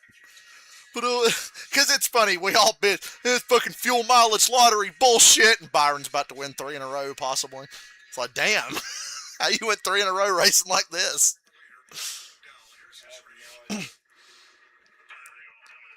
And McDowell's the leader, still not safe on gas, by the way, but he's got a teammate with him. He's got Hocevar, Yeah, so it could be. but Hocevar's kind of unpredictable. Yeah, he is. He's been putting on a show all week. He was in the truck race and the Xfinity race doing goofy shit. So, sorry, the O'Reilly Auto Parts race, not Xfinity. Remember, it was Busch Series, then it was Nationwide, and when we finally got used to Nationwide, they changed it to fucking Xfinity. And then when we finally get used to Xfinity, they changed it to O'Reilly. I'm glad the Cup Series just doesn't bother with the sponsor anymore. Winston Cup, Nextel Cup, Sprint Cup, Monster Energy, NASCAR Cup Series. We're just the Cup Series now. That was like the best decision they ever made, to just be like, branding, Cup Series, sponsored by Geico, Coca-Cola, whoever the fuck. I guess I should run and take a piss. A history being made here. You like history, Mike? Well, 67 years they've been running this race, and they've never had as many leaders as they've had today. Just at our 23rd. Or anybody make it 3 in a row. I was thinking about something a couple minutes ago. That Harley J. Earl trophy is pretty awesome. But that couple $1 million to win this race was way more awesome. Now, before pit stops began, Michael McDowell was 31st, last car on the lead lap. He did not stop, and now he will restart from the front row with a chance to win the 500. I love it, and that's what kind of we were talking about before, that green stop started happening. I mean, eventually you got to give luck a chance to operate and try, and that's exactly what they did with the 71 car. This might work.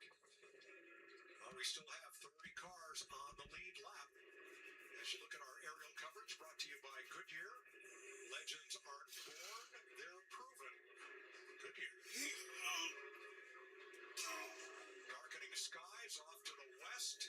We're going to get this one finished. Larry, how about some trends for these final 5 laps? Mike, I looked at the last 4 Daytona 500s with the Gen 7 car. The average of the last caution, somewhere around 199 and a half laps. Basically on the last lap, and 3 of the last 4 races here in the 500 ended in overtime.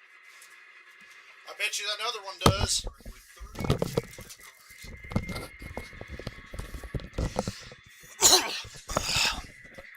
Like it said, average of the last caution, 1 lap to go.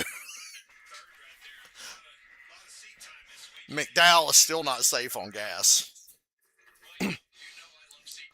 But the caution's helping. The more it pays off when you get scenarios like this. You've seen more things, and the more situations. William Byron inside second row behind Tyler Reddick. McDowell and Hocevar lined up together. Chase Elliott in 15th, Ryan Blaney in 18th, Kyle Larson 23rd. 4 to go. 4 laps to go when they go green. Laps to go. Caution to the wind, Fraser out the window. Block, push me as hard as you possibly can. McDowell kind of got too good of a launch. He didn't have Hocevar connected with him. And look at how good Byron's pushing Reddick. They've already got themselves. Oh, yeah. There, and you see two-time defending Daytona 500 winner William Byron. Byron's here again. I can't get over it. After the day he's had, he's right here in it. He's been wrecked like 3 times. He's like 03 Dale Jr. You just can't fucking stop him. I like what Chase is doing. You got to try something. And Logano peeks out in front of him. Oh, Chase got bumped. Oh! I couldn't tell. McDowell's getting hung out. They're going to fucking die, man, I swear. Hocevar didn't let McDowell get hung out. That's a good teammate. They are pushing like fuck. You see these cars wobbling. Don't clear down yet. There you go. Yeah, McDowell was fucked. They all tried to just send him out. And here comes Joseph Tom Logano. Block him, Hocevar. You can't block that. Although Joey's kind of on his own. Yeah, he is. He ain't going to have anybody too eager to push him. Unless they have to, like Bubba kind of has to right now. Yeah, Bubba's half. Eric Jones and Ricky Stick. God, people just coming out of nowhere that we ain't seen all day. Chase was able to rebound. Yeah. Getting kind of bumped in the mouth. Oh, don't go to the bottom, Hocevar. McDowell couldn't get down with you. Ugh. 2 to go. This is crazy. Oh, my God. Jones. Smart move by Reddick getting away from that. They were about to stack up and wreck. I know he probably wanted to stay up there, but...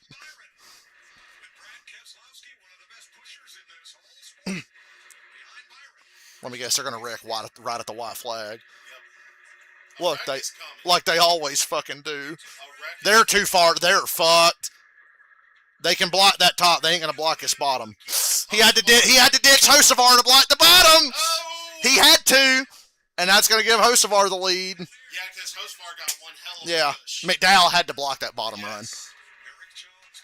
Oh, my God. They're going to wreck. Carson Hocevar, here comes a run from Reddick. I don't think he can go anywhere. There's cars all around him. A wreck is coming. 1 to go. We made it to 1 to go.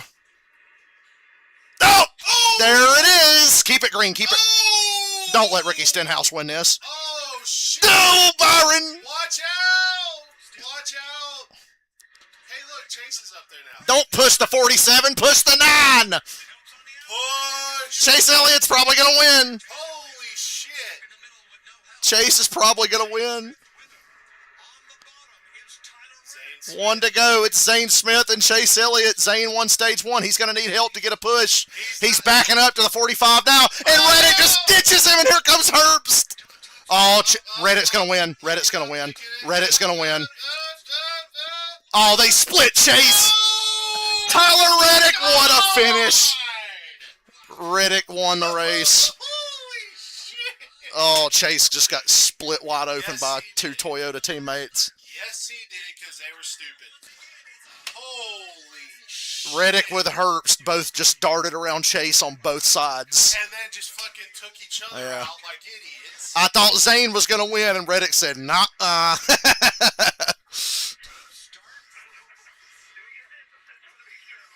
Tyler Reddick won the race. I can't believe Chase somehow finished 4th Yeah. being sideways. Reddick did. By the way, Reddick went winless last year. That's what he did. Yes, he did. Holy shit. It's Custer. There was like 3 different wrecks on the last lap, Yes, and NASCAR said let them race. Yes, they did. So That's how it should be. Yes. No more of this dirt caution. Nah, on the last lap, you're on your own. Yep. There's no reason to throw a caution on the last lap. If you're so far past the start-finish line, there's no reason. Yeah. If they had wrecked like that at the white, yes, you Okay, probably have to that's throw it. different. But this shit happened over in turn 1 and then off turn 4. Yep. Yep. I hope Brad's leg is okay. Take your victory lap there. That was nuts. A Chumba Casino car's got... Bubba won the Brickyard with the Chumba Casino car last year. Yeah. The Chumba Casino car wins big races. I think Reddick needs to keep that. I was like, don't let Stenhouse become a 2-time winner. And then when Zane Smith pushed Chase, I was like, yes, push Chase. Don't push Stenhouse. He sucks. Don't let him be a 2-time 500 winner. I think we can settle for him finishing second. And Reddick finished second last year to Byron. So, So he's been close. Won Talladega once, finished second to Byron in the 500 last year. will he be finished 12th? Yeah. You know, something. I mean, there's a lot of guys that are going to look back and be pissed that they didn't win, but go, hey, we got a good finish. The day that Larson had, he finished 16th. Yeah, that's pretty good for him. Ty Dillon, Suarez, top 15s. Gregson, 11th. Herbst got a top 10 Fucking hurts. and helped Reddick win the race. I knew Chase was a sitting. I didn't think Reddick's run would last long enough to get to Chase. I'm like, oh, he's hanging out Zane, but he ain't gonna get to Chase. And then he got one last shove, and then they both just around Chase on both sides. If Chase had blocked him, he was gonna get wrecked. Hell, he ended up wrecked anyway. That was one of the all-time great final laps in the history of this race. Awesome. It made They missed the rain. yes. It made dealing with the saving fuel bullshit worth it. That was awesome. It usually pays off. I know it's frustrating for everybody. Michael Jordan won a Daytona 500. That's why he's the GOAT! The GOAT! You seen that video, right? Yes, I've seen I play that all the time on my street. That's why he's the GOAT! The GOAT! Now we just need Shannon Sharp saying that. That ain't no problem. That ain't no problem. That's my favorite Shannon Sharp meme. That ain't no problem. He gets in that high-pitched voice. That ain't no problem. If a frog had pockets, he would carry a knife and stab the snake before it ate him. He said that shit to Skip once. I would just apply. Because, you know, Skip's always like, if this happened, if this happened. Shannon Sharp said, if a frog had pockets, he would carry a knife and stab the snake before it ate him. Yeah, put the sponsor hat on him. Yeah, exactly. That was like a SpongeBob scene in real life. Well, I'm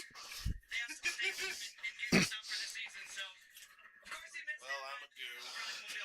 See you for Coda. The road course will be the next race you can come for. Yeah, well, another SVG ass beating. I think his teammate Connor Zilic is going to challenge him. We'll see. And their teammates driving the same shit, so we'll see. We'll see, but I don't have a lot of faith in. It's going to be either Zilic or Bell that gives him a hard time. I don't know if anybody's going to be able to. He won Mexico by like 20 seconds last year, so. Yes, he did. And some of them races, just like, damn, dude, he's like half a lap ahead of the road course. And there are guys who can road course race, but they weren't even close to him. Yeah, when at Mexico, the top three was like SVG, Bell, and Chase. And Bell and Chase got out and were just like, they did like a podium thing with the top three. And they said, like, look at the look on Chase and Bell. They were both like, What the fuck? wow. Like, Like, what the fuck was that? yeah, But yeah, I'll be here for Coda. I'll see you. Alrighty. Take us through that last lap. You were all by yourself. No teammate. Chris Buescher looked pretty pissed off standing there just now. During the race, and suddenly you were there when it counted most. For my wife, my kids, maybe they're taking a nap. We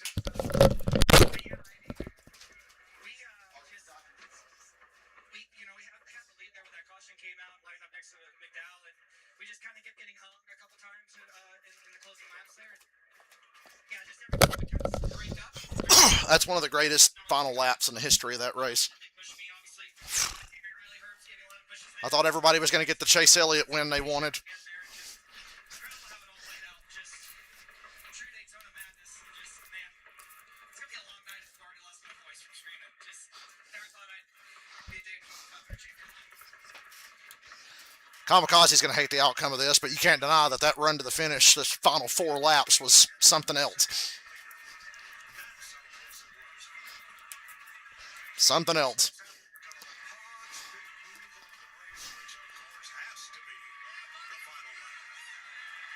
Which one is it? There was a lot happening right here. Sure was. Thinking one's going to be difficult. But Reddick in second. Yeah, it all started right here when Tyler Reddick pushed Hocevar out to the lead, and then Reddick goes, or Hocevar goes to the top of the racetrack, off center again. 47 pushing the point. Oh my God. There was 3 different wrecks on one lap, and that started to throw a caution for any of them. It was going to come out right there, though, but Stenhouse had the lead for a second, and then we realized that it was going to stay green, and Chase Elliott looked like he Oh, I thought Chase had it, dude. I really thought Chase had it won. At least he got the top 5. He's got a good start to the year. The dual bonus points on Thursday. Top 5 here. I think he got stage points on stage 2, I want to say. Zane Smith had a big day. Won the stage, nearly won the race. Right here, I'm like, is Reddick going to get to Chase? He did. And Chase, I mean, there's nothing you can do. And then Herbst throws the late block on Brad and triggers one last wreck, and Reddick's clean.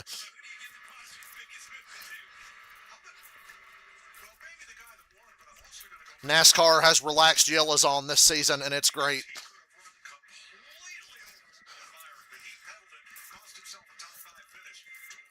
Now that's what I call hell yeah. Really good driving by Tyler Reddick. Timed it perfect. Amazing finish to the Daytona 500. Tyler Reddick. I'm going to go back and watch the replay of that 4-lap run to the end there. Over and over. You can analyze every bit of it.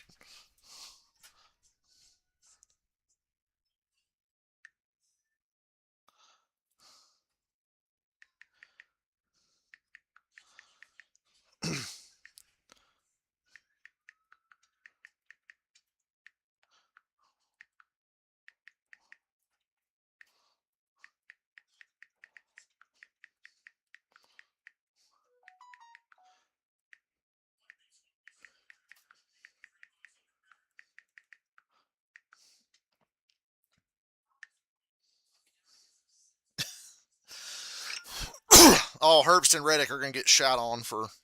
Hell, they didn't do nothing wrong. Well, Herbst threw a bad block. Herbst caused the wreck that did wreck Chase at the last second. Never let Riley Herbst get that close to the front.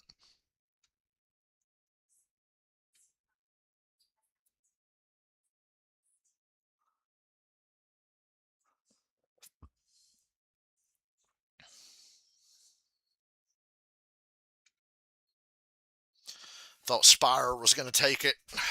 I thought they were doing as good as they could, but they just couldn't hold them off, and they got crossed up. Both of them got spun with Eric Jones.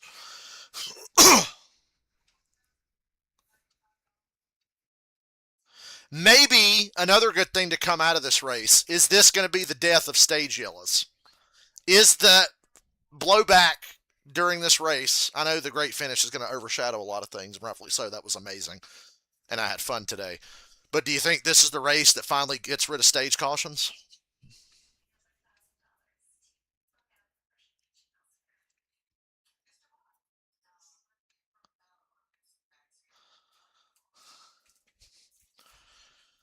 That finish was anything but normal.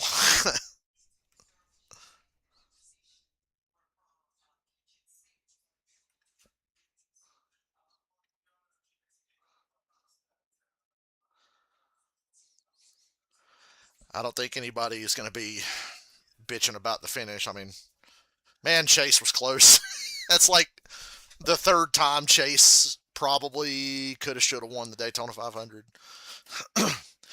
And yes, if Riley Herbst had somehow won that race, we wouldn't even have to complain. We'd just be like, holy fuck, Riley Herbst won. Can you believe it? And we didn't have overtime. There was a lot to like about this race. A lot to bitch about, but a lot to like as well. No bullshit overtimes.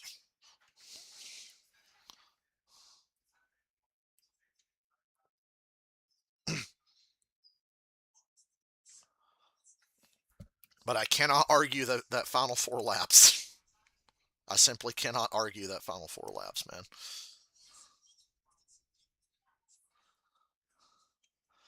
The Chase sexuals are going to be upset.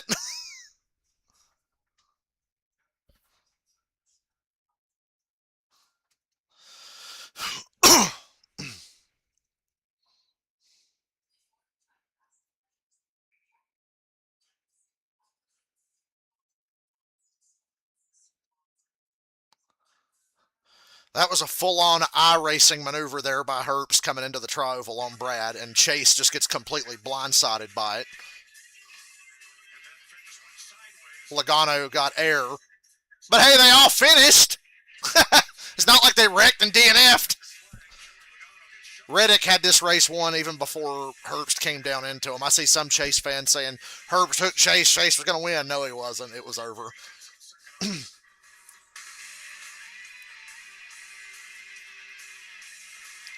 Chase just wrong place, wrong time there.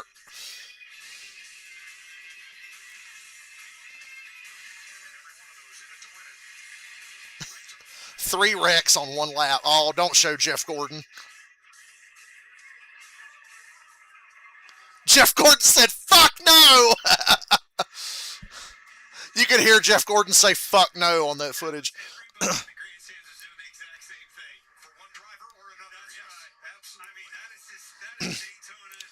Shout out to 2311 for winning the first race after the lawsuit was settled. Change, right? Like you're cheering, thinking, I got this. I don't. I don't have this.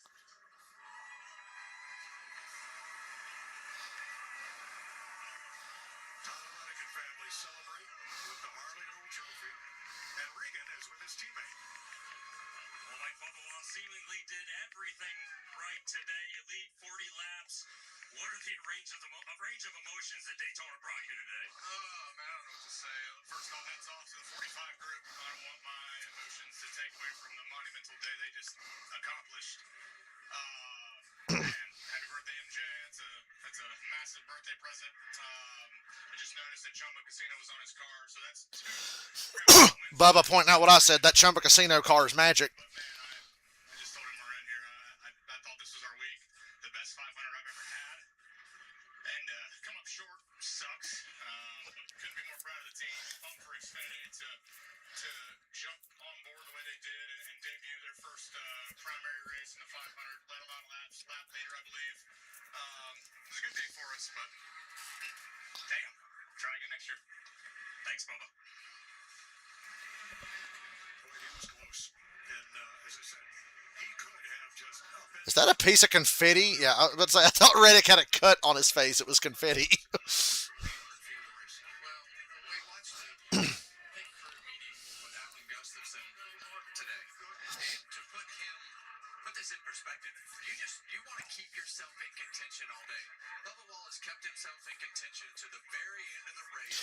And we're not talking about the P word. We're talking about, man, Tyler Reddick just won the Daytona 500. Control the things that you can control. Crazy. Keep yourself in contention as long as you can until that thing out of your control happens, or you have a great day. And he's proven that he's good at that. He has finished second in this race twice. He is really good at this drafting racing. You could look at any of the drivers that finished at the top 10, and at some point on the last lap of this race, you could have legitimately said he's going to win it. 100%. I agree. What a wow. Yeah, and you look at Ricky Stenhouse and Joey Logano and Chase Elliott, a couple rounds. Those cars are all total, and they're still some of them top 5, some of them top 10. But that's the way these finishes go. And it's either that extreme high or the ultimate letdown. I mean, again, go back to that last lap at the white flag. Host of our 18 McDowell. This race didn't boil over and get out of complete control until the last possible minute on the last lap.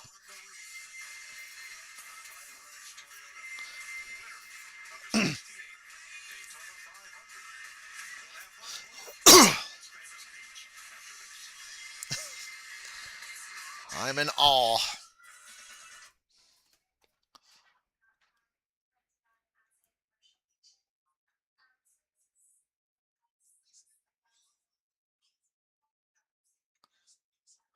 I got a couple ideas, though. Get rid of stage cautions and get rid of the double yellow line rule. Make that 5th lane to run on the straightaways. Get around all them fuel-saving pussies. No, I'm kidding. Here's what it is.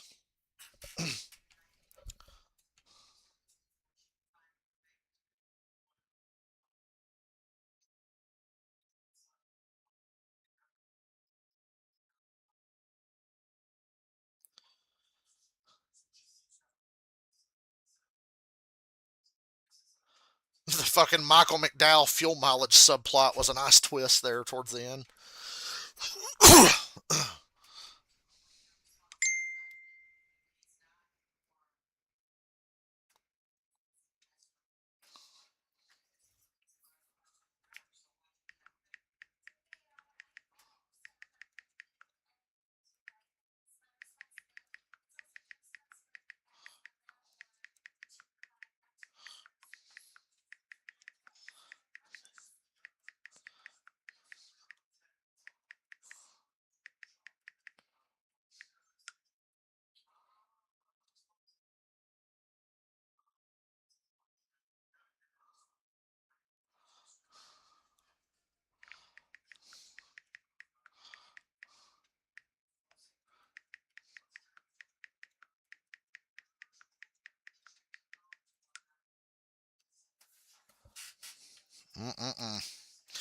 I'm not going to say that was the best 500 in years.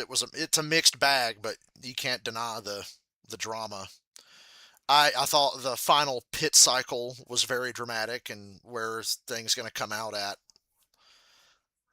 You know what I mean? I think there was a lot to like towards the end. Yeah, the middle part, it is what it is. They're going to feel like the end of stage 2 is like, well, they're not fuel saving, so it's just gridlock.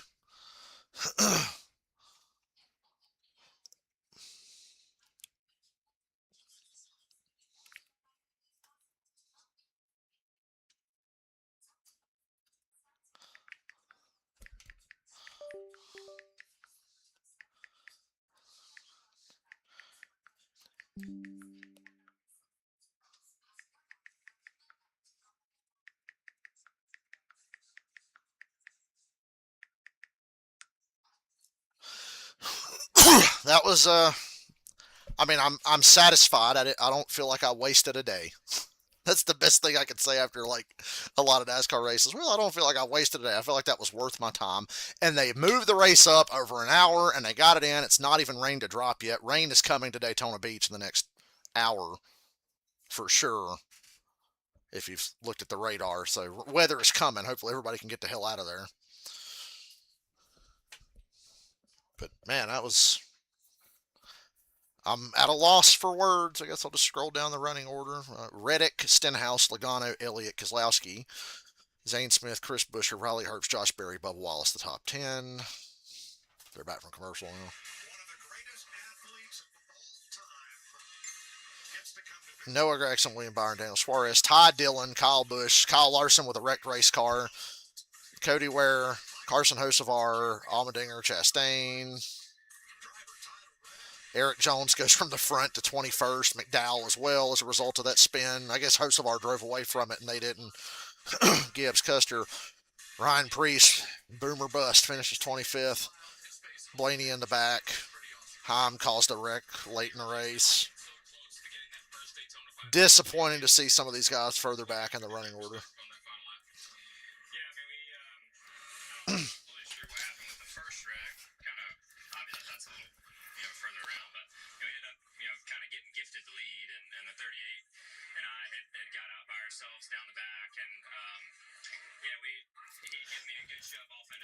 At least you still got a top 5. Stenhouse wrecked his way into second. Zane Smith in the grass. Disqualifies Zane Smith for passing below the yellow line to move Bubba up to 9th.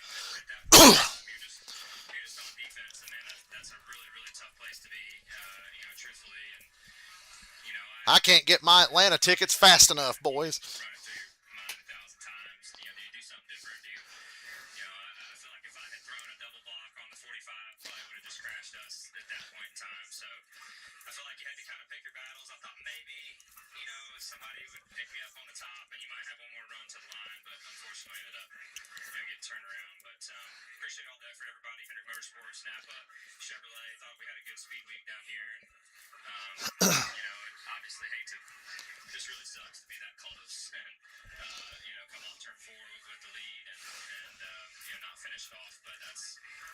At least you got a good result, and that matters. The result matters.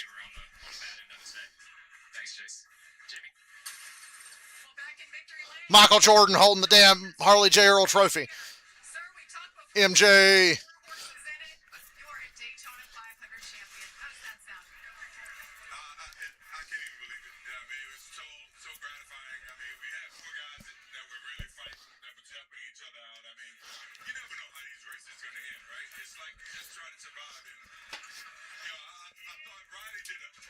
Riley had a really good race, I gotta say. I know he fucked it at the very last second, but he had a good race.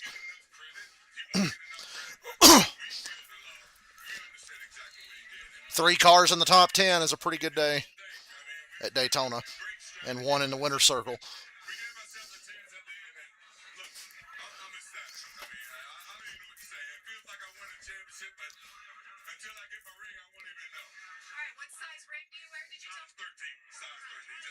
He's been fitted for a few rings in his day. Michael Jordan started out in the grandstands as a young boy and ends up in victory lane at the biggest stock car race in the world. All right, let's go back downstairs. Well, Brad, I say on the radio, all you wanted was a chance when the day started. You had that chance, and unfortunately had to settle for a fifth place. Bring me through those final laps and what happened. Yeah, a lot of chaos. You know, last restart. Brad Keselowski was in his lead group at the end with a broken leg. And then right here at the end, I had this huge run. And the 35. Brad was going to have a chance there, I think. Toward the 9, toward the 22. A bunch of cars that didn't deserve to be wrecked.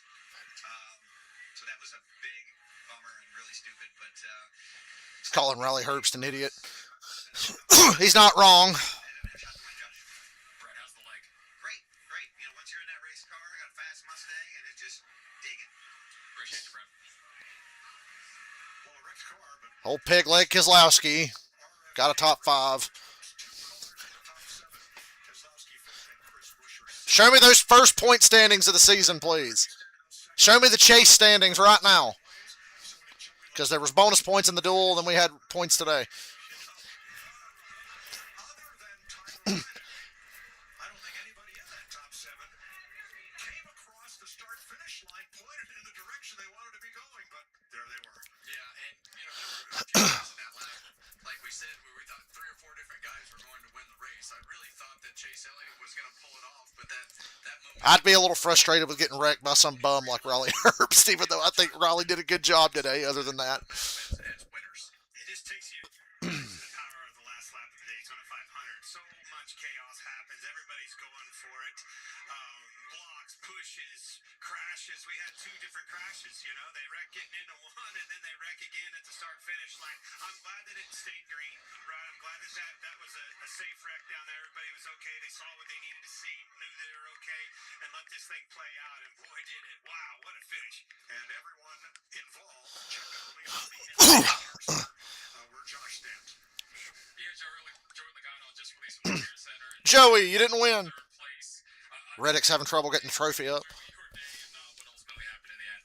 Yeah, eventful day for sure. Had a little bit of damage from a wreck earlier, and you know, I made a good move there at the end. We got to the top, and we were rolling. Found myself racing for the lead, and I had an opportunity to get underneath the Spire cars in the middle of 1 and 2. It felt like it was the right move, and when I did it and put her out in the wind, I guess the damage just was more than I thought because it just kind of slowed down, and I couldn't clear I was going to. So, you know, unfortunately, that kind of set us a little bit further back. Missed the last lap crash on 1, and off of 4, you just kind of go where they're not. I got spun and came across the line third. So, compared to where we've been in this race recently, to see the finish is great. I ended up in the same building, but at least I seen the finish. And Next year will be the 69th. Nah, it's Daytona 500. okay.